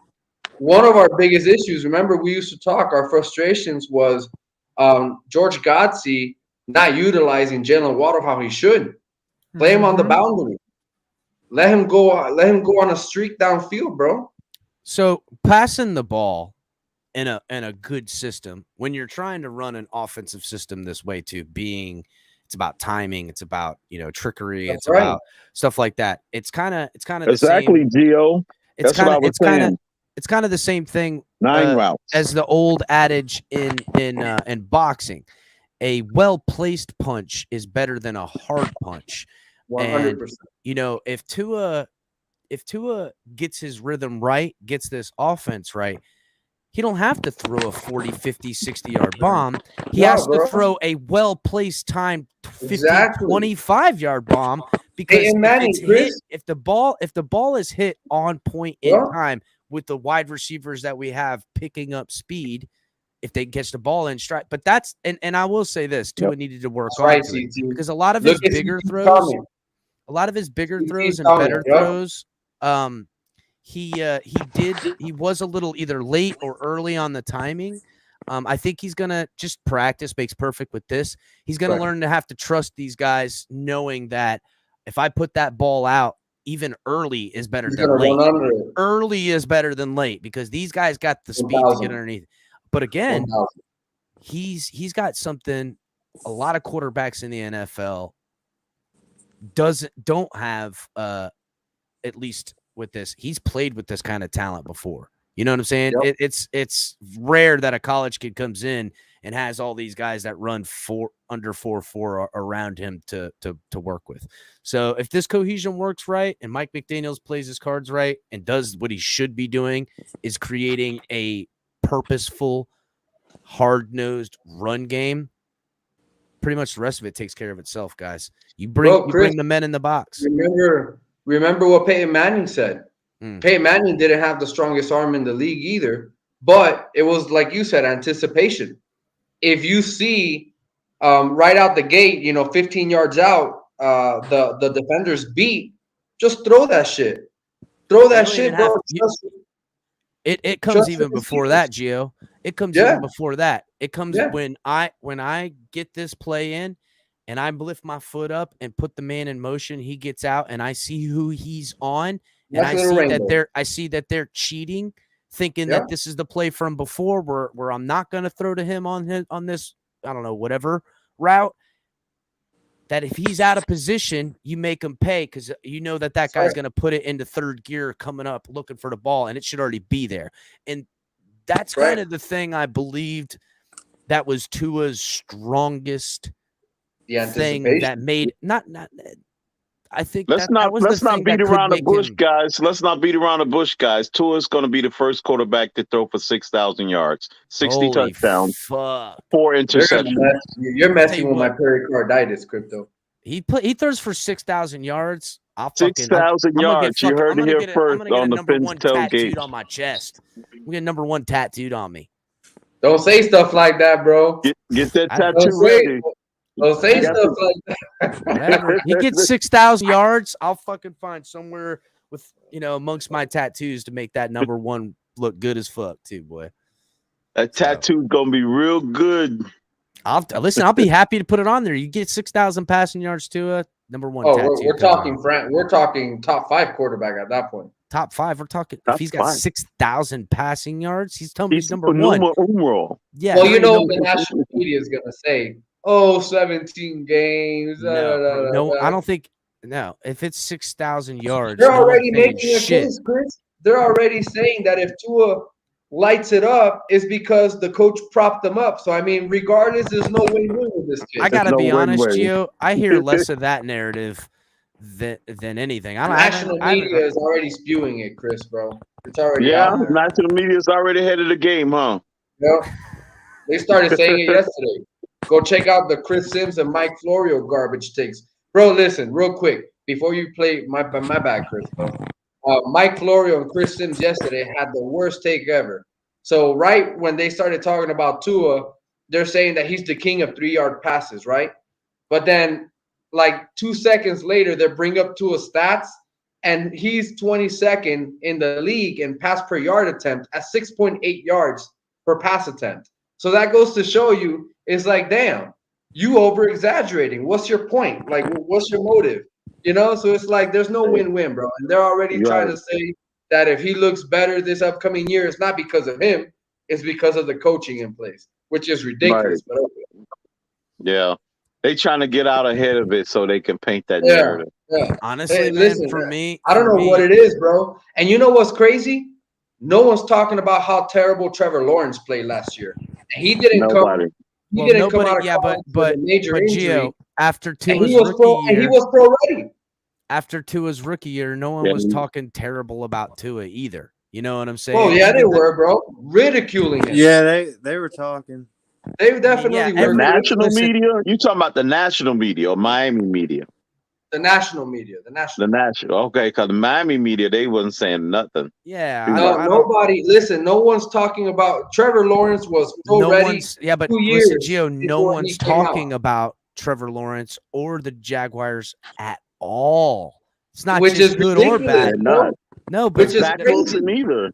What is it? What is it? Because he's tall, blonde, and handsome. He's 6'4". It's because no one gives a shit if they're good or bad. That's the reason. Trevor why, Lawrence bro. threw for like 19, 20 interceptions, and he was pro ready coming out of college, no major injuries, and no one's talking about him at all.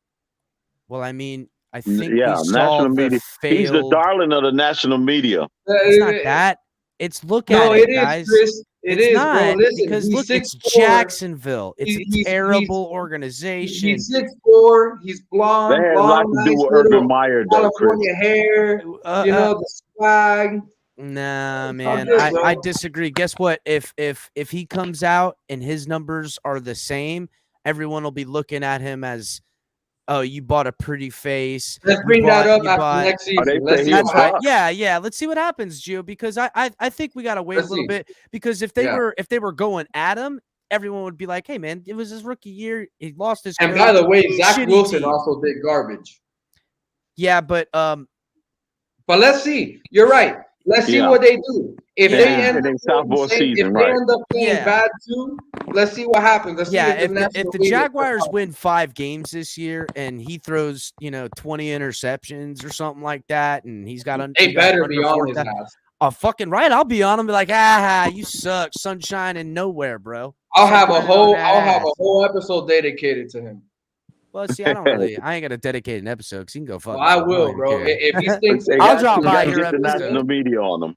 I'll drop by your episode to dog on him with you. How about that? We gotta Chris, get the national media on them. Brother. All right, quit Squid Games. I'll see you, my brother. Squid. Yes, sir. First off, shout out to I shouted Chris out. That's my brother right there. 1,000 subs, baby. Let's go. But also shout out to Kohler, man. He's always riding with this channel, bro. Shout out to you, man. Fins up to the rest of y'all. Gio, man. Roll one up for me, bro. Good night, boys. You already know. Later, Squid Games. Love you, bud.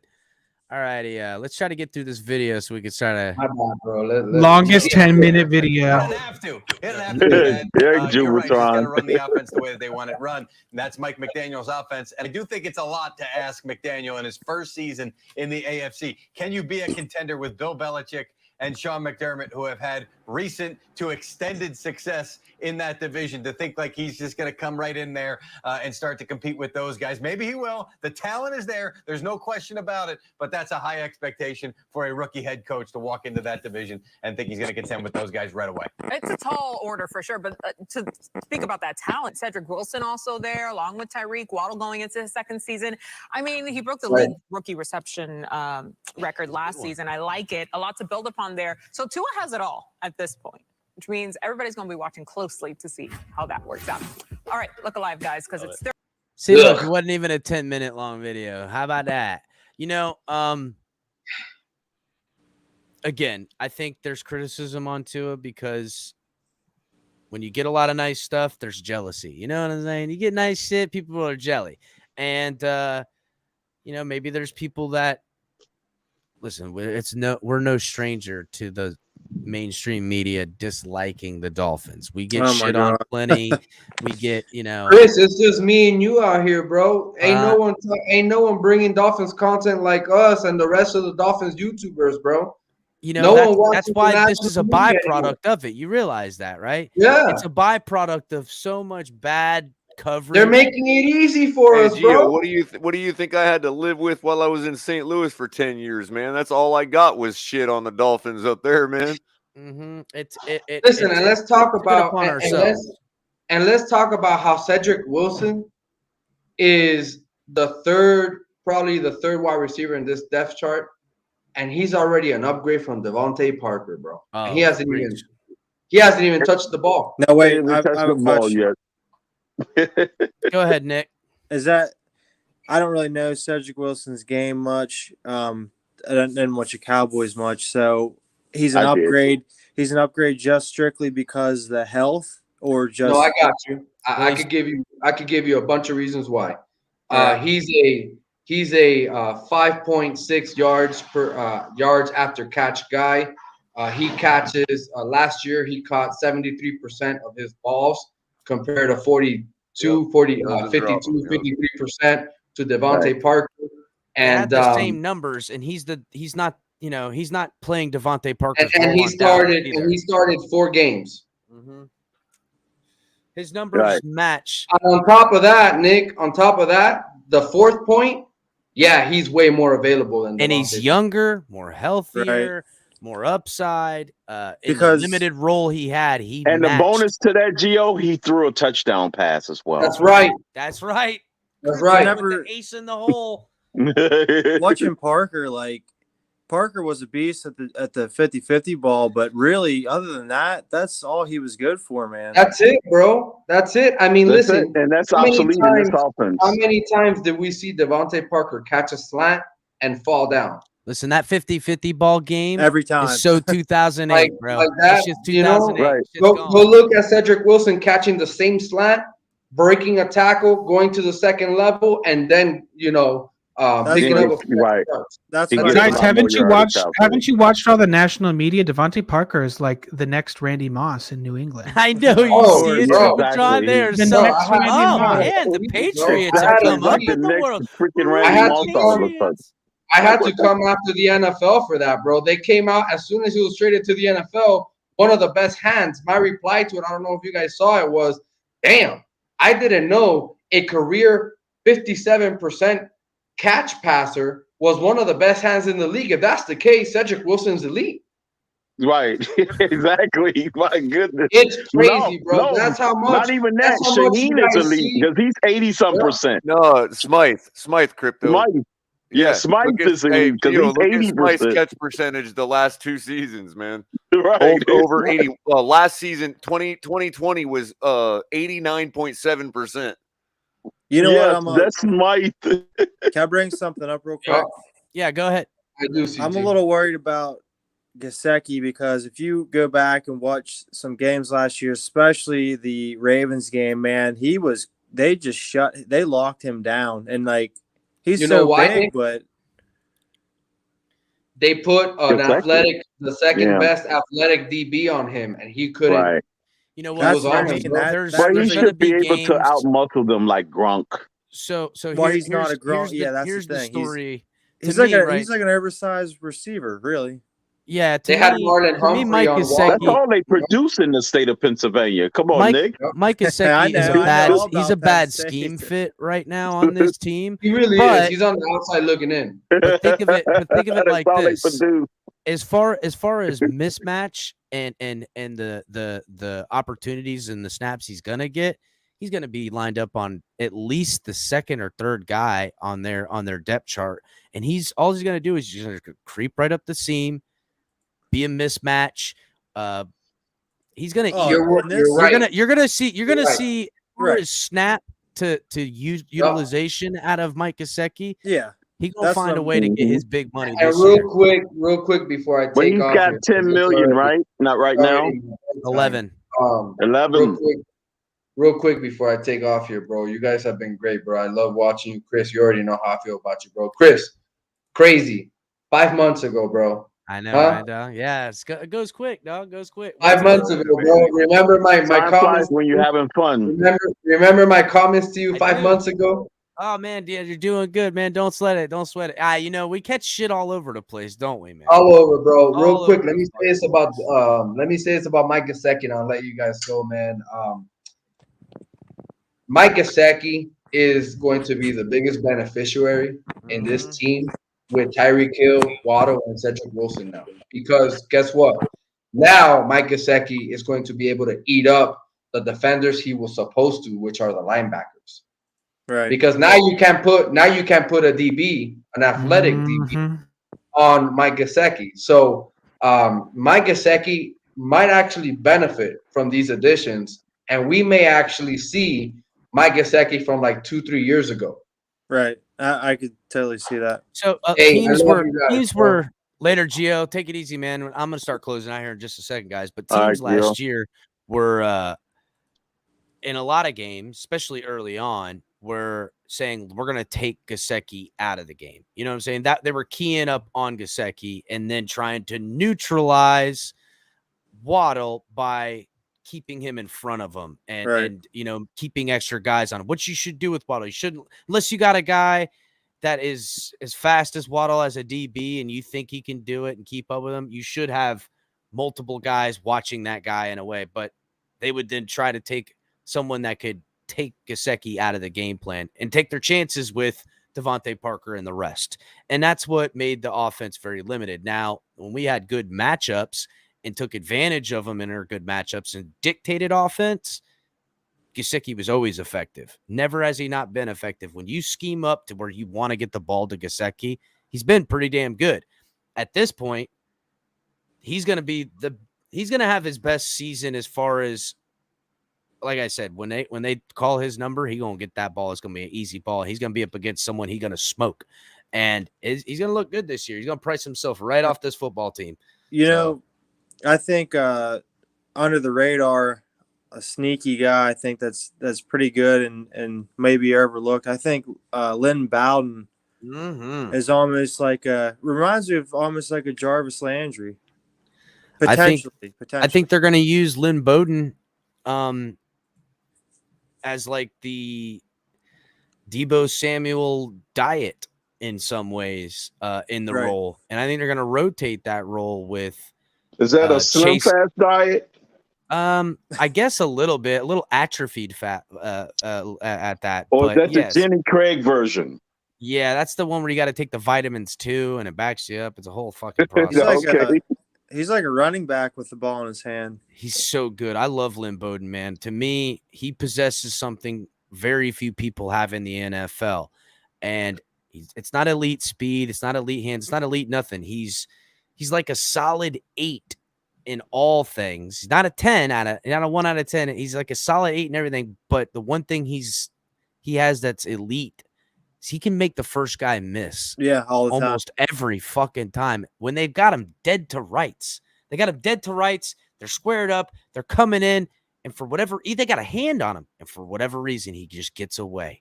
I don't know how he does it. He's got that thing. We've seen people have it. Reggie Bush had that shit. Now, it was crazy. You could see it easy. You could just, they were dead to rights and move. It's like he had a joystick, move him out of the way. I think he's good. He's like 200 pounds too, isn't he? He's not a small guy. Well, I know he was injured. I think he's like 30-pound difference from Debo.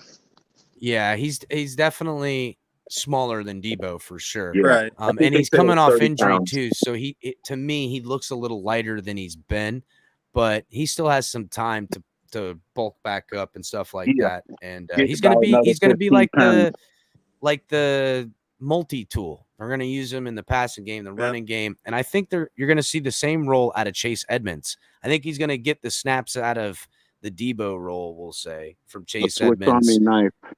Yes, the Swiss Army knife. Something where against the right defenses, you're going to see those guys just eat motherfuckers' lunches because they ain't gonna have the personnel on the field to account for Chase Edmonds or Lynn Bowden. That's just, I mean, bro, this is no offensive coordinator, could be so lucky to have these types of weapons. No quarterback, there's a reason we're getting hate, because when you look at it, the potential is skyrocketing, man. It's a lot.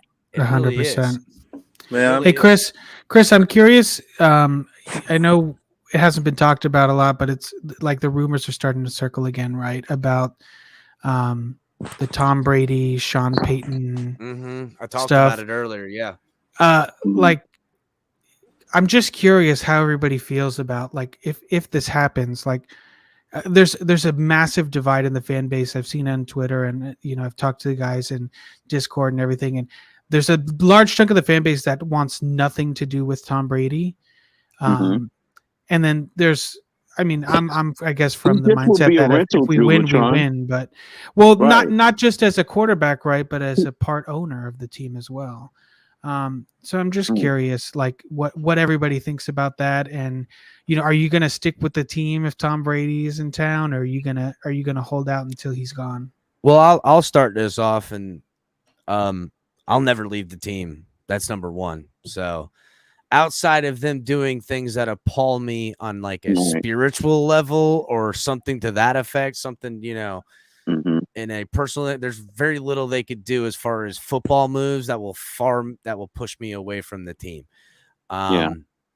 Because to me, there's always ways as the team can change people in the organization one way or another, and the colors can represent better times. But I don't want Tom Brady to be my quarterback in a not lot as of a ways. rental. You don't want him as a rental. I mean, if it was last year, one year, just 1 year, I don't mind. See, now if they brought him in and it is a year rental, and Tua has to stay though, and Tua stays, and there's I'm fine with it. Like if there's like a full on everyone on board plan, then maybe I'd be okay with that. But even then, it tastes bad in my mouth because, like, not that I hate Tom Brady, because I don't look at him as Tampa. I look at him more as Tampa Tom than I do as, fucking New England Tom now. But to me, it's just like this. We can't win one without him. And that fucking makes me upset in some ways. Not that I won't be happy to win. Not that I won't. Yeah, I see what you're saying. Yeah. I won't be there like rooting him into the you know what I'm saying? Like, dude, it's like motherfucker, are you serious? If that O-line would break down or whatever, Brady cannot move anymore. And you saw that in their last playoff game. He was looking rough, dude. Yeah, he wasn't as mobile. Yeah, no, you're right. Not at all. He looked like he would need a super offensive line to survive. Yeah. Tom Brady's never been mobile, though. I mean, again, he's been mobile enough, just a little bit to size up the pressure. Nick, just keep it quiet, because if Tom Brady hears you, he'll prove you wrong. That's just how it works. Exactly. He's like Jordan that way, right? He's like, you know what? Exactly. You'll just sleep less and eat better and suck the souls of more people to fucking, do Chris, you know what he does? You know what? Listen, look. Okay, Drew Patron, lay it down. I already know it, buddy. Go ahead. I want to hear it. All right, look. Everybody makes fun of Tom Brady that he kisses his kids on the lips. That's it. You've got it, Drew Patron. You took the thought. I knew you were going for it. He's sucking the soul out of those damn kids. That's right. He's stealing the youth from the young and using it to his own benefit. It's a vampire technique. We've seen this before, haven't we, Drew? No. Brady seems like a great guy, man, honestly. Who? Brady seems like seems like a good guy. On the real, I'm sure he's a great dude. But on the field, I hate him. He's very unlikable. I was just talking about this like not that long ago. He's very unlikable because he's a poor sport. Like he's the worst. He's the biggest sore loser because he doesn't know how to lose, probably. But very unlikable on the field, but pretty likable, I guess, off the field. Yeah. Okay. Until he kisses his kids and sucks their soul out of their lips. You know why we all think that about him? Because he's got a spell on everybody. He's a son of a bitch. I wouldn't be happy if he came here. Because to me, like if they said, yeah, it's the 1 year and it just wouldn't seem right. And we don't win it, and I'm like, you see, you fucks. You know what I'm saying? Like I feel like it would go very bad, man. Right. I don't know, man. Like again, I don't even want to consider those options. No, you know, exactly. What about as okay, just a part owner, not as a quarterback, but if he comes in like 50-50. No, But what honestly, difference no. would I that ain't be even from thinking him about versus that. Serena No, Williams? fuck that, bro. He could, but what about the potential that he could like attract? Potential free agents and shit. Yeah, all right, I could see that. I mean, imagine you going come into into a the Dolphins meeting room, facility and there you bro. walk by Dan Marino, then you walk by Tom Brady, and you're Could like, you know what? I need to play imagine for this team? Could you imagine like the number one free agent comes in and the first thing they do is they open the door and it's Dan Marino and Tom Brady and they shake your hand. Hey, welcome to Miami. Yeah, You're about to, I mean, that's you hard you to ready to say win no. a Super Bowl, dude? Yeah, it's you ready like to be it's cool? yeah, it's like when Sounds like Pat Invasion Riley of the Body Snatchers to me, though, Dude, bro. it's like Come when join Pat Riley us. drops the rings on the table and he's like, "Yo, you want one of these?" Have Come on, dude. Want to know if you Yeah. guys heard this or not? If there's any truth to it? I heard possibly, and hopefully, we're going back to the old logo or a logo change in color. Different colors are coming. Maybe no. I That's think they're interesting. making small adjustments, and I Because think they're I also hate making this adjustment Miami on the whale color logo. too. I think they're making small adjustments on the color, We're but going they're back to not. the They're old not going. flipper logo. They're not going back, guys. They're going back to the I flipper hope. logo. Listen, will I be happy? Yes. I could see maybe a new design coming before they go back because remember, it's about money, guys. Now you can buy jerseys in all different. You know, what I'm saying? That's what they want. I hate that logo from Crazy.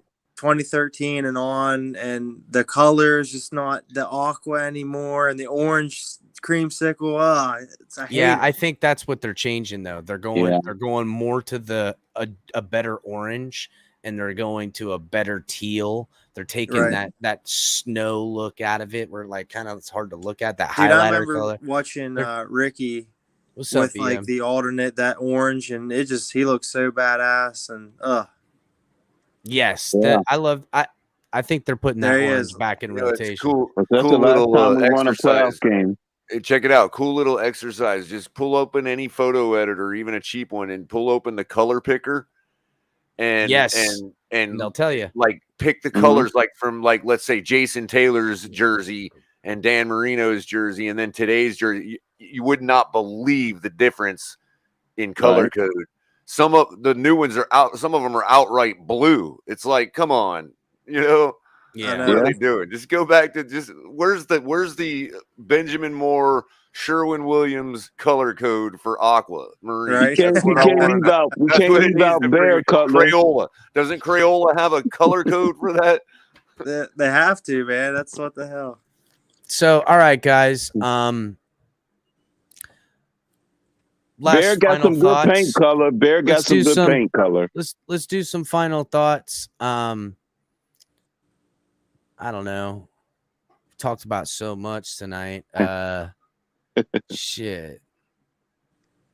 All right. What do you guys think of the punter? What do you guys think of the punter? How about that? Let's start with you, Drew Patron. What's There up goes with Matt this? Ariza's job. Hey, are we sure he's a punter and not a linebacker? You see that man pumping iron? Yeah, I talked about that, dude. He was freaking cranking it. That boy's a linebacker. Maybe he'll play some tight end. Drew Patron, you trying to ease him down slowly? Is that what you're trying to do? Hey, maybe I bet you he blocks better than Gesicki. Yeah, he'll play some tight end. That boy's out there setting blocks and shit. Could you imagine? Just runs on the field. Get out of the way, Gesicki. How about this? Did you guys know Jesse Davis or Mike Gesicki? So did you guys know that's a good one? That Thomas Morstead, the punter that we just signed, that's a good one. He went to the Pro Bowl the year the Saints went to the Super Bowl, and he was the one that made the onside kick that changed the whole fucking game for them to win it. That was this man. So just a little tidbit about the guy who's bench pressing 250 pounds, 125 in each hand, cranking them up a couple times. This is a future Hall of Famer punter. I'd say he's definitely. I mean, I know he's a punter, but he brings veteran presence. and someone for them to look up to, I guess. And he's on his way out. He's still decent. It kind of scares me because his age, he's been shopped around the past, couple years, which never really... I think he was either 9th or 5th. I can't remember. Right. I know he was still top 10 punters last year, even though he got moved around a little bit. Right. Yeah. So I'm happy with it, I guess. Not only that, you know what I think this is really going to help us out with the most, and in ways we're going to see probably right away, is how much better the kicks are going to be from Jason Sanders, because Pilardi fucked that up big time. I blame all of Jason Sanders' problems last year on Pilardi, because Jason Sanders was money man, Sandman was just money all day, cranking him. And then Hawk is gone, and now he can't kick him for all. I'm telling you, Pilardi, that chemistry and Pilardi, whatever, that's where he suffered this team the most, not the punts. That's why he's not on this team. Something was off, man. Something was off. I think it was that. It was very strange. Sanders was a top 10 kicker, dude. Bro, he was a fucking Pro Bowler. He was a Pro Bowler. Dude came out of nowhere. He fell off a cliff. Points. He was missing very clutch. Strange. Clutch field goal after clutch field goal after clutch field goal. He cost us at least a game last year. Probably again. That's what's so sad about this team last year. We were like one field goal. We were so close to being a playoff team, and that's why it hurts. And that's why I think really with all the additions we made this year, I know a lot of people don't want to be like overly optimistic, but in my opinion, this is a Super Bowl caliber team. Based on where we were last year, again, like we're saying, we're a Jason Sanders field goal away from potentially just being in the playoffs. Right. I think everybody's 0-0. Mm-hmm. Yep. Yeah. Everybody's 0-0 at that point. It's I never, in all the kicks Sanders missed, I never thought, he choked like California's saying. I don't think he choked, bro. I really don't, because Sanders just didn't seem like the choke guy. Like that guy's, even when he was missing him, he had the eye of the tiger. It didn't look like a kicker that missed. It looked like a kicker that was thinking, this fucking motherfucker's fucking my damn fucking kicks up, son of a bitch. He didn't look like he was losing it. Like I've seen kickers where they miss kicks and they're like, and you could tell it was all in their head. When I saw Sanders miss the kick, it looked like he was like, this son of a bitch is missing, and everyone else knew it too. That's why he gone. Yeah, it could be true. Yeah. I think again, California, the crucial kicks, the pressure wasn't felt by the kicker; it was felt by the holder, and he wasn't holding them the way that was working it out. So, not that Sanders didn't, he's for every one of them, but I think that was a real problem. So, all right, guys. He was not clutch at all. Make sure everyone's hitting the like button. Smash that like button. All the shows, Talk 7 TMI Tuesdays, live at 9, on there with color commentary. Wednesdays is open mic, live at 10. Or excuse me, not Wednesdays, right after color commentary on Tuesdays. Tomorrow, you can catch them tomorrow night with Drop the Mic on Saturday. Thursday night, late night color commentary, 10 o'clock. You can catch El Capitan on the Fins Tailgate every other night of the week. Cash App, Venmo, the Fins Tailgate. Or you guys can hit up some Fanatics. Thanks for Fanatics giveaway today with the jersey.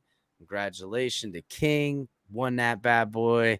I don't know, guys. I'm dropping this bitch out. I'll see you guys later. Hashtag fins up, everybody. I don't know why I said hashtag. I'm fucking tired now, boys.